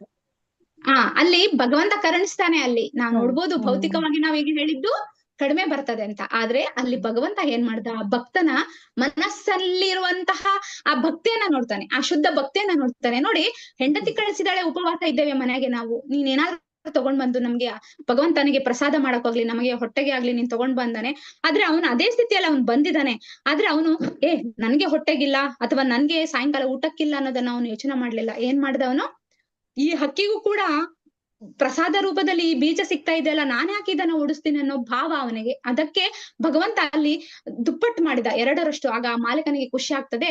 ಆ ದವಸ ಧಾನ್ಯವನ್ನ ಅವನಿಗೆ ಕಟ್ಟಿ ಕಳಿಸ್ತಾನೆ. ಇದು ನಾವು ಏನ್ ನೋಡ್ಬೋದು ಅಂತಂದ್ರೆ, ನಮಗೆ ಅಚಲವಾದ ನಂಬಿಕೆ ಕೃಷ್ಣ ಪ್ರಜ್ಞೆಯಲ್ಲಿ ನಮ್ಗೆ ಬರ್ತದೆ. ಯಾವಾಗ ಬರ್ತದೆ ಅಂದ್ರೆ ಸಂಪೂರ್ಣವಾಗಿ ಶರಣ ಆದಾಗ ಅನ್ನೋದನ್ನ ನಾನು ಇದ್ರಲ್ಲಿ ಹೇಳಕ್ಕೆ ಇಷ್ಟಪಡ್ತೇನೆ. ಯಾಕಂದ್ರೆ ನಮ್ ಸಾರಾಂಶ ಇಷ್ಟೇ, ಅಂದ್ರೆ ಕೃಷ್ಣ ಪ್ರಜ್ಞೆ ಇಲ್ಲದವನಾದಲ್ಲಿ ಅವನಲ್ಲಿ ಅಂತಹ ನಿಜವಾದ ಸದ್ಗುಣಗಳಿಲ್ಲ, ಖಂಡಿತ ಇರಕ್ಕೆ ಸಾಧ್ಯ ಇಲ್ಲ. ಇದು ಯಾವತ್ತೂ ಶುದ್ಧ ಭಕ್ತರಿಗೆ ಮಾತ್ರ ಇದೆ. ಇವರದೆಲ್ಲ ಶುದ್ಧ ಭಕ್ತರು. ಅದೇ ರೀತಿ ನಾವು ಇನ್ನೊಂದು ನೋಡ್ಬೋದು, ಒಬ್ಬ ತುಂಬಾ ಬಡವ ಇರ್ತಾನೆ. ಅವನಿಗೆ ಊಟಕ್ಕೆ ಏನಿರ್ತದೆ, ಅನ್ನ ಸಾರು, ಒಂದು ಮಡಕೆ, ಏನು ಮಣ್ಣಿನ ಮಡಕೆ. ನಾವು ನೋಡು ಶುದ್ಧ ಭಕ್ತರು ನಾನು ಹೇಳ್ತಾ ಇರೋದು, ಅಂದ್ರೆ ನಮ್ಮ ಕೃಷ್ಣ ಪ್ರಜ್ಞೆ ಯಾವ ರೀತಿ ಇರ್ತದೆ, ಅಥವಾ ಭೌತಿಕ ಜಗತ್ತು ಹೇಗೆ ಇರ್ತದೆ ಅನ್ನೋದನ್ನು. ಅಂದ್ರೆ ಈ ಭೌತಿಕ ಜಗತ್ತು ಯಾವತ್ತು ನಮಗೆ ಮೃಷ್ಟಾನ್ನ ಸಿಕ್ಕಿದ್ರು ನಮ್ಗೆ ತೃಪ್ತಿ ಸಿಗಲ್ಲ. ಯಾವತ್ತು ನಮ್ಗೆ ಸಾಕು ಅನ್ನೋ ಪದ ನಮ್ಮಲ್ಲಿ ಬರಲ್ಲ. ಅದೇ ನಮ್ಮ ಇಚ್ಛೆಗಳಿಗೆ ಕಾರಣ. ಇಚ್ಛೆಗಳ ಮೂಲಕ ನಾವು ಬಂಧನಕ್ಕೆ ಒಳಗಾಗ್ತಾ ಇದ್ದೇವೆ ಅಲ್ವಾ? ಅದೇ ರೀತಿ ಇಲ್ಲಿ ಶುದ್ಧ ಭಕ್ತರ ನಾವು ಉದಾಹರಣೆ ತಗೊಂಡ್ರೆ ಕೃಷ್ಣ ಪ್ರಜ್ಞೆ ಯಾವ ರೀತಿ ಪ್ರಭಾವ ಬೀರ್ತದೆ ಅಂದ್ರೆ, ಇಲ್ಲೊಂದು ನೋಡ್ಬೋದು. ಅವನು ತುಂಬಾ ಬಡವನಿರ್ತಾನೆ. ಅವನಿಗೆ ದಿನ ಮಡಿಕೆ ಸುತ್ತ, ಅದರ ಸುತ್ತ ರೈಸ್, ಓಕೆ, ಆ ಮಧ್ಯದಲ್ಲಿ ರೈಸ್ ಅನ್ನ ಮಾಡಿ, ಅಂದ್ರೆ ಹೋಲ್ ಮಾಡಿ ಅದಕ್ಕೆ ಒಂದು ಸಾರು ಬಿಡ್ತಾರೆ, ಸೊಪ್ಪು ಸಾರು. ಅದು ಯಾವ ರೀತಿ ಅವನಿಗೆ ಕಾಣ್ತದೆ ಗೊತ್ತಾ? ಜಗನ್ನಾಥ್. ಅಂದ್ರೆ ನಾವು ಹೇಳುದು ಭಾವ. ಶುದ್ಧ ಭಕ್ತರಲ್ಲಿ ಆ ಬಡತನದಲ್ಲೂ ಸಹ ಭಗವಂತನನ್ನ ಕಾಣ್ತಾರೆ. ಅವನ್ ಏನ್ ಮಾಡ್ತಾನೆ, ನನ್ನ ಜಗನ್ನಾಥ ಕಣ್ಣು, ನನ್ನ ಜಗನ್ನಾಥ ಕಣ್ಣು ಅಂತಂದ್ರೆ, ನಮ್ಮ ಜಗನ್ನಾಥ ಕಣ್ಣು ಅಷ್ಟು ಹೀಗೆ ಇರ್ತದಲ್ಲ, ಸುತ್ತ ಹೇಗೆ ಅಂದ್ರೆ ಮಡಿಕೆಯ ಪ್ಲೇಟು ಅದು ಒಂದು ಬ್ರೌನಿಶ್ ಆಗಿರ್ತದೆ. ಅದರ ಸುತ್ತ ನಮ್ಮ ರೈಸ್ ಅನ್ನ ಅವ್ರ ಹೆಂಡತಿ ಹಾಕಿರ್ತಾಳೆ. ಆಮೇಲೆ ಅದಕ್ಕೆ ಅನ್ನ ಬಡಿಸಿ ಅದ್ರದ್ದು ಹೋಲ್ ಮಾಡಿ ನಮ್ಮ ಸಾಂಬಾರ್ ಬಿಡ್ತಾಳೆ. ಅಂದ್ರೆ ಅದ್ರಲ್ಲೂ ಸಹ ಆ ಬಡತನದಲ್ಲೂ ಸಹ ಅವ್ನು ಏನ್ ಮಾಡ್ತಿದ್ದಾನೆ, ಭಗವಂತನನ್ನ ಕಾಣ್ತಿದ್ದಾನೆ. ಅಂದ್ರೆ ಆನಂದ ಹೇಗಿರ್ತದೆ ಕೃಷ್ಣ ಪ್ರಜ್ಞೆ ಅಲ್ಲದನ್ನ ನಾವು ಇಲ್ಲಿ ನೋಡ್ಬೋದು. ಹರೇ ಕೃಷ್ಣ. ನೋಡಿ ಮುಂದಕ್ಕೆ ಓದ್ತಿ. ಕೃಷ್ಣ ಪ್ರಜ್ಞೆಯಲ್ಲಿ ಸುಖ. ಹರೇ ಕೃಷ್ಣ. ಹರೇ ಕೃಷ್ಣ ಮಾತಾಜಿ. ಕೃಷ್ಣ ಪ್ರಜ್ಞೆಯಲ್ಲಿ ಸುಖ. ಸುಖದ ಬೇರೆ ಬೇರೆ ಮೂಲಗಳನ್ನು ಶ್ರೀಲ ರೂಪ ಗೋಸ್ವಾಮಿಯವರು ವಿಶ್ಲೇಷಿಸಿದ್ದಾರೆ. ಅವರು ಸುಖವನ್ನು 3 ವರ್ಗಗಳಾಗಿ ವಿಂಗಡಿಸಿದ್ದಾರೆ. ಒಂದು ಐಹಿಕ ಭೋಗವು ತರುವ ಸುಖ. ಎರಡನೇದು ಪರಬ್ರಹ್ಮನ್ ಜೊತೆ ತನ್ನನ್ನು ಗುರುತಿಸಿಕೊಂಡಾಗ ವ್ಯಕ್ತಿಗೆ ಸಿಗುವ ಸುಖ. ಮತ್ತು ಮೂರನೇದು ಕೃಷ್ಣ ಪ್ರಜ್ಞೆಯು ನೀಡುವ ಸುಖ. ಶಿವನು ತನ್ನ ಪತ್ನಿ ಸತಿಯೊಂದಿಗೆ ಹೀಗೆಂದು ಸಂಭಾಷಿಸಿದನೆಂದು ತಂತ್ರಶಾಸ್ತ್ರದಲ್ಲಿ ಹೇಳಿದೆ. ಗೋವಿಂದನ ಪಾದ ಕಮಲಳಿಗೆ ಶರಣಾಗತನಾಗಿ ಶುದ್ಧ ಕೃಷ್ಣ ಪ್ರಜ್ಞೆಯನ್ನು ಗಳಿಸಿಕೊಂಡಿರುವ ಆತನಿಗೆ ನಿರಾಕಾರವಾದಿಗಳು ಅಪೇಕ್ಷಿಸುವ ಎಲ್ಲಾ ಸಿದ್ಧಿಗಳನ್ನು ಬಹು ಸುಲಭವಾಗಿ ಕೊಟ್ಟು ಬಿಡಬಹುದು. ಅಷ್ಟೇ ಅಲ್ಲ, ಅಂತಹ ವ್ಯಕ್ತಿಯು ಶುದ್ಧ ಭಕ್ತರು ಅನುಭವಿಸುವ ಸುಖವನ್ನು ಕೂಡ ಅನುಭವಿಸಬಹುದು. ಅದು ಶಾಶ್ವತವಾದುದರಿಂದ ಭಕ್ತಿ ಸೇವೆಯಿಂದ ಪಡೆದ ಸುಖವು ಉತ್ತಮೋತ್ತಮವಾದುದು. ಐಹಿಕ ಸಿದ್ಧಿಯ ಗಳಿಕೆ ಅಥವಾ ತನ್ನನ್ನು ಬ್ರಹ್ಮನೆಂದು ತಿಳಿದುಕೊಳ್ಳುವ ಸುಖವು ಅಧಮ, ಏಕೆಂದ್ರೆ ಅದು ತತ್ಕಾಲದ್ದು. ವ್ಯಕ್ತಿಯು ತಾನು ಐಹಿಕ ಭೋಗಗಳಿಂದ ಪತನಗೊಳ್ಳುವುದನ್ನು ತಪ್ಪಿಸಲಾಗದು. ಅಲ್ಲದೆ ತನ್ನನ್ನು ನಿರಾಕಾರ ಬ್ರಹ್ಮನೊಂದಿಗೆ ಗುರುತಿಸಿಕೊಳ್ಳುವ ಆಧ್ಯಾತ್ಮಿಕ ಆನಂದದಿಂದಲೂ ಪತನಗೊಳ್ಳುವ ಸಾಧ್ಯತೆ ಬಹಳ ಇರುತ್ತದೆ. ಉನ್ನತ ವಿದ್ಯೆ ಗಳಿಸಿದವರು, ಸ್ವಲ್ಪ ಹೆಚ್ಚು ಕಡಿಮೆ ಸಾಕ್ಷಾತ್ಕೃತಾತ್ಮರೂ ಆದ ಮಾಯಾವಾದಿ ಸನ್ಯಾಸಿಗಳು ಕೆಲವೊಮ್ಮೆ ರಾಜಕಾರಣದಲ್ಲೂ ಸಮಾಜೋದ್ಧಾರ ಕಾರ್ಯಗಳಲ್ಲೂ ತೊಡಗಿಕೊಳ್ಳುವುದು ಕಂಡು ಬಂದಿದೆ. ಇದಕ್ಕೆ ಕಾರಣವೂ ಇದೆ. ನಿರಾಕಾರವಾದದಲ್ಲಿ ನಿಜವಾದ ಅಲೌಕಿಕ ಸುಖವನ್ನು ಪಡೆಯುವುದು ಸಾಧ್ಯವಾಗದೆ ಹೋಗಿ ಅವರು ಐಹಿಕ ನೆಲೆಗೆ ಹಿಂದಿರುಗಿ ಪ್ರಾಪಂಚಿಕ ಕಾರ್ಯಗಳಲ್ಲಿ ಆಸಕ್ತಿ ವಹಿಸುತ್ತಾರೆ. ಮಾಯಾವಾದಿ ಸನ್ಯಾಸಿಗಳು ಐಹಿಕ ನೆಲೆಗೆ ಹಿಂದಿರುಗಿದ ಉದಾಹರಣೆಗಳು ವಿಶೇಷವಾಗಿ ಭಾರತದಲ್ಲಿ ಬೇಕಾದಷ್ಟಿವೆ.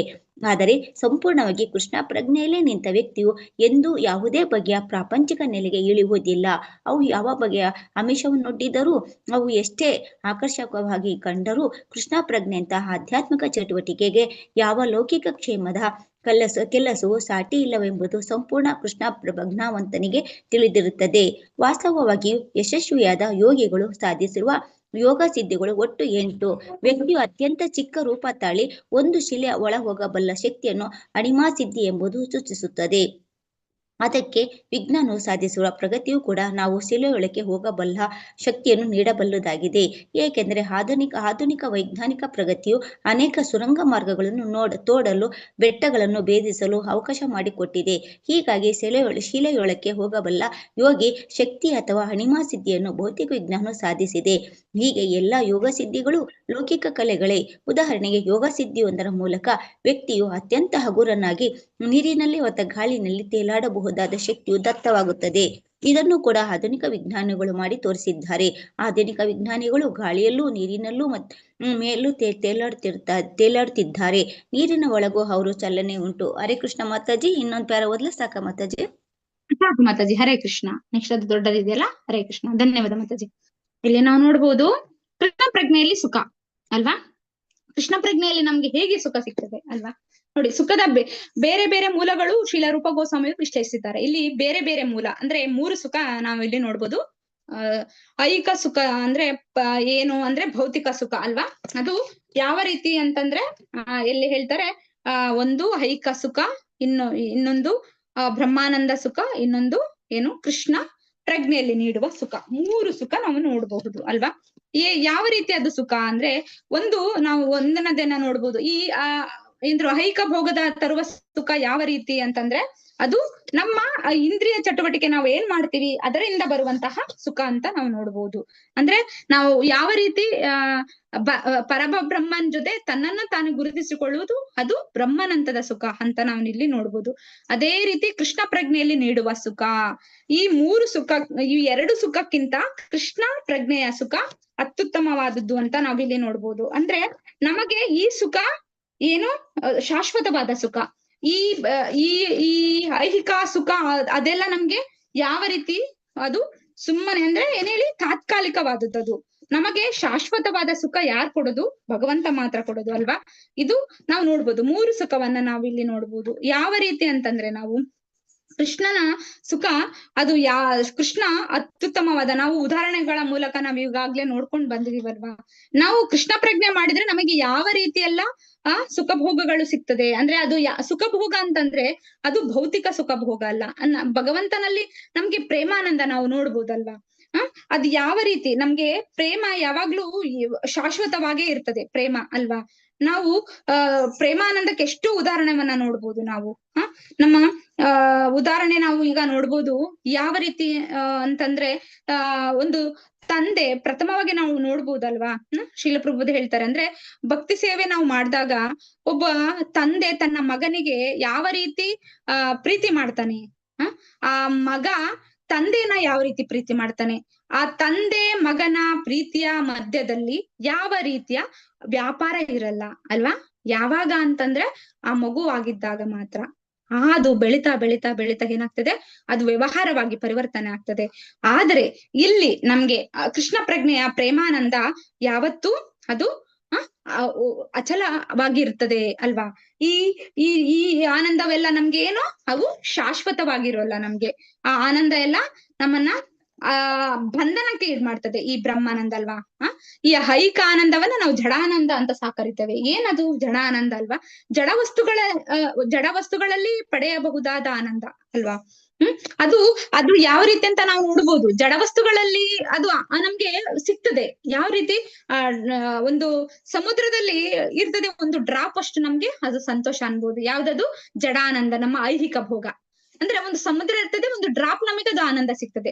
ಅದೇ ರೀತಿ ಬ್ರಹ್ಮಾನಂದ ನೋಡ್ಬೋದು. ಅದು ನಮ್ಮ ಬ್ರಹ್ಮಾನಂದ ಏನದು ನಮ್ಗೆ ಪರಬ್ರಹ್ಮನ ಜೊತೆ ತನ್ನನ್ನ ತಾನೇ ಗುರುತಿಸಿಕೊಳ್ಳುವುದು ಅಂತಂದ್ರೆ ಅಲ್ಲೇ ಅವರು ಸುಖವನ್ನ ಪಡೆಯುವುದು. ಹೇಗೆ ಅಂತಂದ್ರೆ ಅಂದ್ರೆ ಜನ್ಮ ಮೃತ್ಯು ಜರದಿಂದ ನಾವು ಹೊರಗೆ ಬರ್ಬೋದು, ಅದರಿಂದ ಆನಂದ ಪಡೆಯುವುದು. ಅದು ಏನು ಸ್ವಲ್ಪ ಇದಕ್ಕಿಂತ ಹೆಚ್ಚು, ಯಾವ್ದಕ್ಕಿಂತ ನಮ್ಮ ಈ ಐಹಿಕ ಸುಖಕ್ಕಿಂತ ಸ್ವಲ್ಪ ಹೆಚ್ಚು ಪರಬ್ರಹ್ಮನ ಅದು ಅಂದ್ರೆ ಆನಂದ ಅಂತ ಹೇಳ್ತಾರೆ.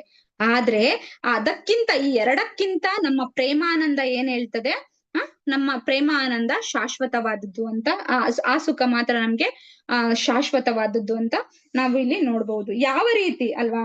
ನಿಮಗೆ ಲಾಸ್ಟ್ ನಾನು ಇಂಟ್ರೊಡಕ್ಷನ್ ಅಲ್ಲಿ ಹೇಳಿದ್ದೆ ಈ ಪ್ರೇಮಾನಂದ ಯಾವ ರೀತಿ ನಮ್ಮ ನಿಮಗೆ ನೆನಪಿರ್ಬೋದು, ರಮಾನಂದ ರಾಯರು ಮತ್ತೆ ರಮಾನಂದ ಆಚಾರ್ಯರು ಮತ್ತೆ ಶ್ರೀನಿವಾಸ ಆಚಾರ್ಯರು ಒಂದು ಕಥೆಯನ್ನ ನಾನು ಹೇಳಿದ್ದೆ. ಒಂದು ನೆನಪಿದ್ಯಾ ನಿಮಗೆ?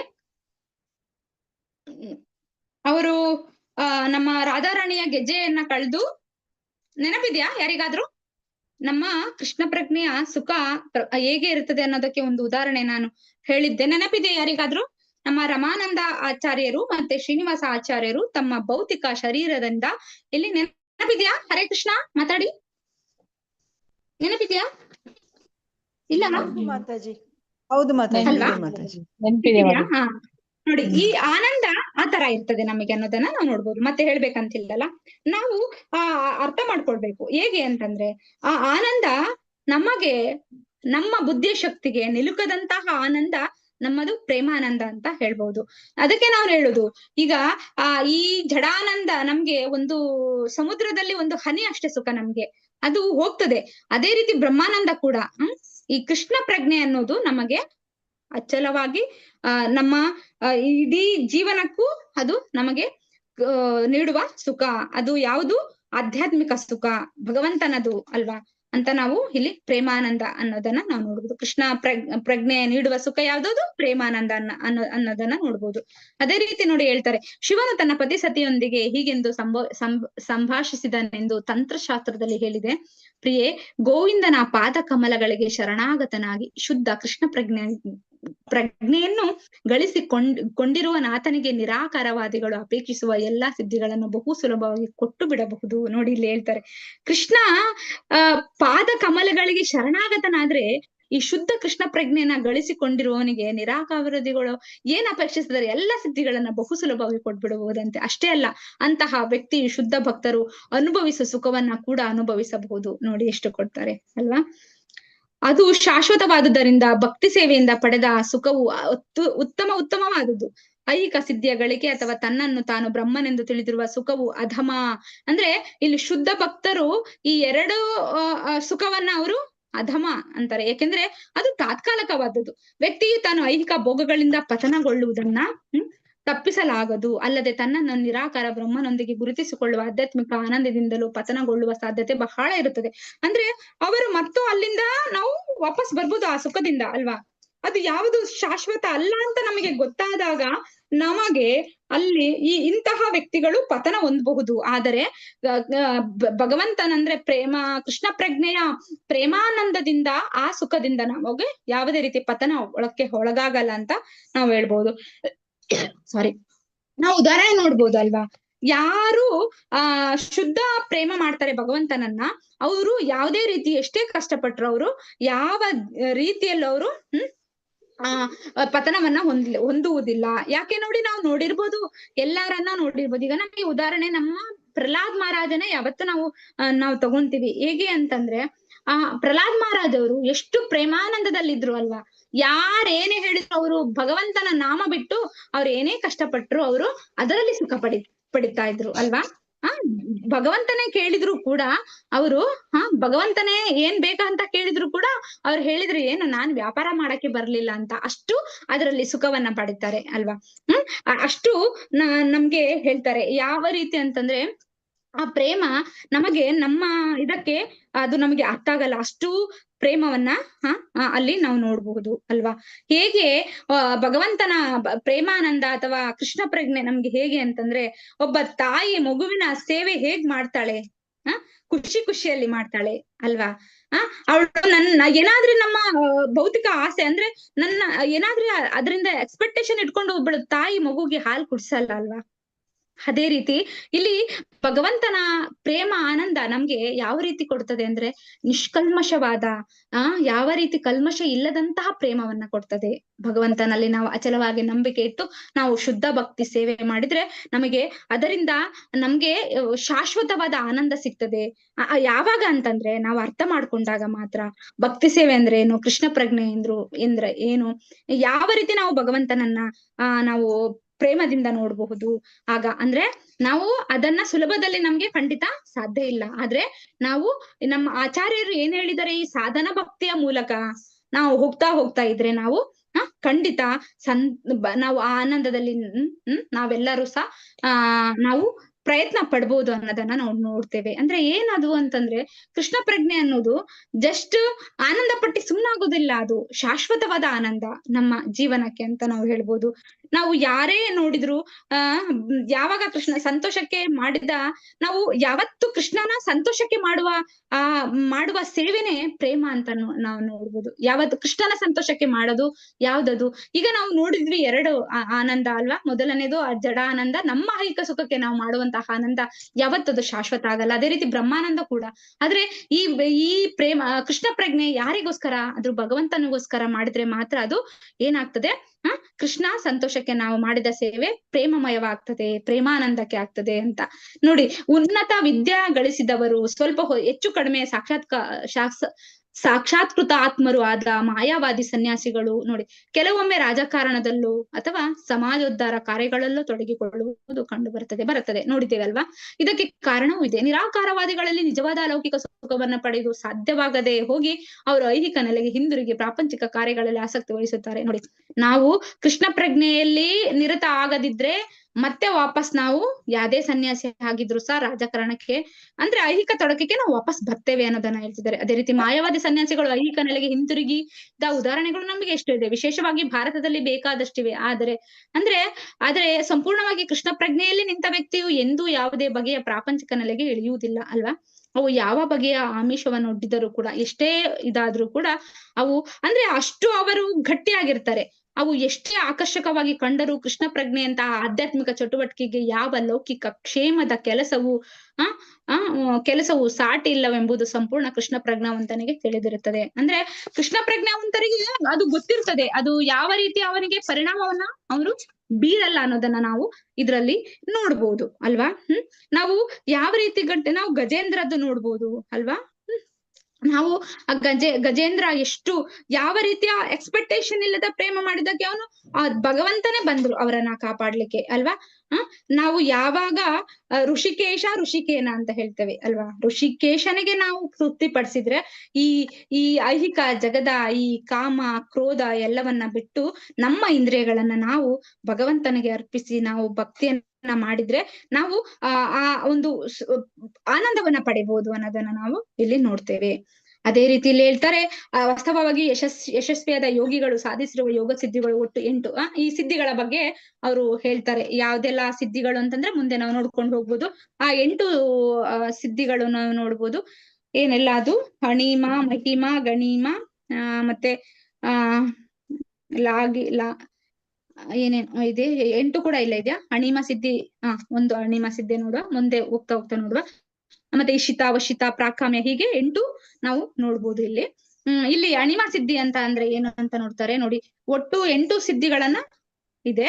ಒಬ್ಬ ವ್ಯಕ್ತಿಯು ಅತ್ಯಂತ ಚಿಕ್ಕ ರೂಪ ತಾಳಿ ಶಿಲೆಯ ಒಳಗೂ ಹೋಗಬಲ್ಲ ಶಕ್ತಿಯನ್ನ ಅಣಿಮ ಸಿದ್ಧಿ ಅಂದ್ರೆ ಏನು ಅಂತ ಹೇಳ್ತಾರೆ ಅಂದ್ರೆ ಅತ್ಯಂತ ಚಿಕ್ಕ ರೂಪ ತಾಳಿಸ್ತಾ ಅವನು ಶಿಲೆಯ ಒಳಗೂ ಹೋಗಬಲ್ಲ ಅನ್ನೋದನ್ನ ನಾವು ನೋಡ್ತಾ ಇದ್ದೀವಿ. ನಾವು ಶಿಲೆ ಒಳಕ್ಕೆ ಹೋಗಬಲ್ಲ ಶಕ್ತಿಯನ್ನ ನೀಡಬಲ್ಲದಾಗಿದೆ. ಅಂದ್ರೆ ವಿಜ್ಞಾನಿಗಳು ಅಂದ್ರೆ ಆಧುನಿಕ ವಿಜ್ಞಾನವು ಸಾಧಿಸಿರುವ ಪ್ರಗತಿಯ ಕೂಡ ನಾವು ಶಿಲಾಯೋಗಕ್ಕೆ ಹೋಗಬಲ್ಲ ಶಕ್ತಿಯನ್ನ ನೀಡಬಲ್ಲದಾಗಿದೆ. ಯಾಕೆಂದ್ರೆ ಆಧುನಿಕ ವೈಜ್ಞಾನಿಕ ಪ್ರಗತಿಯು ಅನೇಕ ಸುರಂಗ ಮಾರ್ಗಗಳನ್ನ ತೋಡಲು, ಬೆಟ್ಟಗಳನ್ನ ಭೇದಿಸಲು ಅವಕಾಶ ಮಾಡಿಕೊಟ್ಟಿದೆ. ಹೀಗಾಗಿ ಶಿಲೆಯೊಳಕ್ಕೆ ಹೋಗಬಲ್ಲ ಯೋಗಿಕ ಶಕ್ತಿ ಅಥವಾ ಅಣಿಮ ಸಿದ್ಧಿಯನ್ನ ಭೌತಿಕ ವಿಜ್ಞಾನವು ಸಾಧಿಸಿದೆ. ಅಣಿಮ ಸಿದ್ಧಿ ಇಲ್ಲಿ ಹೇಳುವ ಪ್ರಕಾರ ಅದು ಅದು ಯೋಗ ಸಿದ್ಧಿ ಅನ್ನೋದನ್ನ ನಾವು ನೋಡ್ಬೋದು. ಹೀಗೆ ಎಲ್ಲಾ ಯೋಗಿ ಸಿದ್ಧಿಗಳು ಲೌಕಿಕ ಕಲೆಗಳೇ. ಈ ಎಲ್ಲಾ ಸಿದ್ಧಿಗಳು ಎಲ್ಲವೂ ಏನು, ಇವು ಲೌಕಿಕ. ಅಂದ್ರೆ ಅರ್ಥ ಮಾಡ್ಕೋಬೇಕು ನಾವು, ಈ ಲೌಕಿಕ ಸಿದ್ಧಿಗಳು ಶಾಶ್ವತವಲ್ಲ. ಅಥವಾ ಅಣಿಮ ಸಿದ್ಧಿಯ ಭೌತಿಕ ವಿಜ್ಞಾನವು ಸಾಧಿಸಿದೆ. ಹೀಗೆ ಎಲ್ಲಾ ಯೋಗ ಸಿದ್ಧಿಗಳು ಲೌಕಿಕ ಕಲೆಗಳೇ. ಉದಾಹರಣೆಗೆ ಯೋಗ ಸಿದ್ಧಿಯೊಂದರ ಮೂಲಕ ವ್ಯಕ್ತಿಯು ಅತ್ಯಂತ ಹಗುರನಾಗಿ ನೀರಿನಲ್ಲಿ ಅಥವಾ ಗಾಳಿಯಲ್ಲಿ ತೇಲಾಡಬಹುದು. ಅಂದ್ರೆ ಅಷ್ಟು ಶಕ್ತಿಯನ್ನ ಪಡೆದಿರಬಹುದು, ಅವನು ಶಕ್ತಿಯ ದತ್ತವಾಗುತ್ತದೆ. ಇದನ್ನು ಕೂಡ ಆಧುನಿಕ ವಿಜ್ಞಾನಿಗಳು ಮಾಡಿ ತೋರಿಸಿದ್ದಾರೆ. ಆಧುನಿಕ ವಿಜ್ಞಾನಿಗಳು ಗಾಳಿಯಲ್ಲೂ ನೀರಿನ ಮೇಲೂ ತೇಲಾಡುತ್ತಿದ್ದಾರೆ, ನೀರಿನ ಒಳಗೂ ಅವರ ಚಲನೆ ಉಂಟು, ಆದ್ರೆ ಇದೆಲ್ಲ ಯೂಸ್ ಇಲ್ಲ ಅಂತ ಹೇಳ್ತಾರೆ. ಹರೇ ಕೃಷ್ಣ ಮಾತಾಜಿ, ಮುಂದಕ್ಕೆ ಹೋದಿ ಮಾತಾಜಿ, ಬೇಗ ಹೋಗೋಣ. ಈ ಚಾಪ್ಟರ್ ಇವತ್ತು ಮುಗಿಸೋಣ. ಹರೇ ಕೃಷ್ಣ. ಅಣಿಮ ಸಿದ್ಧಿ ಅಂದ್ರೆ ನೀವು ಯೋಚಿಸ್ಬೇಕು, ಅವನು ಅತ್ಯಂತ ಅಂದ್ರೆ ಅದೊಂದು ಯೋಗ ಸಿದ್ಧಿಯನ್ನು ಅವನು ಪಡೆದಿರ್ತಾನೆ. ಅದು ಇವಾಗ ವೈಜ್ಞಾನಿಕವಾಗಿ ನಾವು ಆಧುನಿಕವಾಗಿ ಈಗ ನಾವು ನೋಡ್ಬೋದು ಅಲ್ವಾ. ವ್ಯಕ್ತಿಯು ಅತ್ಯಂತ ಚಿಕ್ಕ ರೂಪ ತಾಳಬಹುದು ಅನ್ನೋ ಒಂದು ಅಣಿಮ ಸಿದ್ಧಿ ಅಂತ ಹೇಳ್ತಾರೆ. ಹರೇ ಕೃಷ್ಣ. ನೆಕ್ಸ್ಟ್ ಹೇಳಿ ಮಾತಾಜಿ. ಓದಿ, ಯಾರಾದ್ರೂ ಓದ್ಬೋದು. ಓಕೆ ಮಾತಾಜಿ. ಹರೇ ಕೃಷ್ಣ. ಯಾರಾದ್ರೂ ಓದ್ತೀವಂದ್ರೆ ಓಕೆ ಮಾತಾಜಿ, ಇಲ್ಲ ಅಂದ್ರೆ ನಾವು ಓದ್ತೀವಿ. ಓದಿ. ಯಾರಾದ್ರೂ ಪ್ರಭುಜಿ ಮಾತಾಜಿ ಬೇರೆ ಓದದಿದ್ದವ್ರು ಓದ್ಬೋದು. ಹರೇ ಕೃಷ್ಣ, ಓದಿ. ಇಲ್ಲಾದ್ರೆ ಓದಿ ಮಾತಾಜಿ. ಓಕೆ ಮಾತಾಜಿ. ಹರೇ ಕೃಷ್ಣ. ಈ ಎಲ್ಲಾ ನಿಗೂಢ ಯೋಗ ಸಿದ್ಧಿಗಳನ್ನು ಭೌತಿಕ ಸಿದ್ಧಿಗಳೊಂದಿಗೆ ಹೋಲಿಸಿ ನೋಡಿದರೆ ಭೌತಿಕ ವಿಜ್ಞಾನಿಗಳಿಗೂ ಕೂಡ ಅದೇ ಸಿದ್ಧಿಗಳಿಗಾಗಿ ಪ್ರಯತ್ನಿಸುತ್ತಾರೆ ಎಂದು ಗಮನಿಸುತ್ತೇವೆ. ಆದುದರಿಂದ ವಾಸ್ತವವಾಗಿ ಯೋಗಿಕ ಸಿದ್ಧಿ ಮತ್ತು ಭೌತಿಕ ಸಿದ್ಧಿಗಳ ನಡುವಿನ ಏನೂ ವ್ಯತ್ಯಾಸವಿಲ್ಲ.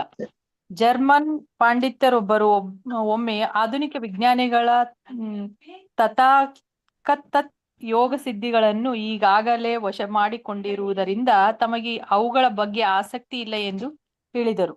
ಅವರು ಪರಮಪ್ರಭುವಿನ ಜೊತೆಯೂ ತಮ್ಮ ಶಾಶ್ವತ ಬಂಧವನ್ನು ಭಕ್ತಿ ಯೋಗದಿಂದ ಅರ್ಥ ಮಾಡಿಕೊಳ್ಳುವುದು ಹೇಗೆ ಎಂದು ಕಲಿಯಲು ಬುದ್ಧಿವಂತಿಕೆಯಿಂದ ಭಾರತಕ್ಕೆ ಹೋದರು. ಯೋಗ ಸಿದ್ಧಿಯಲ್ಲಿ ಕೆಲವು ವರ್ಗಗಳಿದ್ದು ಅಂತಹ ಕೆಲ ವರ್ಗಗಳಲ್ಲಿ ಸಿದ್ಧಿಗಳನ್ನು ಪಡೆಯಲು ಐಹಿಕ ವಿಜ್ಞಾನಿಗಳು ಸಫಲರಾಗಿಲ್ಲ ಎಂಬುದೇನೋ ನಿಜ. ಉದಾಹರಣೆಗೆ, ಹಠಯೋಗಿಯೊಬ್ಬನು ಸೂರ್ಯಕಿರಣಗಳ ಸಹಾಯದಿಂದಷ್ಟೇ ಸೂರ್ಯಗೋಳವನ್ನು ಪ್ರವೇಶಿಸಬಲ್ಲ. ಈ ಸಿದ್ಧಿಯನ್ನು ಲಗಿಮಾ ಎನ್ನುತ್ತಾರೆ. ಹಾಗೆಯೇ ಯೋಗಿಯೊಬ್ಬನು ತನ್ನ ಬೆರಳಿನಿಂದ ಚಂದ್ರನನ್ನು ಸ್ಪರ್ಶಿಸಬಲ್ಲ. ಆಧುನಿಕ ಗಗನಯಾತ್ರಿಗಳು ಗಗನ ನೌಕೆಯೊಂದರ ಸಹಾಯದಿಂದ ಚಂದ್ರಮಂಡಲಕ್ಕೆ ಹೋಗಬಲ್ಲರಾದರೂ ಅವರ ಪ್ರಯತ್ನದಲ್ಲಿ ಬಹಳ ಕಷ್ಟಗಳು ಇದ್ದೇ ಇದೆ. ಅದೇ ಯೋಗ ಸಿದ್ಧಿಯುಳ್ಳದಾತನು ಕೈಚಾಚಿ ತನ್ನ ಬೆರಳಿನಿಂದ ಚಂದ್ರನನ್ನು ಸ್ಪರ್ಶಿಸಬಹುದು. ಈ ಸಿದ್ಧಿಯನ್ನು ಪ್ರಾಪ್ತಿ ಎನ್ನುತ್ತಾರೆ. ಈ ಪ್ರಾಪ್ತಿ ಸಿದ್ಧಿಯಿಂದ ನುರಿತ ಹಠಯೋಗಿಯು ಚಂದ್ರನನ್ನು ಮುಟ್ಟಬಹುದಷ್ಟೇ ಅಲ್ಲ, ಅವನು ಎಲ್ಲಾದರೂ ಕೈಚಾಚಿ ಏನನ್ನು ಬೇಕಾದರೂ ತೆಗೆದುಕೊಳ್ಳಬಲ್ಲ. ಅಂತಹ ಯೋಗಿಯು ತಾನಿರುವ ನಿರ್ದಿಷ್ಟ ಸ್ಥಳದಿಂದ ಸಹಸ್ರಾರು ಮೈಲಿಗಳ ಆಚೆ ಇರುವ ಸ್ಥಳವೊಂದರಲ್ಲಿನ ತೋಟದಿಂದ ಹಣ್ಣನ್ನು ಕಿತ್ತುಕೊಳ್ಳಬಲ್ಲ. ಇದು ಪ್ರಾಪ್ತಿ ಸಿದ್ಧಿ. ನೆಕ್ಸ್ಟ್ ಓದ್ಬೇಕು ಮಾತಾಜಿ. ಹರೇ ಕೃಷ್ಣ. ಓದ್ಬಿಡಿ ಮಾತಾಜಿ. ಓದಿ ಓದಿ ಓದಿ ಮಾತಾಜಿ. ಆಧುನಿಕ ವಿಜ್ಞಾನಿಗಳು ಅಣ್ವಸ್ತ್ರಗಳನ್ನು ತಯಾರು ಮಾಡಿದ್ದಾರೆ. ಅವುಗಳ ಸಹಾಯದಿಂದ ಅವರು ಈ ಭೂಭಾಗದ ಒಂದು ಕಾಸಿನೆಗಲ ಸ್ಥಳವನ್ನು ನಾಶಪಡಿಸಬಹುದು. ಆದರೆ ಇಶಿತಾ ಎಂಬ ಯೋಗ ಸಿದ್ಧಿಯ ಸಹಾಯದಿಂದ ವ್ಯಕ್ತಿಯು ತನ್ನ ಇಚ್ಛೆಯನುಸಾರ ಇಡಿಯಾಗಿ ಒಂದು ಗ್ರಹವನ್ನು ನಿರ್ಮಾಣ ಮಾಡಬಹುದು, ಇಲ್ಲವೇ ನಾಶಪಡಿಸಬಹುದು.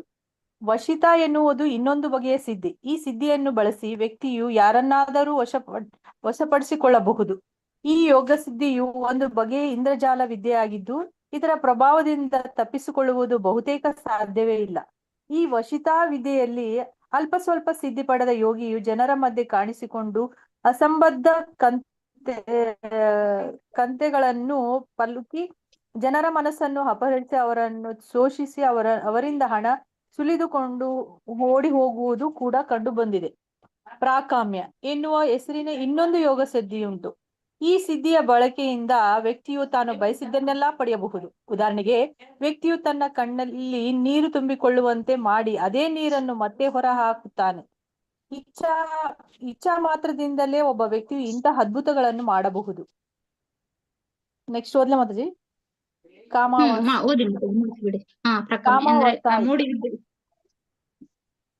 ಕಾಮವಸಾದಿ ಎನ್ನುವುದು ಯೋಗ ಸಿದ್ಧಿಗಳನ್ನೆಲ್ಲ ಅತ್ಯುನ್ನತವಾದದ್ದು. ಇದು ಕೂಡ ಮೋಡಿ ವಿದ್ಯೆಯೇ. ಪ್ರಾಕಾಮ್ಯ ಎನ್ನುವ ಯೋಗ ಸಿದ್ಧಿಯ ನೆರವಿನಿಂದ ವ್ಯಕ್ತಿಯು ನೈಸರ್ಗಿಕ ಪದ್ಧತಿಯಲ್ಲಿ ಅದ್ಭುತ ಪರಿಣಾಮಗಳನ್ನು ಸೃಷ್ಟಿಸಬಲ್ಲನಾದರೆ, ಕಾಮವಸಾಯಿತ ಎನ್ನುವ ಯೋಗ ಸಿದ್ಧಿಯಲ್ಲಿ ಅವನು ಪ್ರಕೃತಿಯ ವಿರುದ್ಧ ನಡೆಯಬಹುದಾಗಿದೆ, ಎಂದರೆ ಅಸಾಧ್ಯವಾದುದನ್ನು ಕೂಡ ಸಾಧಿಸಬಹುದಾಗಿದೆ. ಇಂತಹ ಯೋಗಿ ಸಿದ್ಧಿಗಳಿಂದ ವ್ಯಕ್ತಿಯು ತಾತ್ಕಾಲಿಕ ಸುಖವನ್ನು ಸಾಧಿಸಬಹುದು ಎಂಬುದಂತೂ ನಿಜ. ಕೃಷ್ಣ ಪ್ರಜ್ಞೆ ಆಂದೋಲನವು ದಡ್ಡ ಜನರಿಗೆ ಮಾತ್ರ ಸರಿ ಹೊಂದುತ್ತದೆ ಎಂದು ಆಧುನಿಕ ಐಹಿಕ ಪ್ರಗತಿಗೆ ಮರಳಾದ ಜನ ತಿಳಿಗೇಡಿತನದಿಂದ ಭಾವಿಸುತ್ತಾರೆ. ಒಳ್ಳೆಯ ಮನೆ, ಕುಟುಂಬ ಮತ್ತು ಲೈಂಗಿಕ ಬದುಕು ನನ್ನ ಈ ಐಹಿಕ ಸುಖಗಳಲ್ಲಿ ಮಗ್ನನಾಗಿ ನಾನು ಚೆನ್ನಾಗಿಯೇ ಇದ್ದೇನೆ ಎಂದು ಅಂತಹ ಜನ ಹೇಳಿಕೊಳ್ಳುತ್ತಾರೆ. ಆದರೆ ಯಾವುದೋ ಹೊತ್ತಿನಲ್ಲಾದರೂ ಅವರ ಐಹಿಕ ಸ್ಥಾನಮಾನಗಳನ್ನು ಕಳಚಿ ಅವರನ್ನು ಒದ್ದು ಓಡಿಸಬಹುದಾಗಿದೆ ಎಂಬುದು ಈ ಜನಕ್ಕೆ ತಿಳಿಯದು. ಅಜ್ಞಾನವು ಕಾರಣವಾಗಿ ನಿಜವಾದ ಬದುಕು ಶಾಶ್ವತವೆಂದು ಈ ಜನರಿಗೆ ಗೊತ್ತಿಲ್ಲ. ತಾತ್ಕಾಲಿಕವಾಗಿ ದೈಹಿಕ ಸುಖವನ್ನು ಪಡೆದು ಬದುಕಿನ ಧ್ಯಾಯವಲ್ಲ. ಐಹಿಕ ಸುಖಗಳ ಕಣ್ಣು ಕೊರೈಸುವ ಬೆಳಕಿನಿಂದಾಗಿ ಜನರು ದಿಗ್ಭ್ರಮೆಗೆ ಈಡಾಗುವುದು ಅಜ್ಞಾನದ ಘೋರ ಅಂಧಕಾರದಿಂದಾಗಿಯೇ. ಆದ್ದರಿಂದಲೇ ಐಹಿಕ ಜ್ಞಾನವು ಹೆಚ್ಚಾದಂತೆಲ್ಲ ಅದು ವ್ಯಕ್ತಿಯನ್ನು ಹೆಚ್ಚು ಹೆಚ್ಚು ತಿಳಿಗೇಡಿಯನ್ನಾಗಿ ಮಾಡುತ್ತದೆ ಎಂದು ಶ್ರೀಲ ಭಕ್ತಿ ವಿನೋದ ಠಾಕೂರರು ಹೇಳುತ್ತಾರೆ. ಏಕೆಂದರೆ ಐಹಿಕ ಜ್ಞಾನವು ತನ್ನ ಮಿನುಗುವಿಕೆಯಿಂದ ವ್ಯಕ್ತಿಯು ತನ್ನ ನೈಜ ವ್ಯಕ್ತಿತ್ವವನ್ನು ಮರೆಯುವಂತೆ ಮಾಡುತ್ತದೆ. ಇದು ಮನುಷ್ಯನ ಅಧಪತನವೇ ಸರಿ. ಏಕೆಂದರೆ ಮನುಷ್ಯನು ಜೀವನವು ಐಹಿಕ ಕಶ್ಮಲಗಳಿಂದ ಮುಕ್ತರಾಗಲಿ ಎಂಬುದರ ಸಲುವಾಗಿದೆ. ಐಹಿಕ ಜ್ಞಾನದ ವರ್ಧನೆಯಾದಂತೆಲ್ಲ ಜನರು ಹೆಚ್ಚು ಹೆಚ್ಚಾಗಿ ಐಹಿಕ ಅಸ್ತಿತ್ವದಲ್ಲಿ ಸಿಕ್ಕಿ ಹಾಕಿಕೊಳ್ಳುತ್ತಾರೆ. ಈ ವಿಪತ್ತಿನಿಂದ ಜನ ಪಾರಾದರೆಂಬ ಆಶಾಭಾವನೆಯೇ ಇಲ್ಲವಾಗಿದೆ. ಹರೇ ಕೃಷ್ಣ. ಹರೇ ಕೃಷ್ಣ ಮಾತಾಜಿ, ಧನ್ಯವಾದಗಳು. ಇಲ್ಲಿ ನಾವು ನೋಡ್ಬೋದು, ನಾನು ಸಂಕ್ಷಿಪ್ತವಾಗಿ ಹೇಳ್ತೇನೆ. ಅಂದ್ರೆ ಇಲ್ಲಿ ನೋಡಿ, ಎಷ್ಟು ಈ ಕೃಷ್ಣ ಪ್ರಜ್ಞೆಯಲ್ಲಿ ಸುಖ ಅನ್ನೋದು ಏನದು, ನಾವು ಈ ಲಕ್ಷಣಗಳಲ್ಲಿ ಯಾವ ಲಕ್ಷಣ ಅದು ಅಲ್ವಾ? ಮೂರನೇದು ನಾವು ಶುಭದ ನೋಡಿದ್ವಿ. ನಂತರ ಮೂರನೇದು ಶುದ್ಧ ಭಕ್ತಿ ಸೇವೆಯಲ್ಲಿ ಆನಂದ, ನಾವು ಅದನ್ನ ನೋಡಿದ್ವಿ ಅಲ್ಲ, ಐಕ ಆನಂದ ಯಾವ ರೀತಿ ಅಂತ. ನಂತರ ಇಲ್ಲಿ ಈ ಸಿದ್ಧಿಗಳಿಂದ ಮೂರನೇ ಲಕ್ಷಣ ನೋಡಿ ಇಲ್ಲಿ ಕೊಟ್ಟಿದ್ದಾರೆ. ಶುದ್ಧ ಭಕ್ತಿ ಸೇವೆ ತನ್ನಂತೆ ತಾನೇ ವ್ಯಕ್ತಿಯನ್ನ ಲೋಕೋತ್ತರವಾದ ಆನಂದಕ್ಕೆ ಹೇಗೆ ಕೊಂಡೊಯ್ಯುತ್ತದೆ, ಅದರ ಈಗ ಮೂರನೇ ಲಕ್ಷಣ ನೋಡಿ. ಕೃಷ್ಣ ಪ್ರಜ್ಞೆಯಲ್ಲಿ ಸುಖ ಅದನ್ನ ನಾವು ನೋಡಿದ್ವಿ, ಯಾವ ರೀತಿ ಆನಂದ ಪಡಿತೇವೆ ಅಲ್ವಾ? ಅಂದ್ರೆ ಐಕ ಆನಂದ, ಪರಬ್ರಹ್ಮ ಆನಂದ, ನಂತರ ಪ್ರೇಮಾನಂದ ಯಾವ ರೀತಿ ಪಡಿತೇವೆ ಅದನ್ನ ನಾವು ನೋಡಿದ ನಂತರ ಇಲ್ಲಿ ನಾವು ನಾನು ಹೇಳ್ತಾ ಹೋಗ್ತೇನೆ. ಏನಂದ್ರೆ 8 ಸಿದ್ಧಿಗಳಿರ್ತದೆ ಅಲ್ವಾ? 8 ಸಿದ್ಧಿಯಲ್ಲಿ ಅಣಿಮಾ ಸಿದ್ಧಿ, ನಂತರ ಇಲ್ಲಿ ಕೊಡ್ತಾರೆ ಲಘೀಮಾ, ನಂತರ ಪ್ರಾಪ್ತಿ ಸಿದ್ಧಿ, ವಶಿತ, ಇಶಿತ, ಪ್ರಾಕಾಮ್ಯ, ಮೋಡಿ ವಿದ್ಯೆ ಅಲ್ವಾ? ಇದನ್ನ ನಾವು ಕಾಮಾವಸಾಯಿತ ಅಂತ ನಾವು ನೋಡ್ತೇವೆ. ಇಷ್ಟು 8 ಸಿದ್ಧಿಗಳನ್ನ ನಾವು ನೋಡ್ತೀವಿ. ಈ 8 ಸಿದ್ಧಿಗಳನ್ನ ಇಲ್ಲಿ ಅವ್ರು ಏನ್ ಹೇಳ್ತಾರೆ ಅಂತಂದ್ರೆ, ಈ ಸಿದ್ಧಿಗಳನ್ನ ನಾವು ಯಾವ ರೀತಿ ಪಡಿತೇವೆ ಅಂದ್ರೆ ಯೋಗ ಸಿದ್ಧಿಗಳಿಂದ. ಇವು ಆಧುನಿಕತೆಯಲ್ಲಿ ನಾವು ಈಗ ಕೂಡ ನೋಡ್ಬೋದು ಅಲ್ವಾ. ಮೊದಲು ಎಷ್ಟೇ ವರ್ಷಗಳ ಯೋಗಗಳನ್ನ ಮಾಡಿ ತಮ್ಮ ಸಿದ್ಧಿಗಳನ್ನ ಪಡೆದುಕೊಳ್ತಿದ್ರು ಅಲ್ವಾ. ಈಗಿನ ಆಧುನಿಕತೆಯಲ್ಲಿ ಕೆಲವೇ ದಿನಗಳಲ್ಲಿ ನಾವು ಅದನ್ನ ಸಿದ್ಧಿಗಳನ್ನ ಪಡೆಯಬಹುದು ಅಂತ ನಾವು ನೋಡ್ಬೋದು. ವೈಜ್ಞಾನಿಕ ಸಂಶೋಧನೆಗಳ ಮೂಲಕ ನಾವು ನೋಡ್ಬೋದು ಅಲ್ವಾ. ಅಣಿಮ ಅಂದ್ರೆ ವ್ಯಕ್ತಿ ಚಿಕ್ಕ ಇದ್ದು ಸಹ ಅವನು ತನ್ನ ಶಕ್ತಿಯನ್ನ ಪಡೆದುಕೊಳ್ಬಹುದು. ಚಿಕ್ಕ ರೂಪ ತಾಳಿ ಅಥವಾ ಗಾಳಿಯಲ್ಲಿ ನೀರು. ಮತ್ತೆ ಮಹಿಮಾ ಅಂದ್ರೆ ದೊಡ್ಡ ದೇಹದ ಗಾತ್ರವನ್ನ ಪಡೆಯುವಂಥದ್ದು ಮಹಿಮಾ. ಹೀಗೆ ನಾವು ನೋಡ್ತಾ ಅಂದ್ರೆ ಹೋಗ್ಬೋದು. ಹೇಗೆ ಅಂತಂದ್ರೆ ನಾವು ಇಲ್ಲಿ ಅವ್ರು ಕೊಟ್ಟಿದ್ದಾರೆ ಯಾವ ರೀತಿ ಸಿದ್ಧಿಗಳನ್ನ ಪಡೆದರೂ ಕೂಡ ನಾವು ಸಹಸ್ರಾರು ಮೈಲಿಗಳಾಚೆ ಇರುವ ಸ್ಥಳವೊಂದರಲ್ಲಿ ತೋಟದಿಂದ ಹಣ್ಣನ್ನ ಕಿತ್ತುಕೊಳ್ಳಬಲ್ಲ. ಇದು ಪ್ರಾಪ್ತಿ ಸಿದ್ಧಿ. ಅಂದ್ರೆ ಪ್ರಾಪ್ತಿ ಸಿದ್ಧಿ ಅಂತಂದ್ರೆ ಏನು, ದೂರದಿಂದ ಕೂಡ ನೀವು ಓದ್ಕೊಳ್ಳಿ, ಯಾಕಂದ್ರೆ ಸಮಯದ ಅಭಾವ. ಅಂದ್ರೆ ನೀವು ಒಂದ್ 2-3 ಸಲ ಓದಿದ್ರೆ ನಿಮಗೆ ಅದು ಅರ್ಥ ಆಗ್ತದೆ. ನಾನು ಸಂಕ್ಷಿಪ್ತವಾಗಿ ಹೇಳ್ತೀನಿ 8 ಸಿದ್ಧಿಗಳ ಬಗ್ಗೆ. ಅಣಿಮ ಅಂತಂದ್ರೆ ನಿಮಗೆ ಆಲ್ರೆಡಿ ಗೊತ್ತಾಗಿದೆ, ಚಿಕ್ಕ ರೂಪ ತಾಳಿ ಹೋಗುವಂಥದ್ದು. ಅದೇ ರೀತಿ ಇಲ್ಲಿ ಹೇಳ್ತಾರೆ ಮತ್ತೆ ಒಂದು ಮಹಿಮಾ ಅಂತಂದ್ರೆ ದೊಡ್ಡ ದೇಹದ ಗಾತ್ರವನ್ನ ಪಡೆಯುವಂಥದ್ದು ಅಲ್ವಾ. ಅದೇ ರೀತಿ ನಾವು ಇಲ್ಲಿ ನೋಡ್ಬೋದು ಲಘಿಮಾ ಅಂದ್ರೆ ಏನು, ಲಘಿಮಾ ಅಂದ್ರೆ ಏನು ಅಂತಂದ್ರೆ ಹಠಯೋಗಿಯೊಬ್ಬನು ಸೂರ್ಯಕಿರಣಗಳ ಸಹಾಯದಿಂದಷ್ಟೇ ಸೂರ್ಯಗೋಳಬಲ್ಲ ಪ್ರವೇಶಿಸಬಲ್ಲ. ಅಂದ್ರೆ ಅವನು ಸೂರ್ಯಕಿರಣಗಳ ಸಹಾಯದಿಂದಷ್ಟೇ ಸೂರ್ಯಗೋಳವನ್ನ ಪ್ರವೇಶಿಸಬಲ್ಲ. ಈ ಸಿದ್ಧಿಯನ್ನ ಲಘಿಮ ಎನ್ನುತ್ತಾರೆ. ಹಾಗೆ ಯೋಗಿಯೊಬ್ಬನು ತನ್ನ ಬೆರಳಿನಿಂದ ನೋಡಿ ಅವನು ತನ್ನ ಬೆರಳಿನಿಂದನೇ ಚಂದ್ರನ ಸ್ಪರ್ಶಿಸಬಲ್ಲ. ಅಂತಹ ಅವನು ಅಂದ್ರೆ ಗಗನಯಾತ್ರಿಗಳು ಗಗನ ನೌಕೆಯೊಂದರ ಸಹಾಯದಿಂದ ಚಂದ್ರಮಂಡಲಕ್ಕೆ ಅವನು ಹೋಗಬಲ್ಲವರಾದರೂ ಅವರ ಪ್ರಯತ್ನದಲ್ಲಿ ಬಹಳ ಕಷ್ಟಗಳು ಇದ್ದೇ ಇರ್ತದೆ. ಅಂದ್ರೆ ಈ ಯೋಗ ಸ್ಥಿತಿಗಳನ್ನ ಪಡಿಬೇಕಂದ್ರೆ ತುಂಬಾ ಕಷ್ಟ ಇರ್ತದೆ. ಅವರು ಎಷ್ಟೋ ತಪಸ್ಸನ್ನ ಮಾಡ್ಬೇಕಾಗ್ತದೆ, ಎಷ್ಟೋ ಪ್ರಯತ್ನಗಳನ್ನ ಮಾಡ್ಬೇಕಾಗ್ತದೆ. ಅದೇ ರೀತಿ ಕೈಚಾಚಿ ತನ್ನ ಬೆರಳಿನಿಂದ ಚಂದ್ರನನ್ನ ಅವರು ಸ್ಪರ್ಶಿಸಬಹುದು. ಪ್ರಾಪ್ತಿ ಸಿದ್ಧಿ ಅಂತಾರೆ ಅದಕ್ಕೆ. ಪ್ರಾಪ್ತಿ ಸಿದ್ಧಿಯಿಂದ ನುರಿತ ಹಠಯೋಗಿಯ ಚಂದ್ರನನ್ನ ಮುಟ್ಟಬಹುದಷ್ಟೇ ಅಲ್ಲ, ಅವನು ಎಲ್ಲಾದರೂ ಕೈಚಾಚಿ ಏನನ್ನ ಬೇಕಾದ್ರೂ ತೆಗೆದುಕೊಳ್ಳಬಹುದು ಅಂತೆ. ಅಂತಹದ್ದು ಪ್ರಾಪ್ತಿ ಸಿದ್ಧಿ ಅಂತ ಹೇಳ್ತಾರೆ. ಆಧುನಿಕ ವಿಜ್ಞಾನಿಗಳು ಅಣ್ವಸ್ತ್ರಗಳನ್ನ ತಯಾರು ಮಾಡಿದ್ದಾರೆ. ಅವುಗಳ ಸಹಾಯದಿಂದ ಅವನು ಭೂಭಾಗದ ಒಂದು ಕಾಸಿನಗಲ ಸ್ಥಳವನ್ನ ನಾಶಪಡಿಸಬಹುದು ನೋಡಿ. ಆದರೆ ಇಶಿತಾ ಎಂಬ ಯೋಗ ಸಿದ್ಧಿಯ ಸಹಾಯದಿಂದ ವ್ಯಕ್ತಿ ತನ್ನ ಇಚ್ಛೆಯಾನುಸಾರ ನೋಡಿ, ಇಶಿತಾ ಅಂದ್ರೆ ತನ್ನ ಇಚ್ಛೆಯಾನುಸಾರ ಇಡಿಯಾಗಿ ಒಂದು ಗ್ರಹವನ್ನ ಅವನು ನಿರ್ಮಾಣ ಮಾಡಬಹುದು. ಇಶಿತಾ ಅಂದ್ರೆ ಏನು, ಪ್ರಾಪ್ತಿ ಅಂದ್ರೆ ಅವನು ಬಯಸಿದ್ದನ್ನು ಮುಟ್ಟಬಹುದು ಅಂದ್ರೆ ಆತರ ಅವನು ಪ್ರಾಪ್ತಿ ಅವನು. ಅದೇ ರೀತಿ ಒಬ್ಬ ಲಘಿಮ ಅಂತಂದ್ರೆ ಏನು, ಸೂರ್ಯಗೋಳವನ್ನು ಪ್ರವೇಶಿಸಬಲ್ಲವನು. ಆದ್ರೆ ಇಲ್ಲೇ ಹೇಳ್ತಾರೆ ಏನು, ಇಶಿತ ಅಂದ್ರೆ ಏನು, ಅವನು ತನ್ನ ಇಚ್ಛೆ ಅನುಸಾರ ಇಡೀ ಆಗಿ ಅಂದ್ರೆ ಅವನ ಇಚ್ಛೆ ಅನುಸಾರ ಒಂದು ಗ್ರಹವನ್ನ ಅವನೇ ನಿರ್ಮಾಣ ಮಾಡಬಹುದು ಅಂತ ನಾವು ನೋಡ್ಬೋದು. ಇಲ್ಲಿ ನಾವು ಇಶಿತ ನೋಡಬಹುದು ಯಾರಂತಂದ್ರೆ ಒಂದು ಗ್ರಹವನ್ನೇ ಸೃಷ್ಟಿ ಮಾಡ್ತಾರೆ. ಯಾರು, ನಮ್ಮ ದೇವತಿ ಕರ್ದಮ ಮುನಿ.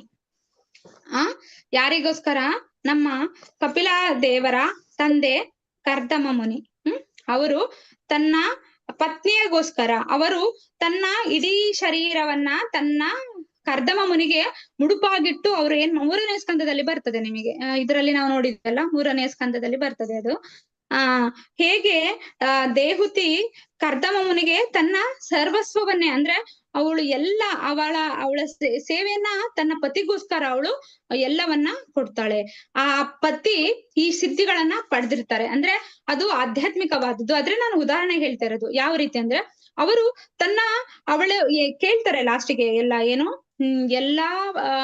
ಅವಳು ತನ್ನ ಸೇವೆಯನ್ನ ನೋಡಿ ತನ್ನ ಪತಿ ಮತ್ತೆ ನಿನ್ಗೆ ಏನ್ ಬೇಕು ಅಂತ ಕೇಳಿದಾಗ ಅವಳು ನಂಗೆ ಹೀಗೆ ಒಂದು ಮಕ್ಕಳು ಬೇಕು ಅಂತ ಹೇಳಿದಾಗ ಅವನು ಅಲ್ಲಿ ಒಂದು ಅವರ ಸಿದ್ಧಿಯ ಮೂಲಕ ಅಲ್ಲೇ ಒಂದು ಇದು ಸೃಷ್ಟಿ ಮಾಡ್ತಾನೆ. ಆ ತರನ ಅಂದ್ರೆ ನಾವು ಇಲ್ಲಿ ಸಹ ನೋಡ್ಬೋದು. ಅದು ಯಾವ ರೀತಿ ಬಳಕೆ ಮಾಡ್ತಾರ ಅನ್ನೋ ಸಹ ನಾವು ಇಲ್ಲಿ ನೋಡ್ಬೋದು. ಆಗ ಅಲ್ಲಿ ಜೀವನ ಆಗ್ತದೆ. ಅಷ್ಟು ಸುಂದರವಾದ ಅವನು ಗ್ರಹವನ್ನ ನಿರ್ಮಾಣ ಮಾಡ್ತಾನೆ, ಒಂದು ಲೋಕವನ್ನ. ಆತರ ಅಂದ್ರೆ ಆಗಿನ ಕಾಲದಲ್ಲಿ ಇದೆಲ್ಲ ಇತ್ತು. ಅಂದ್ರೆ ಈಗ ಆಧುನಿಕವಾಗಿದೆ. ನಾವು ಹಿಂದೆ ಎಲ್ಲ ನಾವು ನೋಡ್ಬೋದು. ಈಗ ನಮ್ಮ ವಿಮಾನ ಎಲ್ಲ ಬರ್ತದೆ ಅದಲ್ವಾ. ಭಗವಂತ ಕಳಿಸ್ತಾರೆ ವಿಮಾನವನ್ನ. ಹಿಂದಿನ ಕಾಲದಲ್ಲಿ ಎಲ್ಲ ಅಂದ್ರೆ ಸತ್ಯಕಾಲ ಅದು ಖಂಡಿತ ನಡೆದಿದೆ. ಬಟ್ ಈಗ ಆಧುನಿಕವಾಗಿದೆ. ಅಂದ್ರೆ ಎಲ್ಲವೂ ಇದಾಗಿದೆ ಅಲ್ವಾ. ಯೋಗ ಸಿದ್ಧಿನ ಸಹಾಯದಿಂದ ವ್ಯಕ್ತಿಯು ತನ್ನ ಇಚ್ಛೆ ಅನುಸಾರ ಇಡಿಯಾಗಿ ಒಂದು ಗ್ರಹವನ್ನ ನಿರ್ಮಾಣ ಇಲ್ಲವೇ ನಾಶಪಡಿಸಬಹುದು. ಅವನಿಗೆ ಅದನ್ನ ನಿರ್ಮಾಣ ಮಾಡ್ಲಿಕ್ಕೂ ಆಗ್ತದೆ, ನಾಶ ಪಡ್ಲಿಕ್ಕೂ ಆಗ್ತದೆ ಅಂತಹ ಶಕ್ತಿ. ವಶಿತ ಅನ್ನೋದು ಇನ್ನೊಂದು ಬಗೆಯ ಸಿದ್ಧಿ. ಈ ಸಿದ್ಧಿಯನ್ನ ಬಳಸಿ ವ್ಯಕ್ತಿ ಯಾರನ್ನಾದರೂ ಅಂದ್ರೆ ವಶೀಕರಣ ಬುದ್ಧಿ ಅಂದ್ರೆ ಬ್ಲಾಕ್ ಮ್ಯಾಜಿಕ್ ಹೀಗೆ ಇದನ್ನ ನಾವು ನೋಡ್ಬೋದು. ಇದು ಅಲ್ಪ ಸ್ವಲ್ಪ ಸಿದ್ಧಿ ಪಡೆದ ಯೋಗಿಯು ಜನರ ಮಧ್ಯೆ ಕಾಣಿಸಿಕೊಂಡು ಅಸಂಬಂಧ ಕಂತೆಗಳನ್ನ ಪಲುಕಿ ಜನರ ಮನಕನ್ನ ಅಪಹರಿಸಿ ಅವರನ್ನ ಶೋಷಿಸಿ ಅವರಿಂದ ಹಣ ಸುಲಿದುಕೊಂಡು ಓಡಿ ಹೋಗುವುದು ಕೂಡ ಕಂಡು ಬಂದಿದೆ ನೋಡಿ. ಇವೆಲ್ಲ ಯೋಗ ಹೇಳ್ತಾರೆ ಮುಂದಕ್ಕೆ ನೋಡಿ. ಮೋಡಿ ವಿದ್ಯೆ ಅಂದ್ರೆ ಇವೆಲ್ಲ ಏನೋ ಜನರನ್ನ ಒಂದು ಬೇರೆಯ ಅರ್ಥಕ್ಕೆ ಕೊಂಡೊಯ್ಯುವಂತಹ ಸಿದ್ಧಿಗಳು. ಈ ಸಿದ್ಧಿಗಳು ಕೂಡ ಈ ಶುದ್ಧ ಭಕ್ತಿ ಸೇವೆಯಲ್ಲಿ ಕನಿಷ್ಠ ಅಂತ ನಾವು ನೋಡ್ಬೋದು. ಅದಕ್ಕೆ ಇದೆಲ್ಲ ಹೇಳ್ತಾ ಇದ್ದಾರೆ. ಪ್ರಕಾಮ್ಯ ಅಂದ್ರೆ ಮೋಡಿ ವಿದ್ಯೆ ಎನ್ನುವ ಹೆಸರಿನ ಇನ್ನೊಂದು ಯೋಗ ಸಿದ್ಧಿ ಉಂಟು. ಈ ಸಿದ್ಧಿಯ ಬೆಳಕಿಂದ ವ್ಯಕ್ತಿಯು ತಾನು ಬಯಸಿದ್ದನ್ನೆಲ್ಲ ಪಡೆಯಬಹುದು. ಉದಾಹರಣೆಗೆ ವ್ಯಕ್ತಿಯು ತನ್ನ ಕಣ್ಣಲ್ಲಿ ನೀರು ತುಂಬಿಕೊಳ್ಳುವಂತೆ ಮಾಡಿ ಅದೇ ನೀರನ್ನ ಮತ್ತೆ ಹೊರೆ ಹಾಕುತ್ತಾನೆ. ಇಚ್ಛಾ ಮಾತ್ರದಿಂದಲೇ ಒಬ್ಬ ವ್ಯಕ್ತಿ ಇಂತಹ ಅದ್ಭುತಗಳನ್ನ ಮಾಡಬಲ್ಲ ನೋಡಿ. ಇದೆಲ್ಲ ಮೋಡಿ ವಿದ್ಯೆ. ಕಾಮಾವಸಾಯಿತ ಅಂದ್ರೆ ಎನ್ನುವುದು ಯೋಗ ಸಿದ್ಧಿಗಳೆಲ್ಲ ಅತ್ಯುನ್ನತವಾದದ್ದು. ಇದು ಕೂಡ ಮೋಡಿ ವಿದ್ಯೆ. ಪ್ರಕಾಮ್ಯ ಅಂತಂದ್ರೆ ಯೋಗ ಸಿದ್ಧಿಯ ನೆರವಿನಿಂದ ವ್ಯಕ್ತಿಯು ನೈಸರ್ಗಿಕ ಪರಿಧಿಯಲ್ಲಿ ಅದ್ಭುತ ಪರಿಣಾಮವನ್ನ ಸೃಷ್ಟಿಸಬಲ್ಲವನಾದರೆ, ಕಾಮಾವಸಾಯಿತ ಎನ್ನುವ ಯೋಗ ಸಿದ್ಧಿಯಲ್ಲಿ ಅವನು ಪ್ರಕೃತಿಯ ವಿರುದ್ಧ ನಡೆಯಬಹುದಾಗಿದೆ. ಅಂದರೆ ಅಸಾಧ್ಯವಾದದನ್ನು ಕೂಡ ಸಾಧಿಸಬಹುದಾಗಿ ಇಂತಹ ಯೋಗ ಸಿದ್ಧಿಗಳಿಂದ ವ್ಯಕ್ತಿಯು ತಾತ್ಕಾಲಿಕ ಸುಖವನ್ನ ಸಾಧಿಸಬಹುದು ಎಂಬುದು ನಿಜ. ನಾವು ನೋಡ್ಬೋದು ಇಲ್ಲಿ ಭಗವಂತ ಪ್ರಭುಪಾದರು ಹೇಳ್ತಾರೆ, ಕೃಷ್ಣ ಪ್ರಜ್ಞೆಯಲ್ಲಿ ಸುಖ, ಅದೇ ರೀತಿ ಐಹಿಕ ಇಂತಹ ಸಿದ್ಧಿಗಳನ್ನ ಪಡೆದಾಗ ಅವೆಲ್ಲ ಏನು, ಇವೆಲ್ಲ ತಾತ್ಕಾಲಿಕ. ಭಗವಂತನ ಪ್ರೇಮ ಸುಖ ಮಾತ್ರ ಅಂದ್ರೆ ಭಕ್ತಿ ಸುಖ ಮಾತ್ರ ಶಾಶ್ವತವಾದದ್ದು ಅನ್ನೋದನ್ನ ನಾವು ನೋಡ್ಬೋದು. ಈ ಸಿದ್ಧಿಗಳೆಲ್ಲ ಇವೆಲ್ಲ ತಾತ್ಕಾಲಿಕ. ನಾವು ಯಾವ್ದನ್ನ ಇವು ಮುಕ್ತಿಗೆ ಕಾರಣವಾಗಬಹುದು, ಆದ್ರೆ ಮುಕ್ತಿಯನ್ನ ಮೀರುವಂತಹದ್ದು ಯಾವ್ದು ಅಂದ್ರ ನಮ್ಮ ಇವೆಲ್ಲ ಮೋಕ್ಷದು. ಇದು ಯಾವುದು, ಇದು ಮೂರನೆಯ ಮೋಕ್ಷ ಲಘುತ ಅದರದ್ದು ಇದು. ನಾವು ಈ ಸಿದ್ಧಿಗಳನ್ನ ಪಡೆದ್ರೂ ಕೂಡ ಈ ಏನು ಯೂಸ್ ಇದಾವೆ ನಮಗೆ ಅಲ್ವಾ. ಇವುಗಳನ್ನ ಪಡೆದ್ರೂ ಕೂಡ ನಮ್ಗೆ ಯಾವ ರೀತಿಯ ಪ್ರಯೋಜನ ಇಲ್ಲ, ಇವು ತಾತ್ಕಾಲಿಕವಾದವು ಅಂತ ಇಲ್ಲಿ ನಾವು ನೋಡ್ತೇವೆ. ಅಂದ್ರೆ ಇವೆಲ್ಲ ಸಿದ್ಧಿಗಳು ಹೇಳ್ತಾರೆ, ಇವುಗಳು ಯಾವತ್ತು ನಮ್ಗೆ ಒಳಿತಲ್ಲ. ಅಂದ್ರೆ ತಾತ್ಕಾಲಿಕ ಸುಖ ನಮ್ಗೆ ಏನ್ ಮಾಡ್ಲಿಕ್ಕಲ್ಲ, ಇವೆಲ್ಲ ನಮ್ಗೆ ಆ ಮೂಮೆಂಟಿಗೆ ಮಾತ್ರ ನಮ್ಗೆ ಸುಖವನ್ನ ಕೊಡ್ತದೆ. ಇವೆಲ್ಲ ಐಹಿಕ ಭೋಗದ ಸುಖ ಅಂತಾನು ಕೂಡ ಹೇಳ್ಬೋದು. ಈ ಸುಖವೆಲ್ಲ ಎಷ್ಟೇ ನಮ್ಗೆ ದೊಡ್ಡ ಏನೆಲ್ಲ ನಮ್ಗೆ ಟೆಕ್ನಿಕಲಿ ನಾವು ಮುಂದೆ ಬಂದಿದ್ರು ಕೂಡ ಈ ಕಲಿಯುಗದಲ್ಲಿ ಅವೆಲ್ಲ ಏನೇ ಮಾಡಿದ್ರು ಕೂಡ ಈ ಸಿದ್ಧಿಗಳ ಐಹಿಕ ಭೋಗ ಇವೆಲ್ಲ ಕೂಡ ಶಾಶ್ವತ ಅಲ್ಲ ಅಂತ ನಾವು ಇಲ್ಲಿ ನೋಡ್ಬೋದು ಅಲ್ವಾ. ಈ ಸುಖ ಅಂದ್ರೆ ಕೃಷ್ಣ ಪ್ರಜ್ಞೆಯಲ್ಲಿ ಸುಖ ಮಾತ್ರ ಶಾಶ್ವತವಾದದ್ದು ಅಂತ ನಾವು ಇಲ್ಲಿ ನೋಡ್ಬೋದು ಅಲ್ವಾ. ಕೃಷ್ಣ ಪ್ರಜ್ಞಾ ಆಂದೋಲನವು ದಡ್ಡ ಜನರಿಗೆ ಮಾತ್ರ ಸರಿ ಹೊಂದುತ್ತದೆ ಅಂತ ಹೇಳ್ತಾರೆ. ಖಂಡಿತ ಇಲ್ಲ ಅಲ್ವಾ. ದಡ್ಡ ಜನ ಅಂದ್ರೆ ನಮ್ಮ ಭಾವನೆ ಹೇಗಿದೆ ಅಂತಂದ್ರೆ, ಈ ಕೃಷ್ಣ ಪ್ರಜ್ಞೆ ಅನ್ನೋದನ್ನ ಜನರು ಯಾವ ರೀತಿ ಭಾವಿಸ್ತಾರೆ ಅಂದ್ರೆ, ಏನಪ್ಪಾ ಅವರು ಏನೋ ಸೇವೆ ಮಾಡಲ್ಲ, ಬೆಳಿಗ್ಗೆ ಜಪ ಮಾಡ್ತಾರೆ, ಮಂಗಳಾರತಿ ನೋಡ್ತಾರೆ, ಭಾಗವತಮನ್ನ ಕೇಳ್ತಾರೆ, ಪ್ರಸಾದ ಮಾಡ್ತಾರೆ ಅಂತ. ಆದ್ರೆ ಅದರ ಬಗ್ಗೆ ಅವನಿಗೆ ಮನವರಿಕೆ ಇಲ್ಲ. ಆಗ ನಾವು ಅವ್ರಿಗೆ ಏನ್ ಹೇಳಕ್ಕಾಗ್ತದೆ? ಅಧಮಾಹಿಕ ಪ್ರಗತಿಗೆ ಮರುಳಾದ ಜನ ತಿಳಿಗೇಡಿಗಳು. ಅವ್ರಿಗೆ ಏನ್ ಹೇಳ್ಬೇಕು ನಾವು ಅಂದ್ರ, ಒಳ್ಳೆಯ ಮನೆ ಅಥವಾ ಲೈಂಗಿಕ ಬದುಕು ಈ ಐಹಿಕ ಸುಖಗಳಲ್ಲಿ ಮಗ್ನನಾಗಿ ನಾನು ಚೆನ್ನಾಗಿದ್ದೇನೆ, ಏನಂದ್ರೆ ನಾನು ಲೈಫ್ ಅಲ್ಲಿ ತುಂಬಾ ಸೆಟಲ್ ಆಗಿದ್ದೇನೆ, ನಾನು ತುಂಬಾ ಆನಂದವಾಗಿದ್ದೇನೆ ಅಂತಾನೆ. ಆದ್ರೆ ಅವನಿಗೆ ಗೊತ್ತಿಲ್ಲ, ಆನಂದದಲ್ಲಿ ನಾವು ಐಹಿಕ ಬಂಧನಕ್ಕೆ ಮತ್ತೆ ನಮ್ಮ ಮುಂದಿನ ಜೀವನ ಏನು ಅನ್ನೋದೇ ನಮ್ಗೆ ಗೊತ್ತಿಲ್ಲ. ಅದೇ ನಮ್ಮ ದಡ್ಡತನ ಅಂತ ಹೇಳ್ತಾರೆ. ಆದ್ರೆ ಅದೇ ದಡ್ಡ ಏನ್ ಹೇಳ್ತಾನೆ ಇಲ್ಲಿ ಕೃಷ್ಣ ಪ್ರಜ್ಞೆಗೆ, ಇವರು ಅಂದ್ರೆ ದಡ್ಡ ಜನರು ಮಾತ್ರ ಕೃಷ್ಣ ಪ್ರಜ್ಞೆಗೆ ಹೋಗ್ತಾರೆ, ಆದ್ರೆ ಅವನಿಗೆ ಗೊತ್ತಿಲ್ಲ ಅವನೇ ದಡ್ಡ ಅಂತ ಅಲ್ವಾ. ನನ್ನ ಐಹಿಕ ಸುಖಗಳಲ್ಲಿ ಮಗ್ನಾಗಿ ನಾನು ಚೆನ್ನಾಗೇ ಇದ್ದೇನೆ ಎಂದು ಜನ ಭಾವಿಸ್ತಾರೆ. ಆದ್ರೆ ಯಾವುದೇ ಹೊತ್ತಿನಲ್ಲಾದರೂ ಅವನು ಐಹಿಕ ಸ್ಥಾನಮಾನಗಳನ್ನ ಕಳಚಿ ಅವರನ್ನ ಒದ್ದು ಓಡಿಸಬಹುದಾಗಿದೆ ಎಂಬುದನ್ನ ಈ ಜನಕ್ಕೆ ತಿಳಿಯದು ಅಲ್ವಾ. ಅಜ್ಞಾನವು ಕಾರಣವಾಗಿ ನಿಜವಾದ ಬದುಕು ಶಾಶ್ವತವೆಂಬುದು ಈ ಜನರಿಗೆ ಗೊತ್ತಿಲ್ಲ. ತಾತ್ಕಾಲಿಕವಾದ ಈ ದೈಹಿಕ ಸುಖಗಳನ್ನ ಪಡೆಯುವುದು ಬದುಕಿನ ಧ್ಯೇಯವಲ್ಲ. ಐಹಿಕ ಸುಖಗಳ ಕಣ್ಣು ಕೊರೈಸುವ ಬೆಳಕಿನಿಂದಾಗಿ ಜನರು ದಿಗ್ಭ್ರಮೆಗೆ ಅಂದ್ರೆ ಈ ಅಜ್ಞಾನದ ಅಂಧಕಾರದಲ್ಲಿ ನಾವು ಮುಳುಗಿದ್ದೇವೆ. ಆ ಅಂಧಕಾರವೇ ನಮ್ಗೆ ದೊಡ್ಡ ಆನಂದ ಅಂತ ತಿಳ್ಕೊಂಡಿದ್ದೇವೆ. ಯಾಕೆ? ಅಜ್ಞಾನ. ಆ ಜ್ಞಾನ ಇಲ್ಲದ ಬದುಕು ನಮಗೆ ಅಜ್ಞಾನ, ಕತ್ತಲೆ. ಅಜ್ಞಾನವೆಂಬ ಕತ್ತಲೆಯಿಂದ ನಾವ್ ಏನ್ ಮಾಡ್ತಾ ಇದ್ದೀವಿ? ಬೆಳಕಿನಡೆಗೆ ಹೋಗಲು ನಮ್ಗೆ ಆಗ್ತಿಲ್ಲ. ಈ ಐಹಿಕವಾದ ಆವರಿಸ್ಕೊಂಡಿದೆ ನಮ್ಗೆ ಅಜ್ಞಾನ ಅಂತ ನೋಡ್ಬೋದು. ಹೆಚ್ಚು ಹೆಚ್ಚು ತಿಳಿಗೇಡಿಯನ್ನಾಗಿ ಮಾಡುತ್ತಿರೋದೆಂದು ಶ್ರೀಲ ಭಕ್ತಿವಿನೋದ್ ಠಾಕೂರ್ ಅವರು ಹೇಳಿದ್ದಾರೆ. ಏಕೆಂದ್ರೆ ಐಹಿಕ ಜ್ಞಾನವು ತನ್ನ ಮಿನುಕುವಿಕೆಯಿಂದ ವ್ಯಕ್ತಿಯು ತನ್ನ ನೈಜ ವ್ಯಕ್ತಿತ್ವವನ್ನು ಮರೆಯುವಂತೆ ಮಾಡುತ್ತದೆ. ನೋಡಿ, ಐಹಿಕ ಜ್ಞಾನ ಎಷ್ಟು ನಮಗೆ ಅಪಾಯ ಅನ್ನೋದನ್ನ ಇಲ್ಲಿ ನಾವು ನೋಡ್ಬೋದು. ಈ ರೀತಿ ನಾವು ನೋಡ್ಬೋದು. ಇದು ಮನುಷ್ಯನ ಅತಪತವೇ ಸರಿ. ನಮ್ಮ ಐಹಿಕ ಜ್ಞಾನ ಯಾವ ರೀತಿ ನಮ್ಗೆ ಆದ್ರೆ ನಾವೀಗ ಕೃಷ್ಣ ಪ್ರಜ್ಞೆಗೆ ಬಂದು ಆ ಜ್ಞಾನವನ್ನ ಕೃಷ್ಣ ಪ್ರಜ್ಞೆಗೆ ಯಾವ ರೀತಿ ನಾವು ಉಪಯೋಗ ಮಾಡಬಹುದು ಅನ್ನೋದನ್ನ ನಮ್ಗೆ ಪ್ರಭುಪಾದರು ತಿಳಿಸಿಕೊಟ್ಟಿದ್ದಾರೆ. ಅದೇ ಕೃಷ್ಣ ಪ್ರಜ್ಞೆ ಇಲ್ಲದೆ ನಿನಗೆ ಐಹಿಕ ಜ್ಞಾನ ಮಾತ್ರ ಇದ್ರೆ ಇದನ್ನ ಹೇಗೆ ನೋಡಿ, ಭಕ್ತಿವಿನೋದ್ ಠಾಕೂರ್ ಅವರು ಹೇಳ್ತಾರೆ ಏನಂತ, ಇದು ಅತಪತನವೇ ಸರಿ. ಅಂದ್ರೆ ಮಿನುಗುವಿಕೆ. ಜ್ಞಾನವು, ಐಹಿಕ ಜ್ಞಾನವು ತನ್ನ ಮಿನುಗುವಿಕೆಯಿಂದ ವ್ಯಕ್ತಿಯ ತನ್ನ ನೈಜ ವ್ಯಕ್ತಿತ್ವವನ್ನ ಮರೆಯುವಂತೆ ಮಾಡುತ್ತದೆ, ತನ್ನ ನಿಜ ಸ್ವರೂಪವನ್ನೇ ಮರೆಯುವಂತೆ ಮಾಡುತ್ತದೆ. ನಾನ್ ಯಾರು? ನಾನು ಈ ಐಹಿಕ ಬದುಕು ಯಾವಾಗ್ಲೂ ನಮ್ಮನ್ನ ಆ ಆತ್ಮದ ನೆಲೆಗೆ ಕೊಂಡೊಯ್ಯಲು ಆಗಲ್ಲ ಅಲ್ವಾ? ಅದು ನಿಜವಾದ ಮನವರಿಕೆ ಅಂದ್ರೆ ಏನು? ನಾವು ನಿಜ ಸ್ವರೂಪ ನಮ್ಮದು ಯಾವುದು ಅನ್ನೋದೇ ಮರೆಯುವಂತಹದೇ ಅದು ಅಜ್ಞಾನ ಅನ್ನೋದನ್ನ ಇಲ್ಲಿ ಶ್ರೀಲ ಭಕ್ತಿವಿನೋದ್ ಠಾಕೂರ್ ಅವರು ಹೇಳ್ತಾರೆ. ಏಕೆಂದ್ರೆ ಮನುಷ್ಯ ಜೀವನ ಐಹಿಕ ಕಲ್ಮಶಗಳಿಂದ ಮುಕ್ತರಾಗಲಿ ಎಂಬುದರ ಸಲುವಾಗಿದೆ. ಈ ಐಹಿಕ ಬದುಕು ಏನು? ಈ ಕಲ್ಮಶಗಳಿಂದ ಮುಕ್ತರಾಗ್ಬೇಕು ಅನ್ನೋದೇ ಆಗಿದೆ ಅಲ್ವಾ? ಮನುಷ್ಯ ಜೀವನವು ಐಹಿಕ ಕಲ್ಮಶಗಳಿಂದ ಮುಕ್ತರಾಗಲಿ ಎಂಬುದರ ಸಲುವಾಗಿದೆ. ಐಹಿಕ ಜ್ಞಾನವು ಯಾಕೆ ನಾವು ಈ ಜೀವನಕ್ಕೆ ಬಂದಿದ್ದೇವೆ ಅನ್ನೋದನ್ನೇ ನಮ್ಗೆ ಮರ್ತೋಗ್ತದೆ ಅಲ್ವಾ? ಐಹಿಕ ಜ್ಞಾನದ ವರ್ಧನೆ ಆದಂತೆಲ್ಲ ಜನರು ಹೆಚ್ಚು ಹೆಚ್ಚಾಗಿ ಐಹಿಕ ಅಸ್ತಿತ್ವದಲ್ಲಿ ಸಿಕ್ಕಿಕೊಳ್ಳುತ್ತಿದ್ದಾರೆ. ಈ ವಿಪತ್ತಿನಿಂದ ಜನ ಪಾರಾದರೆಂಬ ಆಶಾಭಾವನೆಯೇ ಇಲ್ಲವಾಗಿದೆ. ಅದು ನಮ್ಮಿಂದ ಹೊರಟು ಹೋಗಿದೆ. ಈಗ ಕೃಷ್ಣ ಪ್ರಜ್ಞೆ ಎಷ್ಟು ಲಕ್ಷ ಲಕ್ಷ ಜನರಿದ್ದಾರೆ, ಆದ್ರೆ ಈ ಕೃಷ್ಣ ಪ್ರಜ್ಞೆಯನ್ನ ಯಾರು ತಗೊಳಕ್ಕೆ ರೆಡಿ ಇಲ್ಲ. ಯಾಕಂದ್ರೆ ಎಲ್ಲ ನಾವು ಮುಳುಗಿದ್ದೇವೆ. ನಾವು ಈ ಐಹಿಕ ಜಗತ್ತಿನ ಈ ಮಿಂಚುಳಕ್ಕೆ ನಾವು ಮಾರಿ ಹೋಗಿದ್ದೇವೆ. ನಾವು ಯಾವ ರೀತಿ ಅಂತಂದ್ರೆ, ಈ ಐಹಿಕ ಜಗಕ್ಕೆ ಬಂದಾಗ ನಾವು ಯಾರೇ ಏನ್ ಹೇಳಿದರೂ ಅದೇ ನಮ್ಮ ಜೀವನ, ಇದೇ ಶಾಶ್ವತವಾದ ಜೀವನ ಅನ್ನೋ ಅಜ್ಞಾನದಲ್ಲಿ ನಾವಿದ್ದೇವೆ.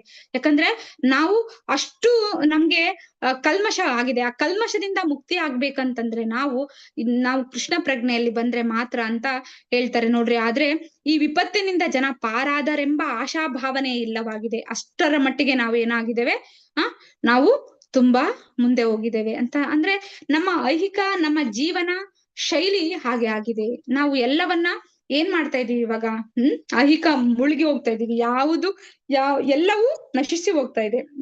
ನಾವು ಈಗ ಒಂದು ಶಾಲೆಯಿಂದ ಹಿಡಿದು, ಶಾಲೆಯಿಂದ ಮಗು ಮನೆಗೆ ಬರುವ ತನಕ ಕೂಡ ನಾವು ಅಲ್ಲಿ ಕೊಡುವಂತಹ ಶಿಕ್ಷಣ ಏನಾಗಿದೆ ಅಂದ್ರೆ ಐಹಿಕ ಶಿಕ್ಷಣ. ಮತ್ತೆ ಆ ಮಗು ಮುಂದೆ ಯಾವುದೇ ರೀತಿಯಲ್ಲಿ ಕೃಷ್ಣ ಪ್ರಜ್ಞೆ ಅಂದ್ರೆ ಏನು ಅನ್ನೋದೇ, ಅಂದ್ರೆ ಕೃಷ್ಣ ಅಂದ್ರೆ ಏನಂತಾನೆ ನಮ್ಗೆ ಗೊತ್ತಿಲ್ಲ. ಆ ರೀತಿ ನಮ್ಮನ್ನ ಸೃಷ್ಟಿ ಮಾಡ್ತಾ ಇದೆ ಈ ಆಧುನಿಕ ಪ್ರಪಂಚ. ಏನಂತಂದ್ರೆ ಒಂದು ಗೊಂಬೆಯನ್ನ ಸೃಷ್ಟಿ ಮಾಡುವ ರೀತಿ. ಆ ಗೊಂಬೆಗೆ ಯಾವ್ದು ಒಳಿತು, ಯಾವ್ದು ಕೆಡುಕು, ಅಥವಾ ನಾವ್ ಯಾವ ರೀತಿ ಉದ್ಧಾರ ಆಗ್ಬೇಕು, ನಮ್ಗೆ ಯಾವ ಜ್ಞಾನ ಬೇಕು, ಯಾವ ಜ್ಞಾನ ಬೇಡ ಅನ್ನೋದೇ ಗೊತ್ತಾಗ್ತಿಲ್ಲ ಅಲ್ವಾ? ಸುಮ್ಮನೆ ಏನಾಗ್ತಾ ಇದೆ, ಆ ವಿದ್ಯೆಯನ್ನ ಕಲಿತಾ ಇದೀವಿ. ಆ ವಿದ್ಯೆಯನ್ನ ಕಲಿತು ಏನ್ ಮಾಡ್ತಾ ಇದೀವಿ? ಹಣಕ್ಕೋಸ್ಕರ ನಾವು ಹೋಗ್ತಾ ಇದೀವಿ. ಎಲ್ಲಿ ಹೋಗ್ತಾ ಇದೀವಿ? ಆಧುನಿಕತೆ ಹಿಂದೆ ಹೋಗ್ತಾ ಇದೀವಿ. ಅಲ್ಲಿ ಆ ಶಿಕ್ಷಣ ಏನಾಗ್ತಾ ಇದೆ ಅಂದ್ರೆ ಭೌತಿಕತೆಯಲ್ಲೇ ತನ್ನ ತಂದೆ ತಾಯಿಯನ್ನ ಮರೆಯುವಂತಹ ಪರಿಸ್ಥಿತಿ ನಮಗೆ ಈ ಶಿಕ್ಷಣದಿಂದ, ಈ ಆಧುನಿಕತೆಯಿಂದ ಬರ್ತಾ ಇದೆ. ಆದ್ರೆ ಆ ಆಧುನಿಕತೆಯನ್ನು ಕೂಡ ನಾವು ಭಗವಂತನಿಗೋಸ್ಕರ ನಾವು ಬಳಸಿಕೊಳ್ಳೋದು ಅನ್ನೋಸ ಈ ಕೃಷ್ಣ ಪ್ರಜ್ಞೆಯಲ್ಲೇ ಕಲ್ಸ್ಕೊಡ್ತಾ ಇದೆ. ಅಂದ್ರೆ ನಾವು ಹೇಗೆ ಉಪಯೋಗ ಈಗ ಆಧುನಿಕನೇ ಒಳ್ಳೇದಲ್ಲ ಅಂತ ಯಾವತ್ತೂ ಯಾರು ಹೇಳಲ್ಲ. ಯಾಕಂತಂದ್ರೆ ಆ ಆಧುನಿಕ, ಈಗ ನಾವು ಉದಾಹರಣೆ ನಾವು ಇಲ್ಲೇ ನೋಡ್ಬೋದು. ನಾವು ಫೋನ್ ಆಧುನಿಕ ಅಲ್ವಾ? ಅದು ಯಾವ ರೀತಿ ನಾವು ಮುಂದುವರೆದಿದ್ದೇವೆ ಟೆಕ್ನಿಕಲಿ, ಆದ್ರೆ ಅದನ್ನ ಯಾವ ರೀತಿ ನಾವು ಉಪಯೋಗ ಮಾಡ್ಕೊಂಡು ನಾವು ಆತ್ಮ ಉದ್ಧಾರವನ್ನ ಮಾಡ್ಕೋಬಹುದು. ಈಗ ಫೋನು ನಾವು ನೀವೆಲ್ಲ ಯೂಸ್ ಮಾಡ್ತಾ ಇದೀವಿ ಅಲ್ವಾ? ಆ ರೀತಿ ನಾವು ಹೋಗ್ಬೇಕು, ಸಿಕ್ಕಿ ಹಾಕಿಕೊಳ್ಳಬಾರದು ಅನ್ನೋದನ್ನ ಇಲ್ಲಿ ನಾವು ನೋಡ್ತೇವೆ. ಅಂದ್ರೆ ಈ ಐಹಿಕ ಭೋಗ ಸುಖ ಅಂದ್ರೆ ಏನು ಅಂದ್ರೆ, ಈ ಜಗತ್ತಿನಲ್ಲಿ ನಮ್ಗೆ ಅದರಿಂದ ತಗೊಳಕ್ ಆಗ್ತಿಲ್ಲ. ಅಂದ್ರೆ ಅದನ್ನ ಬಿಡುಗಡೆ ಮಾಡ್ಕೊಳ್ಳಕ್ಕೆ ನಮ್ಗೆ ಆಗ್ತಿಲ್ಲ ಅನ್ನೋದನ್ನ ನಾವು ನೋಡ್ಬೋದು ಅಲ್ವಾ? ನೋಡಿ, ನಮ್ಗೆ ದೊಡ್ಡ ಮನೆ ಆಗ್ತದೆ, ಅಥವಾ AC ಎಲ್ಲ ಇದೆ, ಕಾರು, ಫೋನು, ಆಹಾರಗಳೆಲ್ಲ ನಮ್ಗೆ ಅಲ್ಲಿ ಸಿಗ್ತದೆ. ಈ ಆಧುನಿಕ ತಂತ್ರಜ್ಞಾನ, ನೀವು ಫೋನ್ ಮಾಡಿದ್ರೆ ನಿಮಗೆ ತಕ್ಷಣ 10 ನಿಮಿಷದಲ್ಲಿ ನಿಮ್ಗೆ ಫುಡ್ ಸಿಗ್ತದೆ. ಹೀಗೆ ಈ ತರನಾದ ಎಲ್ಲಾ ಸಿದ್ಧಿಗಳು ನಮ್ಗೆ ಇಲ್ಲೇ ನಾವು ನೋಡ್ಬೋದು. ಈ ತರ ಎಲ್ಲ ನಾವು ನೋಡ್ಬೋದು. ಆದ್ರೆ ಇವೆಲ್ಲ ಏನ್ ಹೇಳ್ತಾರೆ, ಅಶಾಶ್ವತವಾದದ್ದು ಅಂತ ಇಲ್ಲಿ ಹೇಳ್ತಾರೆ. ದಡ್ಡ ಜನರಿಗೆ ಮಾತ್ರ ಅಂತ ಇಲ್ಲಿ ಕೃಷ್ಣ ಪ್ರಜ್ಞೆ ಅಂತ ಅವ್ರು ಭಾವಿಸ್ತಾರೆ. ಆದ್ರೆ ಅದಲ್ಲ. ಇಲ್ಲಿ ಅವ್ರು ಹೇಳ್ತಾರೆ ಒಳ್ಳೆಯ ಮನೆ, ಲೈಂಗಿಕ ಬದುಕು, ನನ್ನ ಐಹಿಕ ಸುಖಗಳಲ್ಲಿ ಮಗ್ನನಾಗಿ ನಾನು ಚೆನ್ನಾಗಿದ್ದೇನೆ ಅನ್ನೋ ಭಾವ ಅವನಿಗೆ ಬರ್ತದೆ. ಅದು ಯಾವುದೇ ರೀತಿಯ ಅಲ್ಲ. ಅಂದ್ರೆ ಇಲ್ಲಿ ಐಹಿಕ ಸ್ಥಾನಮಾನಗಳನ್ನ ಕಳಚಿ ಅವರನ್ನ ಒದ್ದು ಓಡಿಸಬಹುದಾಗಿದೆ ಎಂಬುದು ಈ ಜನ ತಿಳಿಯೋದು. ಅಜ್ಞಾನವು ಕಾರಣವಾಗಿ ನಿಜವಾದ ಬದುಕು ಶಾಶ್ವತ ಎಂಬುದು ಈ ಜನರಿಗೆ ಗೊತ್ತಿಲ್ಲ ಅಲ್ವಾ. ಈ ಜನರಿಗೆ ಯಾವ್ದು ಗೊತ್ತಂದ್ರೆ ದೈಹಿಕ ಸುಖಗಳನ್ನ ಪಡೆಯುವುದು ಬದುಕಿನ ಧ್ಯೇಯವಲ್ಲ ಅನ್ನೋದು ಸಹ ಅವರಿಗೆ ಗೊತ್ತಿಲ್ಲ. ಅಂದ್ರೆ ಐಹಿಕ ಸುಖಗಳ ಕಣ್ಣು ಕೋರೈಸುವ ಬೆಳಕಿನಿಂದಾಗಿ ಜನರು ಅಂದ್ರೆ ದಿಗ್ಭ್ರಮೆಗೊಳಗಾಗಿದ್ದೇವೆ, ನಾವು ಭ್ರಮೆಗೆ ಒಳಗಾಗಿದ್ದೇವೆ. ಇದೇ ಶಾಶ್ವತವಾದದ್ದು.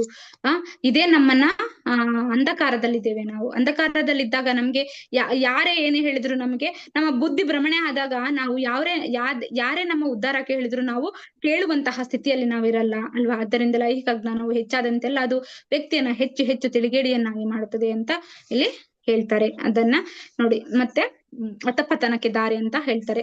ಹರಿಭಕ್ತಿ ಸುಧೋಯದಲ್ಲಿ ಒಂದು ಸಂದರ್ಭ ಬರುತ್ತದೆ. ಪ್ರಭುವಿನ ಶ್ರೇಷ್ಠ ಭಕ್ತನಾದ ಭಗವಂತ ನೋಡಿ ಪ್ರಹ್ಲಾದ್ ಮಹಾರಾಜರು ಕೊಟ್ಟಿದ್ದಾರೆ. ನರಸಿಂಹದೇವರನ್ನ ಕುರಿತು ಹೀಗೆಂದು ಪ್ರಾರ್ಥಿಸ್ತಾರೆ ಅವರು. ಪ್ರಿಯ ಪ್ರಭುವೇ, ನಾನು ಭಕ್ತಿ ಸೇವೆಯಲ್ಲಿ ಪರಮ ಬಲಶಾಲಿಯಾಗಿರಬೇಕೆಂದು ನಿನ್ನ ಪಾದ ಕಮಲಗಳಲ್ಲಿ ಮೇಲಿಂದ ಮೇಲೆ ಭಿನ್ನವಿಸಿಕೊಳ್ಳುವೆ. ನನ್ನ ಕೃಷ್ಣ ಪ್ರಜ್ಞೆಯ ಹೆಚ್ಚು ದೃಢವಾದದ್ದು ಏಕ ಪ್ರಕಾರವಾದದ್ದು ಆಗಿರಲೆಂದು ಪ್ರಾರ್ಥಿಸುವೆ.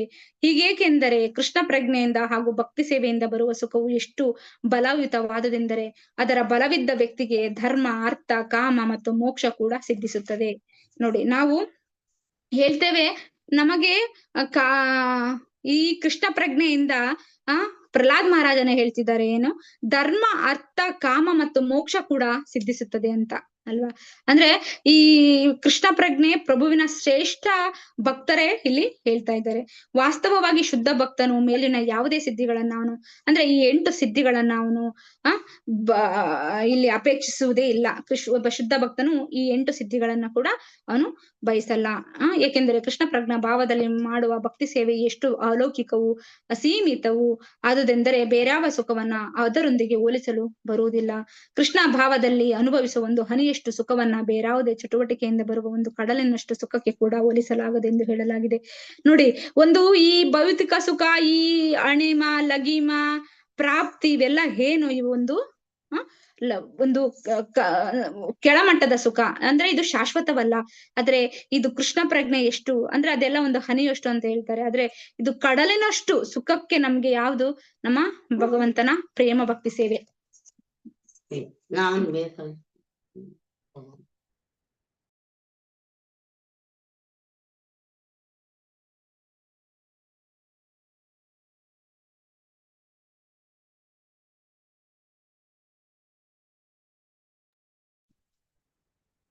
ಹರೇ ಕೃಷ್ಣ. ಸಾರಿ ನೋಡಿ, ಕಡಲಿನಷ್ಟು ಸುಖ ಅಂತ ಹೇಳ್ತಾರೆ. ಆದ್ದರಿಂದ ಕಿಂಚಿತ್ತಾದರೂ ಭಕ್ತಿ ಸೇವೆಯನ್ನು ರೂಢಿಸಿಕೊಳ್ಳುವ ಯಾವೊಬ್ಬ ವ್ಯಕ್ತಿಯು ಧಾರ್ಮಿಕತೆ, ಆರ್ಥಿಕತೆ, ಪುರೋಭಿವೃದ್ಧಿ, ಇಂದ್ರಿಯ ತುಷ್ಟಿ ಹಾಗೂ ಮೋಕ್ಷ ಇವುಗಳಿಂದ ಪಡೆವ ಎಲ್ಲಾ ಬಗೆಯ ಸೌಖ್ಯವನ್ನ ಸುಲಭವಾಗಿ ಒಂದು ಹೊರ ಹಾಕಬಹುದು. ಕೃಷ್ಣ ಪ್ರಜ್ಞೆ ಎಷ್ಟು ಮುಖ್ಯ ಅನ್ನೋದನ್ನ ನಾವು ನೋಡ್ಬೋದು. ಭಕ್ತಿ ಸೇವೆ ಪ್ರೇಮವಿದೆ. ಇದು ಕಡಲಿನಷ್ಟು ಹನಿಯಷ್ಟು ಒಂದು ಕಡಲಿನಲ್ಲಿರುವ ಒಂದು ಹನಿಗೆ ನಾವು ಇಚ್ಛೆ ಪಡ್ತಾ ಇದೀವಿ. ಆದ್ರೆ ಭಗವಂತ ಹೇಳ್ತಾರೆ ಇಲ್ಲಿ ಭಾವಾರ್ಥದಲ್ಲಿ ನೋಡಿ, ಕಡಲಿನಷ್ಟು ಸುಖಕ್ಕೆ ಕೂಡ ನಮ್ಗೆ ಯಾವ್ದು ಸಿಕ್ಕೋದು, ಕಡಲಿನಷ್ಟು ಸುಖಕ್ಕೆ ಕೂಡ ಹೋಲಿಸಲಾಗದೆಂದು ಅಂದ್ರೆ ಅದಕ್ಕೂ ಹೋಲಿಸಲಾಗದಂತಹ ಅದರಿಂದ ಕಿಂಚಿತ್ತಾದರೂ ಭಕ್ತಿ ಸೇವೆನ ರೂಢಿಸಿಕೊಳ್ಳುವ ಯಾವೊಬ್ಬ ವ್ಯಕ್ತಿಯು ಏನ್ ಮಾಡ್ತಾನೆ, ಧಾರ್ಮಿಕತೆ, ಆರ್ಥಿಕತೆ, ಪುರೋಭಿವೃದ್ಧಿ, ಇಂದ್ರಿಯ ತೃಷ್ಟಿ ಹಾಗೂ ಮೋಕ್ಷ ಇವುಗಳಿಂದ ಪಡೆಯುವ ಎಲ್ಲಾ ಸೌಖ್ಯವನ್ನ ಅವನು ಸುಲಭವಾಗಿ ಹೊರ ಹಾಕಬಹುದು. ಅಂದ್ರೆ ಅವನಿಗೆ ಈಸಿ, ಆರಾಮಾಗಿ ಅವನು ಹೊರ ಹಾಕ್ಬೋದು. ಯಾಕಂದ್ರೆ ಅವನಿಗೆ ಗೊತ್ತು ಏನು, ನಾವು ಭಗವಂತನಲ್ಲಿ ನಾವು ಒಳ್ಳೆಯ ಶುದ್ಧ ಭಕ್ತಿ ಸೇವೆ ಮಾಡಿದ್ರೆ ಮಾತ್ರ ನಾವು ಮೋಕ್ಷವನ್ನು ಪಡೆಯೋದು. ಇದು ಏನು, ಮೋಕ್ಷ ಲಘುತಾಕ್ ಅನ್ನೋದು ಮೂರನೇದು ನಮ್ಗೆ ಇಲ್ಲಿ ನೋಡ್ಬೋದು. ನೀವ್ ಏನೇ ಮೋಕ್ಷ ಪಡೀರಿ, ನೀವು ಅಂದ್ರೆ ಈ ಮೋಕ್ಷವನ್ನು ಕೂಡ ಶುದ್ಧ ಭಕ್ತನು ಪಡೆಯುವುದಿಲ್ಲ. ಈಗ ನಾವು ನೋಡ್ಬೋದು ನೋಡಿ, ಹೇಳ್ತಾರೆ ಕೋಲಾವೇಚ ಅಂದ್ರೆ ಒಂದು ಕತೆ ಹೇಳ್ತಾರೆ. ಕೋಲಾವೇಚ ಶ್ರೀಧರ ಎಂಬ ಹೆಸರಿನೊಬ್ಬ ಭಕ್ತ ಇರ್ತಾರೆ. ಚೈತನ್ಯ ಪ್ರಭು ಅಂದ್ರೆ ಬಡ ಭಕ್ತ, ಪರಮ ಭಕ್ತನಾಗಿರ್ತಾರೆ. ಅವನು ಬಡವ. ಅವನು ಬಾಳೆ ಎಲೆಯಿಂದ ತಯಾರಿಸಿದ ದೊನ್ನೆಗಳನ್ನ ಮಾರುವ ಪುಟ್ಟ ವ್ಯಾಪಾರ ಆಗಿರ್ತಾನೆ. ಅವನು ಪುಟ್ಟ ವ್ಯಾಪಾರ ಮಾಡ್ತಿರ್ತಾನೆ. ಇದರಿಂದ ಅವನಿಗೆ ಬರುತ್ತಿದ್ದ ಆದಾಯ ಅತ್ಯಲ್ಪವಾದರೂ ಅವನು ಏನ್ ಮಾಡ್ತಿದ್ದ, ಅವನು ಬಂದಂತಹ ಆದಾಯವನ್ನ 50ರಷ್ಟು ಗಂಗಾ ಪೂಜೆಗೆ ವಿನಿಯೋಗಿಸಿ ಉಳಿದ ಅರ್ಧದಲ್ಲಿ ಹೇಗೂ ಜೀವನ ಸಾಗಿಸುತ್ತಿದ್ದ. ಈ ನಿಕಟ ಭಕ್ತಿ ಕೋಲಾಚೆನಿಗೆ ಹೇಗೋ ಒಮ್ಮೆ ಚೈತನ್ಯರು ತಮ್ಮನ್ನ ತೋರುಗಟ್ಟಿ ನೋಡಿದ್ರು. ಚೈತನ್ಯ ಮಹಾಪ್ರಭುಗಳು ಅವನು ಬಯಸೋ ಸಂಪತ್ತನ್ನ, ಅಂದ್ರೆ ಅವ್ರು ಅಷ್ಟು ಕಷ್ಟ ಪಡ್ತಿದ್ನಲ್ಲ, ಅದಕ್ಕೆ ಏನ್ ಮಾಡ್ತಾರೆ, ಅವರು ಚೈತನ್ಯ ಮಹಾಪ್ರಭುಗಳು ಕೇಳ್ತಾರೆ, ನಿನ್ ಸಂಪತ್ತನ್ನ ನಾನು ಕೊಡ್ತೀನಿ ಅಂದ್ರೆ ಶ್ರೀಧರ ಅವರು ಹೇಳ್ತಾರೆ, ತನಗೆ ಯಾವ ಐಹಿಕ ಸಂಪತ್ತಿನ ಆಸೆಯೂ ಇಲ್ಲವೆಂದು ಅಂತ ಹೇಳ್ತಾರೆ. ನೋಡಿ, ಪ್ರಭುಗಳಿಗೆ ಹೇಳಿದ ಈಗಿರುವ ಸ್ಥಿತಿಯಲ್ಲಿ ತಾನು ಸುಖವಾಗಿರುವುದಾಗಿಯೇ ಹೇಳ್ತಾರೆ ಅವರು. ನನಗೀಗನೇ ಸುಖ ಇದೆ, ನನಗೆ ಯಾವ ಐಹಿಕ ಬೇಡ ಅಂತ ಭಗವಂತನೇ ಕೊಡ್ತೀನಿ ಅಂತ ಹೇಳಿದ್ರು ಅವರು ತಗೊಳ್ಳಲ್ಲ. ಶುದ್ಧ ಭಕ್ತರು ಹೀಗೆ ಇರ್ತಾರೆ. ಪ್ರಭು ಚೈತನ್ಯರ ಪಾದ ಕಮಲಗಳಲ್ಲಿ ಅಚಲ ಭಕ್ತಿಯೊಂದೇ ತನಗೆ ಸಾಕೆಂದು ಶ್ರೀಧರನು ಹೇಳಿದ. ಶುದ್ಧ ಭಕ್ತರ ಸ್ವಭಾವ ಹೀಗಿರುತ್ತದೆ. ದಿನದ 24 ಗಂಟೆಗಳ ಕಾಲ ಭಕ್ತಿ ಸೇವೆಯಲ್ಲಿ ತೊಡಗಿರುವುದೊಂದನ್ನ ಬಿಟ್ಟರೆ ಅವರಿಗೆ ಬೇರೇನು ಬೇಡ. ಮುಕ್ತಿಯನ್ನಾಗಲಿ ಅಥವಾ ಪರಮೋನ್ನತನೊಂದಿಗೆ ಲೀನವಾಗುವ ಸುಖವನ್ನಾಗಲಿ ಶುದ್ಧ ಭಕ್ತರು ಅಪೇಕ್ಷಿಸಲಾರರು. ನೋಡಿ, ಶುದ್ಧ ಭಕ್ತಿಯವರು ಅಪೇಕ್ಷಿಸಲ್ಲ. ಅವರು ಯಾವುದೇ ಮೋಕ್ಷವನ್ನು ಸಹ ಅವರು ಅಪೇಕ್ಷಿಸಲ್ಲ ಅಂತ ನಾವು ಇಲ್ಲಿ ನೋಡಬಹುದು. ನೋಡಿ, ಇವಾಗ ಶುದ್ಧ ಭಕ್ತಿ ಸೇವೆಯ ಅಪೂರ್ವತೆ ಅಂದ್ರೆ ಇದು ಸುದುರ್ಲಭ ಅಂತ ನಾವು ಎಷ್ಟನೇದು ಮೊದಲನೇದಲ್ಲಿ ಸುದುರ್ಲಭ. ನೋಡಿ, ಇಲ್ಲಿ ಆನಂದವನ್ನ ನೋಡುದು, ಮತ್ತೆ ಯಾವ ಮೋಕ್ಷವನ್ನ ಪಡೆದ್ರು ನಮಗೆ ಯಾವ ರೀತಿಯ ಪ್ರಯೋಜನ ಇಲ್ಲ ಅಂತ ನಾವು ನೋಡಿದ್ವಿ. ಅದೇ ರೀತಿ ಸುದುರ್ಲಭ ಅಂದ್ರೆ ನೋಡಿ, ಶುದ್ಧ ಭಕ್ತಿ ಸೇವೆಯ ಅಪೂರ್ವತೆ ಹೇಗೆ ಅಂತಂದ್ರೆ, ಆಧ್ಯಾತ್ಮಿಕ ಬದುಕಿನ ಪ್ರಾರಂಭಿಕ ಹಂತದಲ್ಲಿ ಆತ್ಮ ಸಾಕ್ಷಾತ್ಕಾರ ಉದ್ದೇಶವನ್ನ ಈಡೇರಿಸಿಕೊಳ್ಳಲು ಬೇರೆ ಬೇರೆ ತರನ ತಪಾಶ್ಚರ್ಯ, ದೇಹದಂಡನೆ ಅಂದ್ರೆ ಪ್ರಗತಿಗೆ ನಾವೇನ್ ಮಾಡ್ತೀವಿ, ಬೇರೆ ಬೇರೆ ತಪಾಶ್ಚರ್ಯ, ದೇಹದಂಡನೆ ಮತ್ತಿತರ ಕ್ರಿಯೆಗಳ ಆಚರಣೆಯಲ್ಲಿ ಇರ್ತೇವೆ. ಆದಾಗ್ಯೂ ಐಹಿಕ ಅಪೇಕ್ಷೆಯನ್ನ ಇಟ್ಟುಕೊಳ್ಳದ ಇಂತಹ ಕ್ರಿಯೆಗಳನ್ನ ಆಚರಿಸಿದರೂ ಒಬ್ಬನು ಭಕ್ತಿ ಸೇವೆಯನ್ನ ಸಾಧಿಸಲಾರ. ತನ್ನ ಮಟ್ಟಿಗೆ ತಾನು ಭಕ್ತಿ ಸೇವೆಯನ್ನ ಒಲಿಸಿಕೊಳ್ಳಲು ಬಯಸುವ ಆತನು ಕೂಡ ಹೆಚ್ಚಿನ ಆಶಾಭಾವನೆಯನ್ನು ಇಟ್ಟುಕೊಳ್ಳುವಂತಿಲ್ಲ. ಯಾಕೆಂದರೆ ಕೃಷ್ಣನು ಯಾರಿಗೆ ಬೇಕಾದರೂ ಭಕ್ತಿ ಸೇವೆಯನ್ನ ದಯಪಾಲಿಸಲು ಒಪ್ಪುವುದಿಲ್ಲ. ನೋಡಿ, ಕೃಷ್ಣ ಅಂದ್ರೆ ಸುದುರ್ಲಭ ಅಂದ್ರೆ ಕಷ್ಟ ಉಂಟು, ವಿರಳ, ಕಠಿಣ ಆದ್ರೆ ಸುಲಭ ಇದೆ. ಆದ್ರೆ ಕೃಷ್ಣ ದಯಪಾಲಿಸ್ಬೇಕು, ಹೇಗೆ ಬೇಕವರು ಕೊಡಲ್ಲ. ಒಬ್ಬ ಶುದ್ಧ ಭಕ್ತಿಯಲ್ಲಿ ತನ್ನ ಪ್ರಯತ್ನದಿಂದಲೇ ಅವನು ಮಾಡ್ಬೇಕು ಅನ್ನೋದನ್ನ ನಾವು ಇಲ್ಲಿ ನೋಡ್ಬೋದು. ದಯಪಾಲಿಸಲು ಒಪ್ಪುವುದಿಲ್ಲ. ವ್ಯಕ್ತಿಗೆ ಐಹಿಕ ಸುಖವನ್ನ ಇಲ್ಲವೇ ಮುಕ್ತಿಯನ್ನ ನೀಡಲು ಕೃಷ್ಣನು ಸುಲಭವಾಗಿ ಒಪ್ಪಿಕೊಂಡವನು. ಸುಖ ಕೊಡಕ್ಕೆ ಅಥವಾ ಮುಕ್ತಿ ಕೊಡ್ಲಿಕ್ಕೆ ಭಗವಂತ ಒಪ್ಕೊಳ್ತಾನಂತೆ. ಆದ್ರೆ ಈ ಭಕ್ತಿ ಸೇವೆಯನ್ನ ಕೊಡ್ಲಿಕ್ಕೆ ಭಗವಂತ ಒಪ್ಪಿಕೊಳ್ಳಲ್ಲ. ಅದಕ್ಕೆ ಒಂದು ನಿದರ್ಶನ ನಾನು ನೋಡ್ಬೋದು. ಹೀಗೆ ಭಗವಂತ ಅಂದ್ರೆ ಹಾಗೆ ಕೇಳಿದೆ ನಾನು, ಭಗವಂತ ಕೂತಿರ್ತಾನಂತೆ, ಎಲ್ಲಾರು ತಮ್ಮ ತಮ್ಮ ಇಚ್ಛೆಗಳ ಲೈನ್ ಅಲ್ಲಿ ನಿಂತ್ಕೊಂಡಿರ್ತಾರಂತೆ. ಒಬ್ರೊಬ್ರು ಬಂದು ನಿನ್ಗೆ ಏನ್ ಬೇಕಪ್ಪ, ನಂಗೆ ಐಶ್ವರ್ಯ ಬೇಕು ಕೊಟ್ರು, ನನ್ಗೆ ಮನೆ ಬೇಕು ಕೊಟ್ರು, ಎಲ್ಲ ತಮ್ಮ ತಮ್ಮ ಇಚ್ಛೆಗಳನ್ನ ಈಡೇರಿಸ್ಕೊಂಡು ಹೋಗ್ತಾರಂತೆ. ಕೊನೆಗೆ ಒಬ್ಬ ಲೈನ್ ಅಲ್ಲಿ ನಿಂತಿರ್ತಾನಂತೆ, ಅವ್ನ್ ಬಂದು ನನಗ್ ನೀನ್ ಬೇಕು ಅಂತ ಕೇಳ್ತಾನಂತೆ, ಸೈಡಿಗೆ ನಿಂತ್ಕೊ ಅಂತಾನಂತೆ, ಭಕ್ತಿ ಸೇವೆ ಬೇಕು ಅಂತ. ಆಗ ಕೃಷ್ಣ ಕೊಡ್ಲಿಲ್ಲ ಅವರಿಗೆ, ಸೈಡಿಗೆ ನಿಂತ್ಕೊ ಅಂತ ಹೇಳ್ತಾರಂತೆ. ಎಲ್ಲರ ಇಚ್ಛೆನ ಈಡೇರಿಸಿದ್ರಂತೆ. ಆಗ ಭಕ್ತ ಕೇಳ್ತಾನಂತೆ, ಅಲ್ಲ ಭಗವಂತ, ನನ್ಗೆ ಭಕ್ತಿ ಸೇವೆ ಕೊಡು ಅಂದ್ರೆ ನೀನ್ ಸೈಡ್ ಅಲ್ಲಿ ನಿಂತ್ಕೊಳ್ತೀಯಲ್ಲ, ನಿಂತ್ಕೊ ಅಂತ ಹೇಳ್ತೀರ. ಎಲ್ಲರಿಗೆ ತನ್ನ ಇಚ್ಛೆಗಳನ್ನ ಈಡೇರಿಸಿದೆ ಅಂತ ಭಗವಂತ ನನ್ನ ಕೇಳ್ತಾನಂತೆ. ಅದಕ್ಕೆ ಭಗವಂತ ಹೇಳ್ತಾರಂತೆ, ಹೌದು, ನಾನು ಇದೆಲ್ಲ ಸುಲಭವಾಗಿ ಕೊಡ್ತಾನೆ, ಯಾಕಂದ್ರೆ ನಾನು ಭಕ್ತಿ ಸೇವೆಯನ್ನ ಕೊಡೋದು ಸುದುರ್ಲಭ. ಯಾಕಂತಂದ್ರೆ ನಾನು ನಿಮ್ಮ ಭಕ್ತಿ ಸೇವೆಗೆ ನಾನು ಆಕರ್ಷಣೆ ಆಗ್ತೀನಿ ಅನ್ನೋದನ್ನ ಭಗವಂತ ಹೇಳ್ತಾರಂತೆ. ಅದಕ್ಕೆ ಯಾವಾಗ ನಮ್ಗೆ ಭಕ್ತಿ ಸೇವೆ ಭಗವಂತ ಕಲ್ಪಿಸಿ ಕೊಡ್ತಾನೆ, ಹಾಗನೆ ನಾವು ಅದನ್ನ ಬಳಸ್ಕೊಳ್ಬೇಕು, ಪ್ರಾಮಾಣಿಕವಾಗಿ ಬಳಸ್ಕೊಳ್ಬೇಕು. ಯಾವಾಗ ನಾವು ಭಕ್ತಿ ಸೇವೆ ಯಾವಾಗ ನಾವು ಯೋಚಿಸ್ತೀವಿ, ಇವಾಗ ನಮ್ಗೆ ಇನ್ನೂ ಸ್ವಲ್ಪ ವಯಸ್ಸಾದ್ಮೇಲೆ ನಾವು ಭಕ್ತಿ ಸೇವೆ ಮಾಡೋಣ, ಅಥವಾ ಇನ್ನೊಂದ್ ಸ್ವಲ್ಪ ನಮಗೆ ಇದಾದಾಗ ನಾವು ಇಸ್ಕನಿಗೆ ಹೋಗಿ ಸಹಾಯ ಮಾಡೋಣ, ಅಥವಾ ಭಕ್ತರು ಎಲ್ಲಿರ್ತಾರೆ ಅಂದ್ರೆ ನಮ್ಮ ಭಾವನೆ ಹಂಗಿರ್ತದೆ, ನಮ್ಮ ಕಮಿಟ್ಮೆಂಟ್ ಹಾಗೆ ಇರ್ತದೆ, ನಮ್ಮ ಸಂಸಾರಿಕವಾಗಿ ನಾವು ಹಾಗೆ ಇರ್ತೀವಿ ನಾವು. ಆದ್ರೆ ಅದಕ್ಕೂ ಮೀರಿ ಭಗವಂತ ಹೇಳ್ತಾರೆ, ನಿಮಗೆ ಯಾವಾಗ ಅವಕಾಶ ಸಿಗ್ತದೆ ಆಗ ನನ್ನ ಸೇವೆಯನ್ನ ಮಾಡಿ ಅಂತ. ಅಂದ್ರೆ ಸುದುರ್ಲಭ, ಸಿಗ್ಲಿಕ್ಕೆ ಚಾನ್ಸಸ್ ಇಲ್ಲ. ಆಮೇಲೆ ಆ ಭಕ್ತನಿಗೆ ಅವರು ಸೇವಾ ಕೊಡ್ತಾರಂತೆ. ಆಗ ಯಾವಾಗ ಅವನು ಭಕ್ತ ವತ್ಸಲನಾಗ್ತಾನೆ ಭಗವಂತ, ಯಾವಾಗ ಭಕ್ತರ ವಶ ಆಗ್ತಾರಂತೆ ಭಗವಂತ ಅನ್ನೋದನ್ನ ನಾವು ಇಲ್ಲಿ ನೋಡ್ಬೋದು.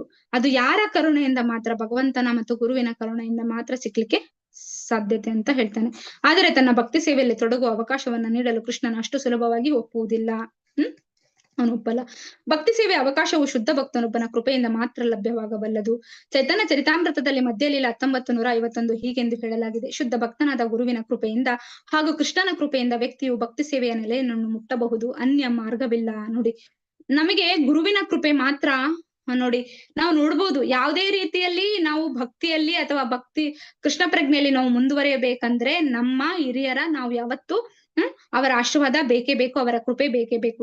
ಏನ್ ಹೇಳ್ತಾರೆ? ದಾಸಾನು ದಾಸಾನು ದಾಸಾನು ದಾಸಾನು ಅಂತ. ಅಂದ್ರೆ ನಾವು ಯಾವಾಗ ಡೈರೆಕ್ಟ್ ನಾವು ಹೋಗಲ್ಲ. ಯಾವತ್ತು ನೋಡಿ ನಮ್ಗೆ ಒಂದು ಹೇಳ್ತೀನಿ, ಈಗ ನಮ್ಗೆ ಪಾಣಿಹಟ್ಟ ಈಗ ಮುಗೀತಲ್ವಾ, ಅಲ್ಲಿ ನೋಡಿ ನಮ್ಗೆ ಆಗಿನಲ್ಲೇ ನೋಡ್ತೇವೆ ನಮ್ಮ ನಿತ್ಯಾನಂದ ಪ್ರಭುಗಳು, ನಮ್ಮ ರಘುನಾಥ ದಾಸ ಗೋಸ್ವಾಮಿ ಅವರು ಡೈರೆಕ್ಟ್ ಚೈತನ್ಯ ಮಹಾಪ್ರಭುಗಳನ್ನ ನೋಡ್ಬೇಕಂತ ಬಯಸಿದ್ರಂತೆ. ಅಲ್ಲಿ ಚೈತನ್ಯ ಪಾಣಿಹಟ್ಟ ಎಂಬ ಜಾಗದಲ್ಲಿ ರಘುನಾಥ ದಾಸ ಸ್ವಾಮಿ ಅವರು ಬಂದು ಅಲ್ಲಿಗೆ ನಮ್ಮ ನಿತ್ಯಾನಂದ ಪ್ರಭುಗಳು ಬಂದಿರ್ತಾರಂತೆ. ಆಗ ನಮ್ಮ ಇವರು ರಘುನಾಥ ಸ್ವಾಮಿ ಕೂಡ ಒಂದು ಸೈಡ್ ಅಲ್ಲಿ ನಿಂತ್ಕೊಂಡು ಹೀಗೆ ನೋಡ್ತಿರ್ತಾರಂತೆ. ಆಗ ನಿತ್ಯಾನಂದ ಪ್ರಭುಗಳು ಕರೀತಾರಂತೆ ಅವರನ್ನ, ಏನ್ ನೋಡ್ತಾ ಇದ್ದೇನೆ? ಆಗ ಅಲ್ಲೂ ಕೂಡ ಹೇಳ್ತಾರಂತೆ, ನಂಗೆ ಚೈತನ್ಯ ಮಹಾಪ್ರಭುಗಳು ಬೇಕು. ಅವರ ಅಂದ್ರೆ ಆ ಗೋಸ್ವಾಮಿಗಳ ಅನ್ಲಿಮಿಟೆಡ್ ಅವರದು ಅಂತ ಹೇಳಿದ್ರೆ ನಮ್ಗೆ ಏನು ಅರ್ಥ ಆಗಲ್ಲ. ಅಂದ್ರೆ ಅವರೆಲ್ಲ ಮಂಜರಿಸಲ್ಲ. ರಘುನಾಥ ಸ್ವಾಮಿ ಅವರು ಹೋಗ್ತಾರಂತೆ, ಅಲ್ಲಿ ಕೂಡ ಅಡ್ಡ ಬಿದ್ದು ನಿತ್ಯಾನಂದ ಪ್ರಭುಗಳಿಗೆ ಕೇಳ್ತಾರಂತೆ ಚೈತನ್ಯ ಮಹಾಪ್ರಭು. ಆಗ ನಿತ್ಯಾನಂದ ಪ್ರಭುಗಳು ಹೇಳ್ತಾರಂತೆ, ಇಲ್ಲ, ನೀನು ನನ್ನ ಮೂಲಕ ಮಾತ್ರ ಚೈತನ್ಯ ಮಹಾಪ್ರಭುಗಳನ್ನ ಕೃಪೆಯನ್ನ ಪಡೆಯಲು ಸಾಧ್ಯ ಅಂತ.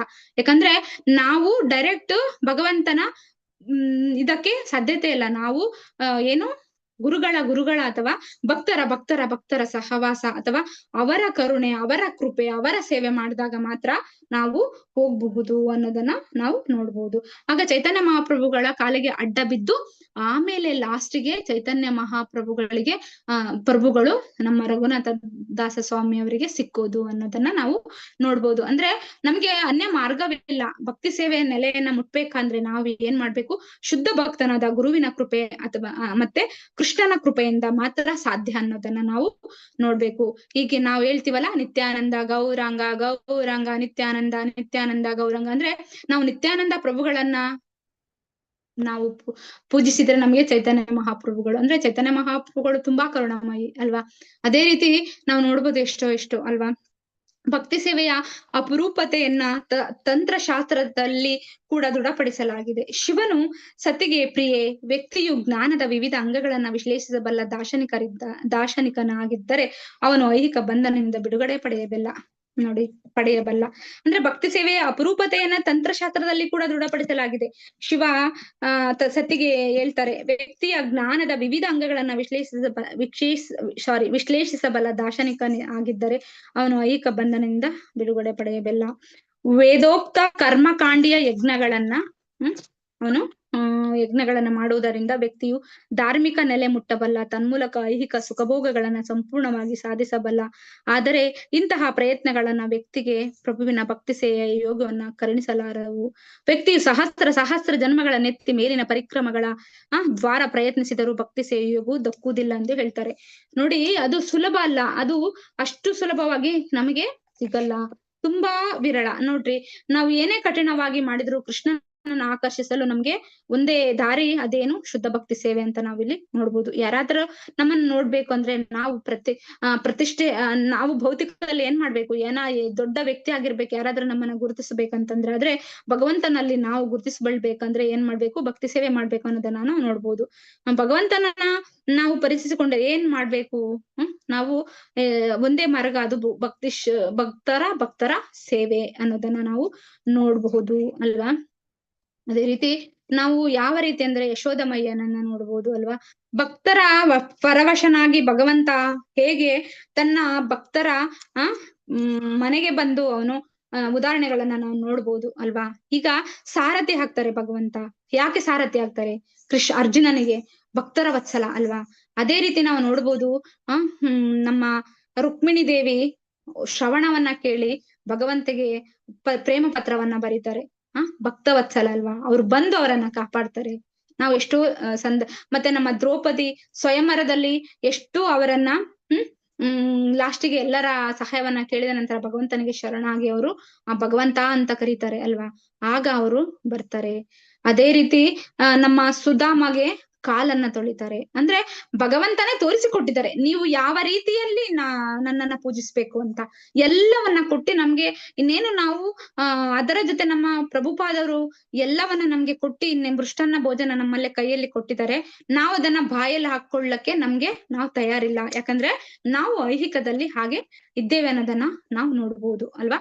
ಭಗವಂತ ಎಲ್ಲಾ ಅವಕಾಶನ ಕೊಡ್ತಾರೆ ಅಲ್ವಾ. ನಾವು ನೋಡ್ಬೋದು ಇಲ್ಲಿ ವ್ಯಕ್ತಿಗತ ಪ್ರಯತ್ನಗಳಿಂದಾಗಲಿ ಅಥವಾ ಮಹಿಮಾವಂತರ ಉಪದೇಶಗಳಿಂದಾಗಲಿ ವ್ಯಕ್ತಿಯು ಭಕ್ತಿ ಸೇವೆಯ ನೆಲೆಯನ್ನ ತಲುಪಲಾರನೆಂದು ಪ್ರಹ್ಲಾದ ಮಹಾರಾಜನು ಸ್ಥಿರಪಡಿಸುವ ಸಂಗತಿ ಶ್ರೀಮದ್ ಭಾಗವತದಲ್ಲಿದೆ. ಶುದ್ಧ ಭಕ್ತನೊಬ್ಬನ ಪಾದ ಧೂಳಿಯ ಆಶೀರ್ವಾದ ವ್ಯಕ್ತಿಯ ಮೇಲಿರಬೇಕು. ಅಂತಹ ಭಕ್ತನು ಐಹಿಕ ಅಪೇಕ್ಷೆಗಳ ಕಲ್ಮಶದಿಂದ ಸಂಪೂರ್ಣವಾಗಿ ಮುಕ್ತನಾಗಿರಬೇಕು. ನೋಡಿ, ಪಾದದ ಧೂಳು ಅಲ್ವಾ, ಹೇಗೆ ಪಾದದ ಧೂಳಲ್ಲಿ ನಾವು ಇರ್ಬೇಕು ಅನ್ನೋದನ್ನ ನಾವಿಲ್ಲಿ ನೋಡ್ಬೋದು. ಪಾದದ ಧೂಳಲ್ಲಿ ಮಾತ್ರ ಸಾಧ್ಯ ಭಕ್ತರ ಅನ್ನೋದನ್ನ ನೋಡ್ಬೋದು. ಅದೇ ರೀತಿ ನಾನು ಇಲ್ಲಿ ಒಂದು ಭಕ್ತಿ ವಿನೋದ್ ಠಾಕೂರ್ ಅವರ ಶುದ್ಧ ಭಕ್ತರು ಹೇಗಿರ್ತಾರೆ ಅನ್ನೋದನ್ನ ನಾನು ನೋಡ್ತೇನೆ. ಹೇಗೆ ಅವರು ಒಂದು ಕೀರ್ತನೆ ಇದೆ, ಅದು ಸಿಕ್ಕಿದ್ರೆ ಮಾತ್ರ ನೋಡಿ ಹೇಳ್ತೀನಿ, ಇಲ್ಲಾದ್ರೆ ಇಲ್ಲ ನೋಡುವ.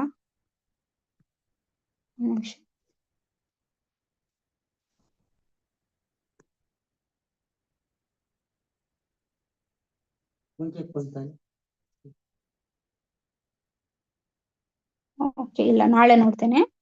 ಅದರಲ್ಲಿ ಭಕ್ತ ಹೇಳ್ತಾನೆ, ಒಂದು ಭಜನೆ ಇದೆ ಅದರಲ್ಲಿ, ಹಂಗೆ ಸಂಕ್ಷಿಪ್ತವಾಗಿ ಇಲ್ಲೇ ಇದೆ ನೋಡಿ. ಅದ್ರಲ್ಲಿ ಹೇಳ್ತಾರೆ, ಬಟ್ ಅದು ಸರ್ವಸ್ವ ತೋಮರ ಅಂದ್ರೆ ಇಲ್ಲಿ ಭಗವಂತನ ನಾವ್ ಹೇಗೆ ಅಂತ ಭಕ್ತ ಹೇಳ್ತಾನೆ ಅಂತಂದ್ರೆ, ಏ ಪ್ರಭು, ನನ್ನ ಎಲ್ಲಾ ಸರ್ವಸ್ವವನ್ನ ನಿನ್ನ ಶ್ರೀ ಚರಣಗಳಲ್ಲಿ ಸಮರ್ಪಿಸಿ ನಿನ್ನ ಮನೆಯಲ್ಲಿ ಬಿದ್ದಿರುವ ಅಂದ್ರೆ ನಾಯಿಯಾಗಿ ನನ್ನನ್ನ ಮಾಡು, ನಿನಗೆ ಶರಣಾಗಿರುವೆ, ನೀನು ನನ್ನನ್ನು ನಿನ್ನ ನಾಯಿ ಎಂದು ಸ್ವೀಕರಿಸು ಅಂತ ಹೇಳ್ತಾರೆ ಭಗವಂತನಿಗೆ.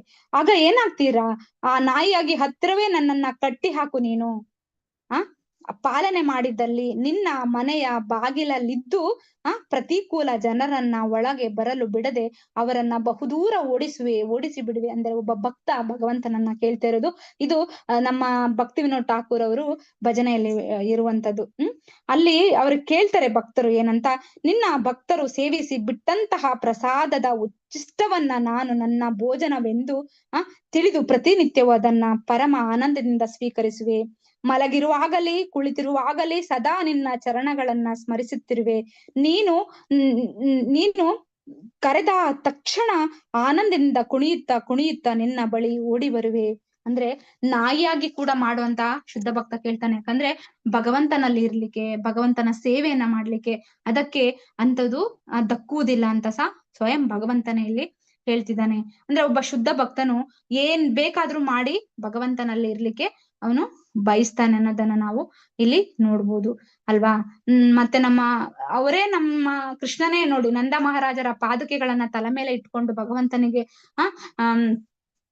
ಬರ್ತಾರೆ. ಅಂದ್ರೆ ಭಕ್ತವತ್ಸಲ ಆದಾಗ ಭಗವಂತ ಹೇಗೆ, ಅದೇ ರೀತಿ ಭಗವಂತನ ಆಶ್ರಯದಲ್ಲಿದ್ದಾಗ ಅವನ ಭಾವ ಹೇಗೆ ಅನ್ನೋದನ್ನ ನಾವು ನೋಡ್ಬೋದು. ಅದಕ್ಕೆ ಇಲ್ಲಿ ಹೇಳ್ತಾರೆ, ವ್ಯಕ್ತಿಗತ ಪ್ರಯತ್ನಗಳಿಂದಾಗಲಿ ಅಥವಾ ಮಹಿಮಾವಂತರ ಉಪದೇಶಗಳಿಂದಾಗಲಿ ಅಲ್ಲ, ಯಾವುದರಿಂದ ಆಗೋದು ಅಂದ್ರೆ ಅಂತಹ ಭಕ್ತರ ಸಂಪೂರ್ಣ ಪಾದ ಧೂಳಲ್ಲಿ ನಾವಿರ್ಬೇಕು, ವ್ಯಕ್ತಿಯ ಮೇಲಿರ್ಬೇಕು. ಅಂತಹ ಭಕ್ತನು ಐಹಿಕ ಅಪೇಕ್ಷೆಗಳ ಕಲ್ಮಶದಿಂದ ಸಂಪೂರ್ಣವಾಗಿ ಮುಕ್ತನಾಗ್ತಾನೆ ಅನ್ನೋದು. ಯಾವಾಗ ನಾವು ಏನೇ ಕಲ್ತಿರ್ಬೋದು ಅಥವಾ ನಾವ್ ಏನೇ ಒಂದು ಹೇಳ್ಬೋದು, ನಮಗೆ ತುಂಬಾ ಚೆನ್ನಾಗಿ ಗೊತ್ತು, ಆದ್ರೆ ನಾವು ಮಾನಸಿಕವಾಗಿ ಭಗವಂತನನ್ನ ನಾವು ಎಷ್ಟು ಪ್ರೇಮಿಸ್ತಿದೀವಿ ಅಂದ್ರೆ, ಎಷ್ಟು ನಾವು ಈ ಸಾಧನ ಮಾಡುವಾಗ ಪ್ರಾಮಾಣಿಕವಾಗಿ ನಾವು ಎಷ್ಟು ಭಗವಂತನ ನಾಮಸ್ಮರಣೆ ಮಾಡ್ತಿದ್ದೇವೆ ಅಂದ್ರೆ, ಪ್ರಭುಪಾದರು ಕೊಟ್ಟಂತಹ ನಿಯಮಗಳನ್ನ ಎಷ್ಟರ ಮಟ್ಟಿಗೆ ನಾವು ಪಾಲಿಸ್ತಿದ್ದೇವೆ ಅನ್ನೋದ್ರ ಮೇಲೆ ಪರಿಣಾಮ ಬೀರ್ತದೆ ಅಂತ ನಮ್ಮ ಪ್ರಹ್ಲಾದ ಮಹಾರಾಜ್ ಅವರು ಹೇಳ್ತಿದ್ದಾರೆ. ಅಂದ್ರೆ ಭಕ್ತಿ ಸೇವೆಯ ನೆಲೆಯನ್ನು ತಲುಪಲಾರನೆಂದು ಯಾವಾಗ ವ್ಯಕ್ತಿಗತ ಪ್ರಯತ್ನಗಳಲ್ಲಿ ನಾವೇ ಸ್ವಂತವಾಗಿ ಅಥವಾ ಮಹಿಮಾವಂತರ ಉಪದೇಶಗಳಿಂದ ಯಾರಾದ್ರೂ ನಾವು ಪ್ರವಚನ ಕೇಳಿ ಅಥವಾ ನಮ್ಮ ಸ್ವಂತ ಪ್ರಯತ್ನದಿಂದ ಖಂಡಿತ ಸಾಧ್ಯ ಇಲ್ಲ. ಯಾವಾಗ ಸಾಧ್ಯ ಅಂತ ನಮ್ಗೆ ಪ್ರಹ್ಲಾದ್ ಮಹಾರಾಜರು ಭಾಗವತಮಲ್ಲಿ ಹೇಳ್ತಾರೆ, ಏನು ಪಾದಧೂಳು ಅಲ್ವಾ, ಪಾದಧೂಳಿನಿಂದ ವ್ಯಕ್ತಿ ಶುದ್ಧ ಭಕ್ತಿ ಸೇವೆಯಿಂದ ಅಂದ್ರೆ ಈ ಕಲ್ಮಶದಿಂದ ಸಂಪೂರ್ಣವಾಗಿ ಮುಕ್ತನಾಗಬಹುದು ಅಂತ. ಶ್ರೀಮದ್ ಭಾಗವತದ 5ನೇ ಸ್ಕಂದದಲ್ಲಿ ಹೇಳ್ತಾರೆ, 6ನೇ ಅಧ್ಯಾಯ ಶ್ಲೋಕ 18, ಒಂದು ಪ್ರಸಂಗ ಹೀಗುಂಟು.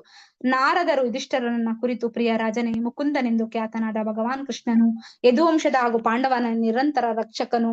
ಎಲ್ಲಾ ವಿವರಗಳಲ್ಲಿಯೂ ಅವನು ನಿನ್ನ ಗುರುವು ಉಪದೇಶಕನು ಆಗಿದ್ದಾನೆ.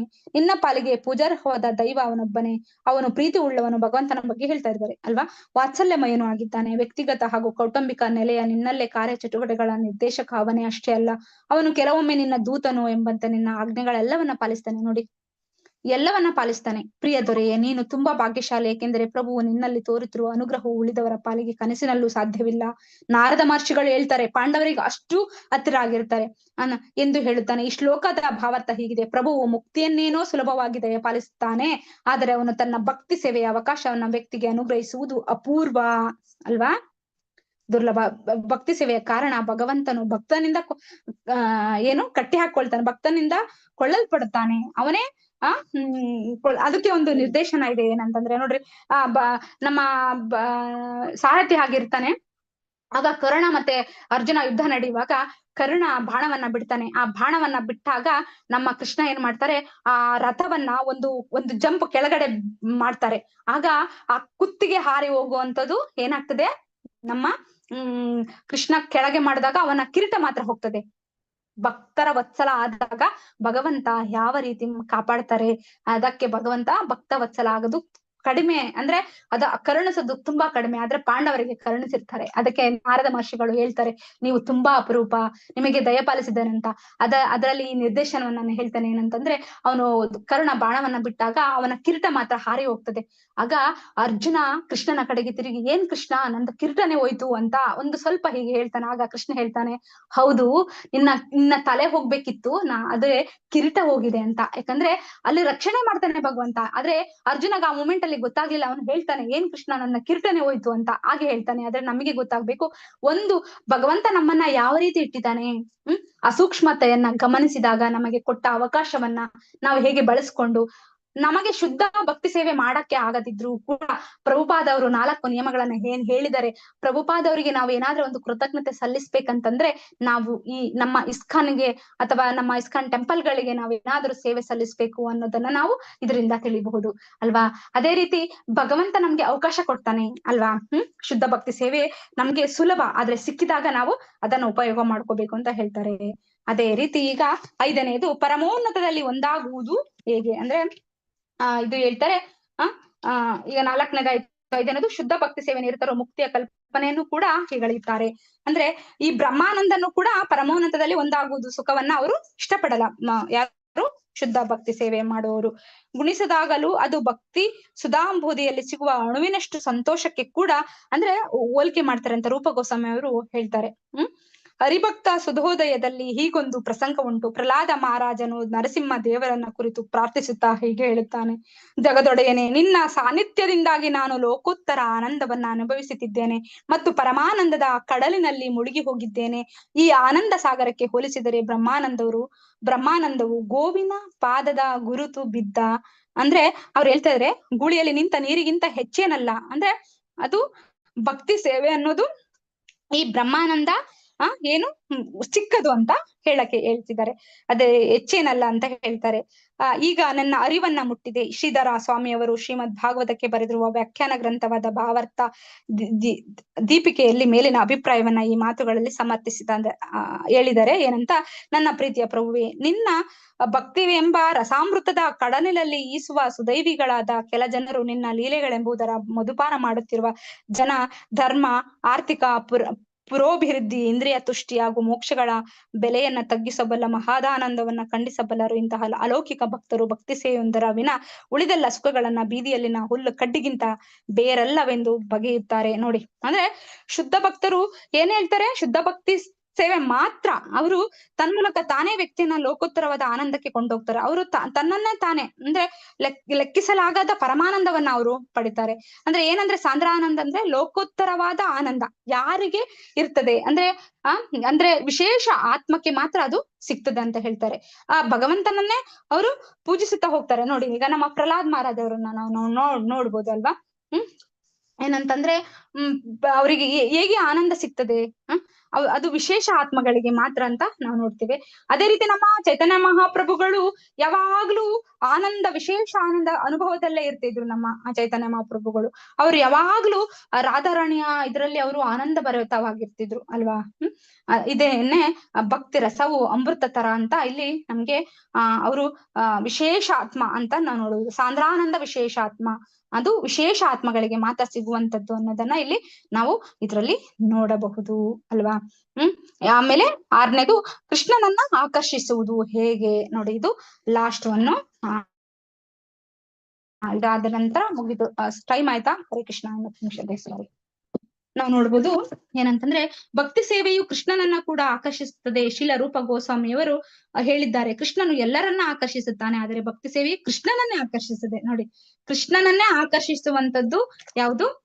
ನಮ್ಮ ಇದು ಇದಕ್ಕೆ ಒಂದು ನಾನು ಓದ್ಕೊಂಡು ನಂತರ ನನಗೆ ಲಾಸ್ಟ್ಗೆ ಒಂದು ಕತೆ ಹೇಳಿ ಮುಗಿಸ್ತೇನೆ ನೋಡಿ. ಭಕ್ತಿ ಸೇವೆ ಅನ್ನೋದು ಕೃಷ್ಣನನ್ನೇ ಆಕರ್ಷಿಸ್ತದೆ. ಅದಕ್ಕೆ ಕೃಷ್ಣ ಹೇಳ್ತಾರಲ್ಲ, ಭಕ್ತಿ ಸೇವೆಯನ್ನ ಸುಲಭದಲ್ಲಿ ಕೊಡಲ್ಲ ಅಂತ. ಇದಕ್ಕೂ ಮೀರಿ ಇನ್ನೊಂದು ಹೇಳ್ತಾರೆ, ರಾಧಾರಾಣಿ ಅದಕ್ಕಿಂತ ಆಕರ್ಷಣೆ. ಮದನ ಈಗ ಕೃಷ್ಣ ಆಕರ್ಷಣೆ, ಕೃಷ್ಣನನ್ನೇ ಆಕರ್ಷಣೆ ಮಾಡುವಂತಹುದು ಯಾರಿಗೆ? ರಾಧಾರಾಣಿಗೆ ಅಲ್ವಾ. ನೋಡಿ ಹೇಳ್ತಾರೆ ಇಲ್ಲಿ, ಕೃಷ್ಣನನ್ನ ಆಕರ್ಷಿಸುತ್ತದೆ. ಅತ್ಯುನ್ನತ ಮಟ್ಟದ ಭಕ್ತಿ ಸೇವೆಗೆ ರಾಧಾರಾಣಿಯು ಪ್ರತೀಕವಾಗುತ್ತಾಳೆ. ಕೃಷ್ಣನನ್ನ ಮದನ ಮೋಹನ ಎನ್ನುತ್ತಾರೆ. ಹಾಗೆಂದರೆ ಕೃಷ್ಣನು ಸಹಸ್ರಾರು ಮನ್ಮಥರನ್ನ ಪರಾಜಿತಗೊಳಿಸಬಲ್ಲನೆಂದು ಅರ್ಥ. ಆದ್ರೆ ರಾಧಾರಾಣಿಯು ಇನ್ನು ಹೆಚ್ಚಿನ ಮನೋಹರೆ ಅಲ್ವಾ, ಏಕೆಂದರೆ ಆಕೆಯ ಕೃಷ್ಣನನ್ನ ಕೂಡ ಆಕರ್ಷಿಸಬಲ್ಲಳು. ಆದ್ದರಿಂದ ರಾಧಾರಾಣಿಯ ಭಕ್ತರು ಆಕೆಯನ್ನ ಮದನ ಮೋಹನ ಮೋಹಿನಿ ಅಂತ ಕರೀತಾರಂತೆ. ಯಾಕಂದ್ರೆ ಮದನ ಮೋಹನನ್ನ ಅವಳೇ ಆಕರ್ಷಣೆ ಮಾಡುವಂತಹ ನಮ್ಮ ರಾಧಾರಾಣಿ ಅವರಿಗೆ ಅವ್ರು ಏನ್ ಹೇಳ್ತಾರೆ, ಮದನ ಮೋಹಿನಿ ಮನ್ಮಥನನ್ನ ಆಕರ್ಷಿಸುವಾತನನ್ನು ಕೂಡ ಆಕರ್ಷಿಸಬಲ್ಲವಳು ಅಂತ ಕರೀತಾರೆ. ಭಕ್ತಿ ಸೇವೆ ಮಾಡುವುದೆಂದರೆ ರಾಧಾರಾಣಿಯ ಹೆಜ್ಜೆ ಜಾಡಿನಲ್ಲಿ ಅದಕ್ಕೆ ನಾವು ಮಹಾಮಂತ್ರವನ್ನ ಹೇಳ್ತೇವಲ್ವಾ, ಹರೇ ಕೃಷ್ಣ ಕೃಷ್ಣ ಕೃಷ್ಣ ಹರೇ ಹರೇ, ಹರೇ ರಾಮ ರಾಮ ರಾಮ ಹರೇ ಹರೇ. ಅಂದ್ರೆ ಏನು? ರಾಧಾರಾಣಿಯನ್ನ ಕೇಳ್ತಾ ಇದ್ದೇವೆ, ನಮಗೆ ಕೃಷ್ಣನ ಭಕ್ತಿ ಸೇವೆ ಕೊಡು ಅಂತ. ನಾವು ರಾಧಾರಾಣಿಯ ಹೆಜ್ಜೆಯ ಜಾಡಿನಲ್ಲಿ ನಾವು ಜಪವನ್ನ ಮಾಡಿ ನಾವು ರಾಧಾರಾಣಿಯ ಮೂಲಕ ಭಕ್ತಿ ಸೇವೆಯನ್ನ ಕೇಳ್ತಾ ಇದ್ದೀವಿ ಅಲ್ವಾ. ವೃಂದಾವನದ ಭಕ್ತರು ಭಕ್ತಿ ಸೇವೆಯಲ್ಲಿ ಔನ್ನತ್ಯಗೊಳಿಸಲು ತಮ್ಮನ್ನು ರಾಧಾರಾಣಿಯ ಸುಪರ್ತಿಗೆ ಒಳಪಡಿಸಿಕೊಳ್ಳುತ್ತಾರೆ. ಬೇರೆಯ ಮಾತುಗಳಲ್ಲಿ ಹೇಳುವುದಾದರೆ ಭಕ್ತಿ ಸೇವೆಯ ಐಹಿಕ ಜಗತ್ತಿನ ಕಾರ್ಯವಲ್ಲ, ಅದು ಸ್ಪಷ್ಟವಾಗಿ ರಾಧಾರಾಣಿಯ ಅಂಕೆಗೆ ಒಳಪಟ್ಟಿದೆ. ನೋಡಿ, ರಾಧಾರಾಣಿಯ ಮೂಲಕ ನಾವು ಭಕ್ತಿ ಸೇವೆಯನ್ನ ಮಾಡಬಹುದು. ರಾಧಾರಾಣಿಯ ಅಂಕೆಯಲ್ಲಿದೆ. ಮಹಾತ್ಮರು ದೈವಿ ಪ್ರಕೃತಿ ಎಂದರೆ ಅಂತರಂಗ ಶಕ್ತಿಯಾದ ರಾಧಾರಾಣಿಯ ರಕ್ಷಣೆಗೆ ಒಳಪಟ್ಟವರೆಂಬುದನ್ನ ಭಗವದ್ಗೀತೆಯಲ್ಲಿ ದೃಢಪಡಿಸಿದೆ. ಅಂದ್ರೆ ಅಂತರಂಗ ಶಕ್ತಿ ರಾಧಾರಾಣಿ ಇದು. ಹೀಗೆ ಕೃಷ್ಣನ ಅಂತರಂಗ ಶಕ್ತಿಯ ನೇರ ಆಧಿಪತ್ಯಕ್ಕೊಳಗಷ್ಟು ಭಕ್ತಿ ಸೇವೆನ ಕೃಷ್ಣನೆಲ್ಲ ಕೂಡ ಆಕರ್ಷಿಸುತ್ತದೆ ಅನ್ನೋದನ್ನ ನಾವು ಇಲ್ಲಿ ನೋಡ್ಬೋದು. ಅಂದ್ರೆ ಹೇಗೆ ಅಂತಂದ್ರೆ ಕೃಷ್ಣ ಇದು ಹೇಗೆ ಅಂತಂದ್ರೆ ಈ ಕೃಷ್ಣನನ್ನ ಆಕರ್ಷಿಸುವುದು ಯಾವ್ದದು? ಪ್ರೇಮಾನಂದ ಅಲ್ವಾ.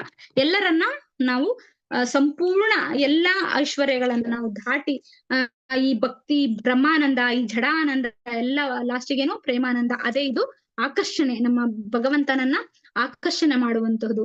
ಶ್ರೀಕೃಷ್ಣ ಆಕರ್ಷತಿ ಚ ಅಲ್ವಾ. ನಾವು ಇದು ಕೊನೆ ಹಂತ, ಪ್ರೇಮ ಹಂತದಲ್ಲಿ ಪ್ರಕಟವಾಗುವಂತದ್ದು ಇದು. ಕೃಷ್ಣ ಎಲ್ಲರನ್ನ ಆಕರ್ಷಿಸುತ್ತಾನೆ, ಸಂಪೂರ್ಣ ಎಲ್ಲ ಷಡ್ಐಶ್ವರ್ಯಗಳನ್ನು ಅವನು ಹೊಂದಿದ್ದಾನೆ. ಮತ್ತೆ ಹೀಗೆ ಶುದ್ಧ ಭಕ್ತಿ ಸೇವೆ ಇಷ್ಟು ಅಂತ ಹೇಳಿದ್ರೆ ನಮ್ಗೆ ಅವನು ಆಕರ್ಷಕ. ಅದಕ್ಕಾಗಿ ಅವನನ್ನ ಏನ್ ಹೇಳ್ತಾರೆ? ಮದನ ಮೋಹನ. ಅವನಿಗೆ ಆಕರ್ಷಣೆ ಆಗುವಂತ ನಮ್ಮ ರಾಧಾರಾಣಿಯವರನ್ನ ನಾವು ಹೇಗೆ ಹೇಳ್ತೀವಿ? ಮದನ ಮೋಹಿನಿ ಅಂತ ಕರಿತೇವೆ ಅನ್ನೋದನ್ನ ನೋಡ್ಬೋದು. ಈ ಮೇಲಿನ ಮಾತಿಗೆ ಶ್ರೀಮದ್ ಭಾಗವತದ 11ನೇ ಸ್ಕಂದದಲ್ಲಿ 14ನೇ ಅಧ್ಯಾಯ ಶ್ಲೋಕ 20 ಸಮರ್ಥನೆ ಇದೆ. ಅಂದ್ರೆ ಏನ್ ಹೇಳ್ತಾರೆ ಕೃಷ್ಣ ಅಂದ್ರೆ, ಪ್ರಿಯ ಉದ್ದವನೇ, ಭಕ್ತರು ನನಗೆ ಸಲ್ಲಿಸುವ ಭಕ್ತಿ ಸೇವೆಯಿಂದ ನನಗೆ ಆಗುವ ಆಕರ್ಷಣೆಯು ಹಠಯೋಗ, ದಾರ್ಶನಿಕ ಮನೋಕಲ್ಪನೆ, ಕರ್ಮಕಾಂಡೀಯ ಯಜ್ಞಗಳು, ವೇದಾಂತ ಅಧ್ಯಯನ, ಉಗ್ರ ತಪಶ್ಚರ್ಯ ಅಥವಾ ದಾನ ಈ ಯಾವುದರಿಂದಲೂ ಪಡೆಯಲಾಗದೆಂಬುದನ್ನ ನೀನು ನನ್ನಿಂದ ತಿಳಿ. ಇಲ್ಲಿ ಹೇಳಿರುವ ಎಲ್ಲವೂ ಬಹು ಒಳ್ಳೆಯ ಆಚರಣೆಗಳೇ ಸರಿ, ಆದರೆ ನನ್ನ ಭಕ್ತರು ಸಲ್ಲಿಸುವ ಅಲೌಕಿಕ ಪ್ರೇಮೆ ಸೇವೆ ಎಷ್ಟು ಆಕರ್ಷಕವಲ್ಲ. ನೋಡಿ, ಸ್ವಯಂ ಭಗವಂತ ಕೃಷ್ಣನೇ ಹೇಳ್ತಿದ್ದಾನೆ, ನೀನು ಯೋಗವನ್ನೇ ಮಾಡು ಅಥವಾ ಯಾವುದೇ ರೀತಿಯ ಕರ್ಮಕಾಂಡೀಯ ಯಜ್ಞಗಳನ್ನ ಮಾಡು, ಅಥವಾ ನೀನು ಸಂಪೂರ್ಣವಾಗಿ ವೇದಾಧ್ಯಯನವನ್ನ ಮಾಡು, ಉಗ್ರ ತಪಸ್ಸನ್ನ ಮಾಡು, ಅಥವಾ ದಾನವನ್ನ ಮಾಡು. ಆದರೆ ನನಗೆ ಎಲ್ಲಾ ಆಚರಣೆಗಳಿಂದ ಸ್ವಯಂ ಭಗವಂತ ಉದ್ಧವನಿಗೆ ಹೇಳ್ತಾರೆ ನೋಡಿ, ಭಕ್ತರು ಸಲ್ಲಿಸುವ ಭಕ್ತಿ ಸೇವೆಯಿಂದ ಕೃಷ್ಣನು ಹೇಗೆ ಆಕರ್ಷಿತನಾಗುತ್ತೇನೆಂಬುದನ್ನು ನಾರದರು ಶ್ರೀಮದ್ ಭಾಗವತದ 7ನೇ ಸ್ಕಂದದಲ್ಲಿ ಅಧ್ಯಾಯ 10 ಶ್ಲೋಕ 48-49 ವರ್ಣಿಸುತ್ತಾರೆ. ಇಲ್ಲಿ ನಾರದರು ಪ್ರಹ್ಲಾದ ಮಹಾರಾಜನ ಮಹಿಮೆಯನ್ನ ಕೊಂಡಾಡುತ್ತಿದ್ದ ಯುಧಿಷ್ಠಿರ ಮಹಾರಾಜನನ್ನ ಉದ್ದೇಶಿಸಿ ಮಾತನಾಡುತ್ತಾರೆ. ಒಬ್ಬ ಭಕ್ತನು ಇತರ ಭಕ್ತರ ಕಾರ್ಯಗಳನ್ನ ಮೆಚ್ಚಿಸಿಕೊಳ್ಳುತ್ತಾನೆ. ಯುಧಿಷ್ಠಿರ ಮಹಾರಾಜನ ಪ್ರಹ್ಲಾದನ ಗುಣಗಳನ್ನ ಮೆಚ್ಚಿಕೊಂಡನು. ನೋಡಿ, ಪ್ರಹ್ಲಾದ ಮಹಾರಾಜನ ಗುಣಗಳನ್ನ ಯುಧಿಷ್ಠರು ಮೆಚ್ಚಿಕೊಳ್ತಾರೆ. ಶುದ್ಧ ಭಕ್ತನ ಲಕ್ಷಣ ಇದಾಗಿದೆ. ಯಾವಾಗ ಒಬ್ಬ ಭಕ್ತನ ಗುಣಗಳನ್ನ ಇನ್ನೊಬ್ಬ ಭಕ್ತ ಅವನ ಹೊಗಳಿಸ್ತಾನೆ, ಯಾವುದೇ ರೀತಿಯ ಏನು ಜಲಸ್ ಇಲ್ಲದೆ, ಅದು ಶುದ್ಧ ಭಕ್ತರ ಲಕ್ಷಣ ಅಂತ ನಾವು ಇಲ್ಲಿ ನೋಡ್ಬೋದು ಅಲ್ವಾ. ಇಲ್ಲಿ ನಾವು ನೋಡ್ಬೋದು ಇದೆಲ್ಲ ರಾಧಾರಾಣಿಯ ನಿಯಂತ್ರಣದಲ್ಲೇ ಇರ್ತದೆ ಅಲ್ವಾ. ನಾವು ಮುಂಚೆ ರಾಧೆಯ ಹೆಸರುಗಳ ನಾವು ಹೇಳ್ತೇವೆ ಅಲ್ವಾ, ರಾಧಾರಾಣಿಯ ನಿಯಂತ್ರಣದಲ್ಲಿದೆ ಅಲ್ವಾ. ಶುದ್ಧ ಭಕ್ತಿ ಸೇವೆ ಮೊದಲು ಅವಳಿಗೆ ಅರ್ಪಣೆ ಮಾಡ್ಬೇಕು ನಾವು ಅಲ್ವಾ. ನಾವು ನೋಡ್ಬೋದು ವೃಂದಾವನದ ಗೋಪಿಯರನ್ನ ಯಾವ ರೀತಿ ನೀವು ನೋಡಿರ್ಬೋದು. ಅವನಿಗೆ ನಮ್ಮ ಕೃಷ್ಣಗೆ ತಲೆನೋವು ಬಂದಾಗ ವೃಂದಾವನದಲ್ಲಿ ಗೋಪಿಯರು ಅಂದ್ರೆ ಕೃಷ್ಣ ಅದೊಂದು ಲೀಲೆ. ನಾರದ ಮಹರ್ಷಿಗಳು ಬರ್ತಾರೆ, ಆಗ ರುಕ್ಮಿಣಿ ದೇವಿ ಕೇಳ್ತಾರೆ, ತುಂಬಾ ತಲೆನೋವು ಬರ್ತಾ ಇದೆ ಕೃಷ್ಣಗೆ ಎಂದಾಗ ಕೃಷ್ಣ ಹೇಳ್ತಾರೆ, ಇದಕ್ಕೆ ಪರಿಹಾರ ಏನು, ವೃಂದಾವನದ ರಜವಾಸಿಗಳಲ್ಲಿ ನಮ್ಮ ಪಾದ ಧೂಳ್ಬೇಕು ಅಂತ. ಅಲ್ಲಿ ಎಲ್ಲಾರನ್ನ ನಾರದ ಮಹರ್ಷಿಗಳು ಕೇಳ್ತಾರೆ, ಕೊಡಲ್ಲ ಯಾರು, ಆದ್ರೆ ಗೋಪಿಯರು ಕೊಡ್ತಾರೆ. ಆದ್ರೆ ಗೋಪಿಯರಿಗೇನು ಕೃಷ್ಣನ ತಲೆನೋವು ಹೋಗ್ಬೇಕಷ್ಟೇ, ಅವರು ಅದರಿಂದ ನರಕಕ್ಕೆ ಹೋದ್ರೂ ಕೂಡ ಯಾವ ರೀತಿಯ ಇಲ್ಲ. ಅದು ಭಗವಂತನ ಶುದ್ಧ ಭಕ್ತರ ಲಕ್ಷಣ. ಆಗ ಭಗವಂತ ಭಕ್ತರ ವತ್ಸಲನಾಗ್ತಾನೆ ಅನ್ನೋದನ್ನ ನಾವು ನೋಡಬಹುದು ಅಲ್ವಾ. ಅರ್ಜುನ ಮತ್ತೆ ದ್ರೌಪದಿ, ಪಾಂಡವರು, ಮತ್ತೆ ನಮ್ಮ ಕುಂತಿದೇವಿ, ಮತ್ತೆ ನಮ್ಮ ಇವರನ್ನ ನೋಡ್ಬೋದು ಅಲ್ವಾ, ಗಜೇಂದ್ರ, ಎಷ್ಟೋ ಜನರನ್ನ ನಾವು ನೋಡ್ಬೋದು ಅಲ್ಲ, ಅವರು ಮುಕ್ತಾತ್ಮರನ್ನ. ಶುದ್ಧ ಭಕ್ತರು ತನ್ನನ್ನು ತಾನು ಬಹು ದೊಡ್ಡವನೆಂದು ಎಂದು ಯೋಚಿಸುವುದಿಲ್ಲ. ಯಾವತ್ತೂ ಅವರು ಶುದ್ಧ ಭಕ್ತರು ತನ್ನನ್ನು ದೊಡ್ಡವನೆಂತ ಅವರು ಯೋಚಿಸಲ್ಲ. ತನಗಿಂತ ಉಳಿದ ಭಕ್ತರು ಶ್ರೇಷ್ಠರೆನ್ನುವುದೇ ಸದಾ ಅವರ ಭಾವನೆ ಆಗಿರ್ತದೆ. ಅದು ಭಕ್ತರ ಗುಣ. ಯುಧಿಷ್ಠಿರ ಮಹಾರಾಜನ ಆಲೋಚನೆ ಈ ನಿಟ್ಟಿನಲ್ಲಿ ಸಾಗಿತ್ತು. ಪ್ರಹ್ಲಾದ ಮಹಾರಾಜನು ವಾಸ್ತವವಾಗಿ ಪ್ರಭು ಭಕ್ತ, ನಾನು ಏನೂ ಅಲ್ಲದವನು. ಯುಧಿಷ್ಠರನ್ನು ಈ ಪರಿಯಲ್ಲಿ ಆಲೋಚಿಸಿದಾಗ ನಾರದರು ನೋಡಿ ಹೇಳ್ತಾರೆ, ಅಂದ್ರೆ ಪ್ರಹ್ಲಾದ ಮಹಾರಾಜನು ವಾಸ್ತವವಾಗಿ ಪ್ರಭು ಭಕ್ತ, ನಾನು ಏನೂ ಅಲ್ಲದವನು ಅಂತ. ಅಂದ್ರೆ ಯುಧಿಷ್ಠರನ್ನು ಈ ಪರಿಯಲ್ಲಿ ಆಲೋಚಿಸುತ್ತಿದ್ದಾಗ ನಾರದರು ಅವನನ್ನ ಕುರಿತು ಏನ್ ಹೇಳ್ತಾರೆ ಅಂದ್ರೆ, ಪ್ರಿಯ ಯುಧಿಷ್ಠರ ಮಹಾರಾಜನೇ, ಪಾಂಡವರ ಸಹೋದರನಾದ ನೀವೇ ಜಗತ್ತಿನಲ್ಲಿ ಏಕೈಕ ಭಾಗ್ಯಶಾಲಿಗಳು. ಭಗವಂತ ಮೊದಲಿನಿಂದ ಅವರ ಜೊತೆ ಇರ್ತಾರೆ. ಎಷ್ಟು ಅವರು ಪುಣ್ಯ ಮಾಡಿದಾರಲ್ವಾ. ದೇವೋತ್ತಮ ಪರಮ ಪುರುಷನು ಈ ಗ್ರಹ ಲೋಕದಲ್ಲಿ ಆವಿರ್ಭವಿಸಿ ಒಬ್ಬ ಸಾಧಾರಣ ಮನುಷ್ಯನಂತೆ ನಿಮ್ಮೊಡನೆ ವ್ಯವಹರಿಸುತ್ತಿದ್ದಾನೆ ನೋಡಿ.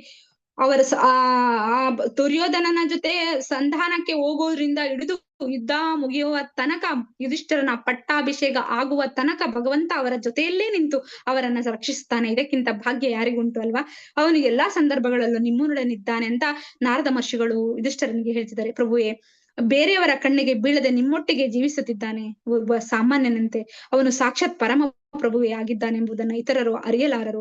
ಆದರೂ ಅವನು ನಿಮ್ಮ ಬಂಧುವಿನಂತೆ, ನಿಮ್ಮ ಗೆಳೆಯನಂತೆ, ಅಷ್ಟೇಕೆ ನಿಮ್ಮ ದೂತನಂತೆ ಕೂಡ ನಿಮ್ಮೊಡನಿದ್ದಾನೆ. ಆದ್ದರಿಂದ ನಿಮ್ಮಷ್ಟು ಭಾಗ್ಯಶಾಲಿಗಳು ಈ ಜಗತ್ತಿನಲ್ಲಿ ಇಲ್ಲವೆಂಬುದನ್ನು ನೀವು ಅರಿಯಬೇಕು ಎಂದು ನುಡಿದರು.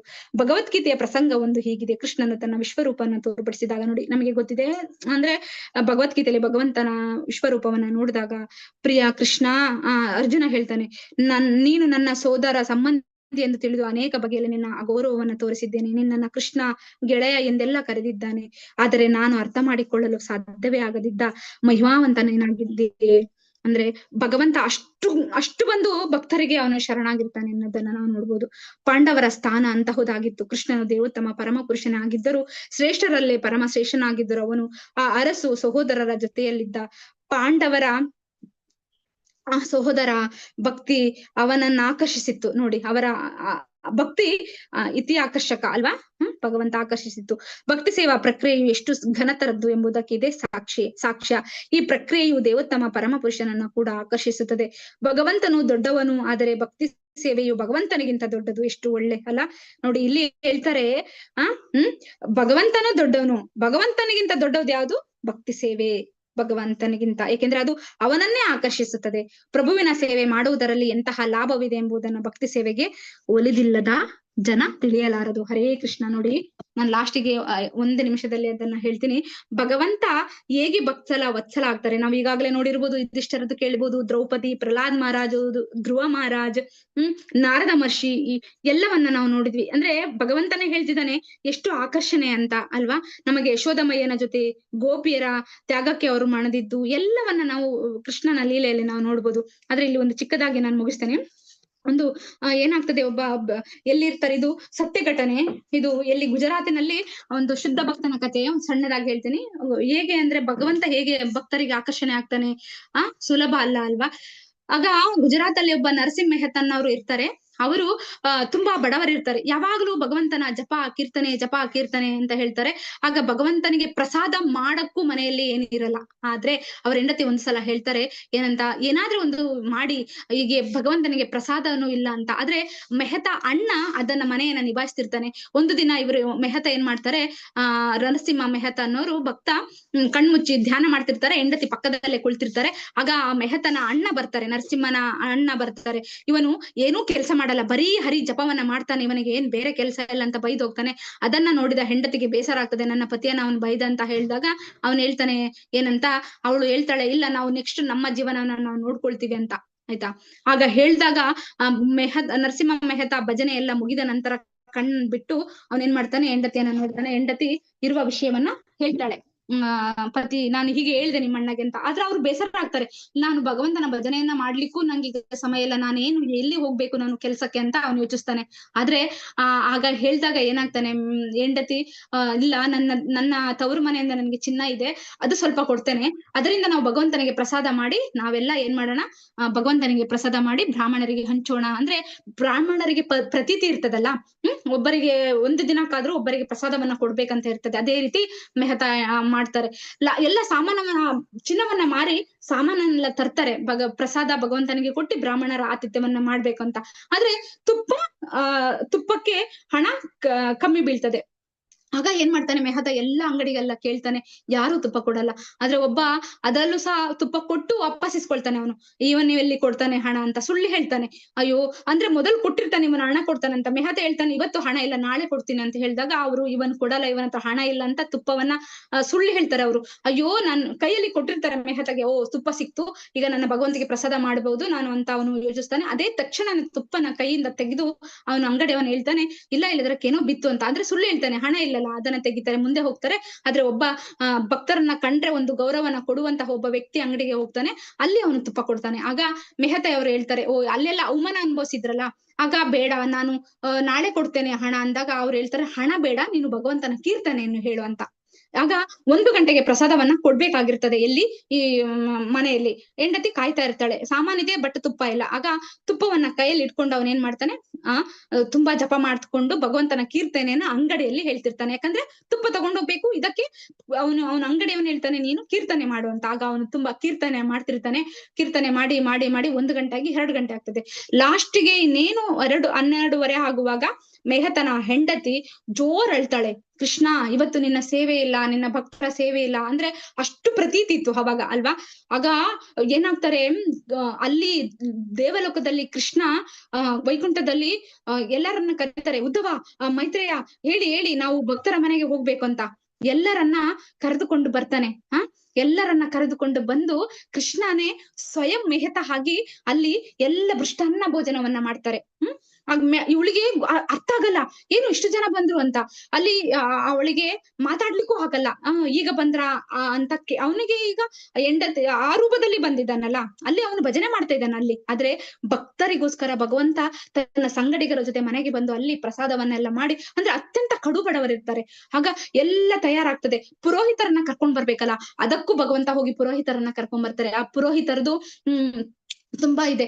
ಒಬ್ಬ ಪುರೋಹಿತ ತುಂಬಾ ಜಂಬದಲ್ಲಿ ಹೇಳ್ತಾನೆ, ನಿಮ್ಮಂತ ಮನೆಗೆ ನಾನ್ ಯಾಕೆ ಬರ್ಬೇಕು ಅಂತ. ಆಗ ಭಗವಂತ ಅವನಲ್ಲಿ ಅವನ ಅಹಂಕಾರವನ್ನ ಅಲ್ಲೇ ಪ್ರತಿಕ್ಷಣ ಮುರಿಲಿಕ್ಕೋಸ್ಕರ, ಆಯ್ತು ನೀನು ಪೇಪರ್ ಅಲ್ಲಿ ಬರ್ದು ಕೊಡು, ನಾನು ಬ್ರಾಹ್ಮಣ ಅಲ್ಲ, ನಾನು ಹೇಳಲ್ಲ ನಾನು ಅಂದ್ರೆ. ಅವನು ಹೇಳ್ತಾನೆ, ನಿಮ್ಮಂತ ಬಡ ಇದಕ್ಕೆ ನಾನು ಏನು ಹೇಳಲ್ಲ, ನಾನು ಅಂದ್ರೆ ವಿದ್ಯೆನೇ ಇಲ್ಲದಾಗೆ ಆಗ್ತದೆ ಅವನಿಗೆ. ಅದೇ ರೀತಿ ಇನ್ನು ಮುಂದಕ್ಕೆ ಹೋಗಿ ಭಗವಂತ ಇನ್ನೊಬ್ಬ ಬ್ರಾಹ್ಮಣನನ್ನ ಕೇಳ್ತಾನೆ. ಅವನು ಬ್ರಾಹ್ಮಣದಲ್ಲಿ ಉತ್ತಮ ಬ್ರಾಹ್ಮಣ, ಆದ್ರೆ ಅವನಿಗೆ ಜ್ಞಾನ ಇರಲ್ಲ. ಆದ್ರೆ ಭಗವಂತ ಅವನ ನಾಲಿಗೆ ಮೇಲೆ ಕೈ ಇಟ್ಟು ಏನ್ ಹೇಳ್ತಾನೆ, ನಿಂಗೆಲ್ಲ ಬರ್ತದೆ ಅಂತ. ಆಗ ಆ ಬ್ರಾಹ್ಮಣವನ್ನ ಕರೆದು ಇಲ್ಲಿ ಪೂಜೆ ಮಾಡಿಸ್ತಾನೆ ಅಂತ. ಎಲ್ಲ ಬ್ರಾಹ್ಮಣರನ್ನ ಕರೆದು ಬಂಗಾರದ ತಟ್ಟೆಯಲ್ಲಿ ಭೋಜನವನ್ನ ಬಡಿಸ್ತಾನೆ. ಆಗ ಅವಳ ಹೆಂಡತಿಗೆ ಆಶ್ಚರ್ಯ ಆಗ್ತದೆ, ನಮಗೆ ಹರಕು ಸೀರೆ ಉಟ್ಕೊಳ್ತಾ ಇದೀವಿ, ಅನ್ನ ಇಲ್ಲ ಹೊಟ್ಟೆಗೆ, ಇದೇನಿದು ಬಂಗಾರದ ತಟ್ಟೆ, ವಜ್ರ ವೈಡೂರ್ಯ ಏನಿದು, ಅವಳಿಗೆ ಅರ್ಥ ಆಗ್ತಿಲ್ಲ. ಲಾಸ್ಟಿಗೆ ಎಲ್ಲ ಮುಗಿದಾಗ ಅಲ್ಲಿ ಕಂಡ್ಬಿಡ್ತಾನೆ ಆ ಮೆಹತ. ಆ ಮೆಹತ ಕಂಡ್ಬಿಟ್ಟಾಗ ಏನಾಗ್ತದೆ, ಆ ಮೆಹತಗೆ ನನ್ನ ಹೆಂಡತಿ ಕಾಯ್ತಿರ್ತಾಳೆ, ಎದ್ದೋ ಬಿದ್ದೋ ಓಡಿ ಬರ್ತಾನೆ. ಇಲ್ಲಿ ಎಲ್ಲವೂ ಮುಗ್ದಿರ್ತದೆ, ಭಗವಂತ ಹೋಗಿರ್ತಾರೆ. ಆಗ ಅವಳು ಬರ್ದು ನೋಡಿದಾಗ ಅವಳಿಗೆ ಆಶ್ಚರ್ಯ, ಅವಳು ಬಂದು ತುಪ್ಪ ಕೊಟ್ಬಿಡ್ತಾಳ. ಆಗ ನೀವು ತುಪ್ಪ ಕೊಟ್ಟಿಯಾ, ಈಗ ಎಲ್ಲ ಆಯ್ತಲ್ಲ, ಎಲ್ಲ ಆಗ್ತದೆ. ಆಗ ಶಾಂತ ಆಗ ಅವನು ಜೋರ್ ಅಳ್ತಾನೆ, ನನ್ನ ಬಂದಿದ್ದು ನನ್ನ ಭಗವಂತ ಅಂತ. ಅಂದ್ರೆ ಯಾಕಂತಂದ್ರೆ ಭಗವಂತ, ಇದು ಸತ್ಯ ಘಟನೆ ಅಂತ ಹೇಳ್ತಾರೆ. ಎಲ್ಲಿ, ಗುಜರಾತ್ ಅಲ್ಲಿ ಒಬ್ಬ ಶುದ್ಧ ಭಕ್ತನ ಕಥೆ ಇದು. ಅಂದ್ರೆ ಜೋರ್ ಅಳ್ತಾನೆ, ನನ್ನ ಭಗವಂತ ಬಂದಿದ್ದು, ನೀನೇನಾದ್ರೂ ಅಪರಾಧ ಮಾಡಿದ್ಯಾ, ಭಗವಂತ ಏನಾದ್ರೂ ನೀನ್ ಹೇಳಿದ್ಯಾ ಅಂತ. ಆಗ ಅದ್ರಲ್ಲಿ ಮಧ್ಯದಲ್ಲಿ ಜೋಕಿದೆ, ಏನಂದ್ರೆ ಭಗವಂತ ಹೇಳ್ತಾನಂತೆ, ಇವರಿಗೆ ಸವಸ ಮಾಡಿ ನನ್ಗೆ ವೈಕುಂಠದಲ್ಲಿ ಚೆನ್ನಾಗಿದ್ದೆ, ಇವರಿಗೋಸ್ಕರ ನಾನು ಅಲ್ಲಿ ಇಲ್ಲಿ ಓಡಾಡ್ಬೇಕಲ್ಲ ಅಂತಾರೆ. ಆದ್ರೆ ಅದೊಂದು ಲೀಲೆ ಭಗವಂತನದು. ಆದ್ರೆ ಭಗವಂತ ಬರ್ತಾನೆ ಅನ್ನೋದು, ಶುದ್ಧ ಭಕ್ತರ ವಶ ಹೇಗಾಗ್ತಾನೆ, ಆಕರ್ಷಣೆ ಹೇಗಾಗ್ತಾನೆ ಭಕ್ತರಿಗೆ ಅನ್ನೋದನ್ನ. ಆಗ ಅವ್ರು ಬರ್ತಾರೆ.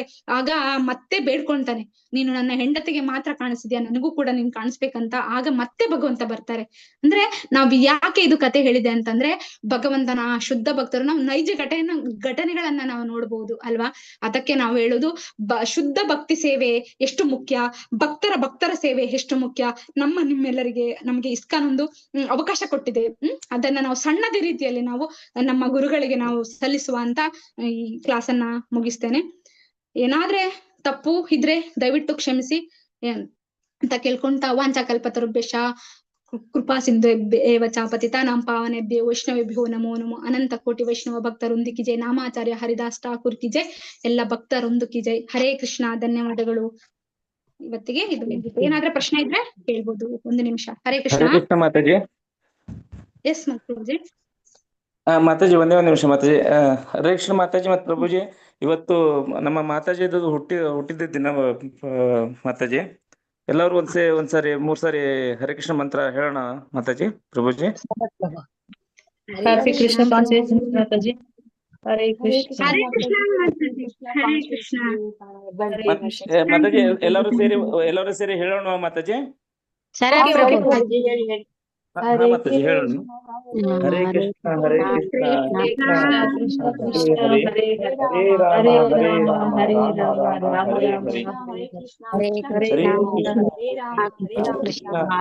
ಹರೇ ಹರೇ, ಹರೇ ರಾಮ ಹರೇ ರಾಮ ರಾಮ ರಾಮ ಹರೇ ಹರೇ, ಹರೇ ಕೃಷ್ಣ ಹರೇ ಹರೇ, ಹರೇ ರಾಮ ರಾಮ ರಾಮ ಹರೇ ಕೃಷ್ಣ ಹರೇ ಕೃಷ್ಣ ನಿಮ್ಮೆಲ್ಲರಿಗೂ ಧನ್ಯವಾದಗಳು. ಅವಕಾಶಕ್ಕೆ ಅಲ್ಲ, ನಿಮ್ಮೆಲ್ಲರಿಗೆ ಧನ್ಯವಾದ. ಯಾಕಂದ್ರೆ ನೀವು ಕೊಟ್ಟ ಅವಕಾಶಕ್ಕೆ ಒಂದು ಏನಾದ್ರೆ 2 ಮಾತು ಭಗವಂತನ ಬಗ್ಗೆ ನಮ್ಗೆ ಹೇಳಕ್ ಅವಕಾಶ ಅಂದ್ರೆ ನೀವೆಲ್ಲಾರ ಬಂದಿದ್ದಕ್ಕೆ. ಹಾಗೆ ನಾವು ಎಲ್ಲರೂ ಸೇರಿ ಕೃಷ್ಣ ಪ್ರಜ್ಞೆಯಲ್ಲಿ ನಾವು ಹೋಗೋಣ, ಸಹಕರಿಸ್ಕೊಂಡು ಹೋಗೋಣ. ಏನೇ ಕಷ್ಟ ಬಂದ್ರು ಏನೇ ಆದ್ರೂ ನಾವು ಏನ್ ಹೇಳಿದ್ದಾರೆ ನಮಗೆ ಪ್ರಭುಪಾದವರು, ನಮ್ಮ ಪಕ್ಕದ ಜಾಗದಲ್ಲೇ ಅಥವಾ ನಮ್ಮ ನಿಯರ್ ಮನೆಯಲ್ಲೇ ಅಥವಾ ನಮ್ಮ ಊರಿನಲ್ಲೇ ಏನಾದ್ರೂ ಆಗ್ಲಿ ನಾವು ಕೃಷ್ಣ ಪ್ರಜ್ಞೆಗೆ ಕೈ ಜೋಡ್ಸೋಣ ಅಂತ ಈ ಕ್ಲಾಸ್ ಅನ್ನ ಮುಗಿಸ್ತೇನೆ. ಹರೇ ಕೃಷ್ಣ. ಏನಾದ್ರೂ ಪ್ರಶ್ನೆ ಇದ್ರೆ ಕೇಳ್ಬೋದು. ಮೊದಲನೇ ಅಧ್ಯಾಯದಲ್ಲಿ ಅರ್ಥ ಆಯ್ತಾ ಏನಾದ್ರೂ? ಹರೇ ಕೃಷ್ಣ. ಅರ್ಥ ಆಯ್ತಾ?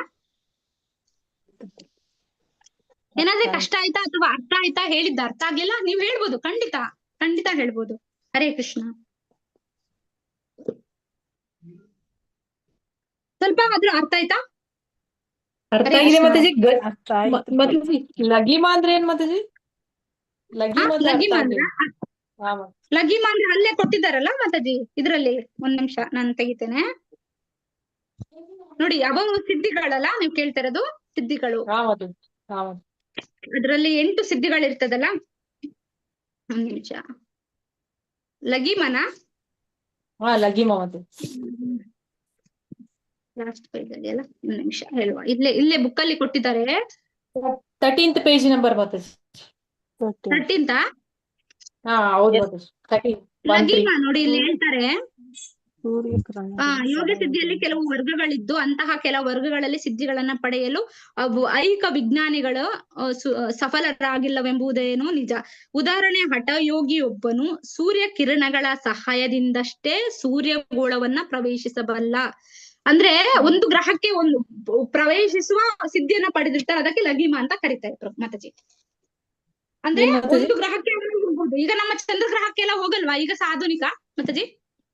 ಹಾ ಅದನ್ನೇ ಅವರು ಲಘಿಮ ಅಂತ ಕರೀತಾರೆ ಮಾತಾಜಿ. ಒಂದು ಗ್ರಹಕ್ಕೆ ಹೋಗುವಂತಹ ಸಿದ್ಧಿಯನ್ನ ಪಡೆದವರಿಗೆ ಮಾತಾಜಿ.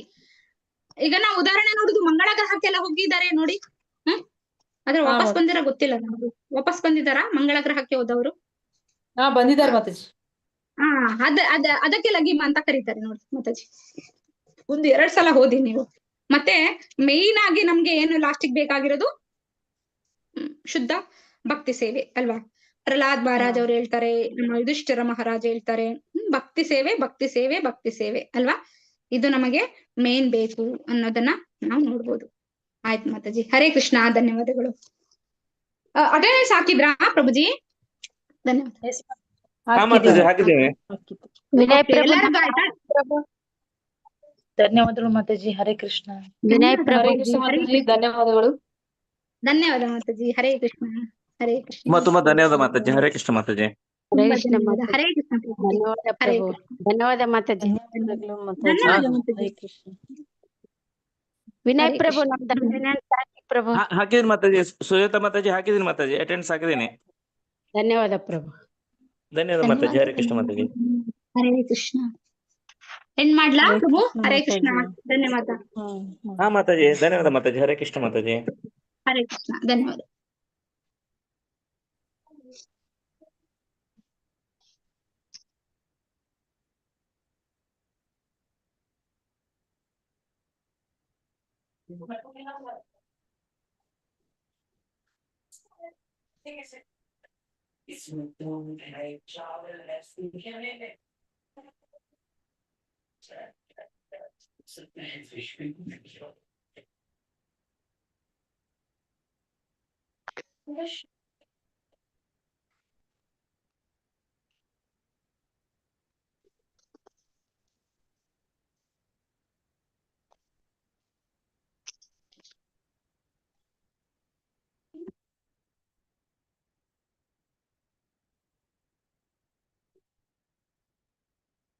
అమలు ఇంకా వేసుకున్నావా?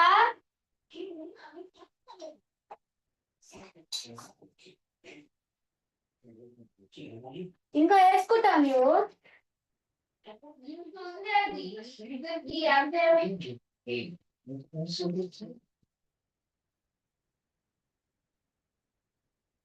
మొత్తం వేసుకున్నావా?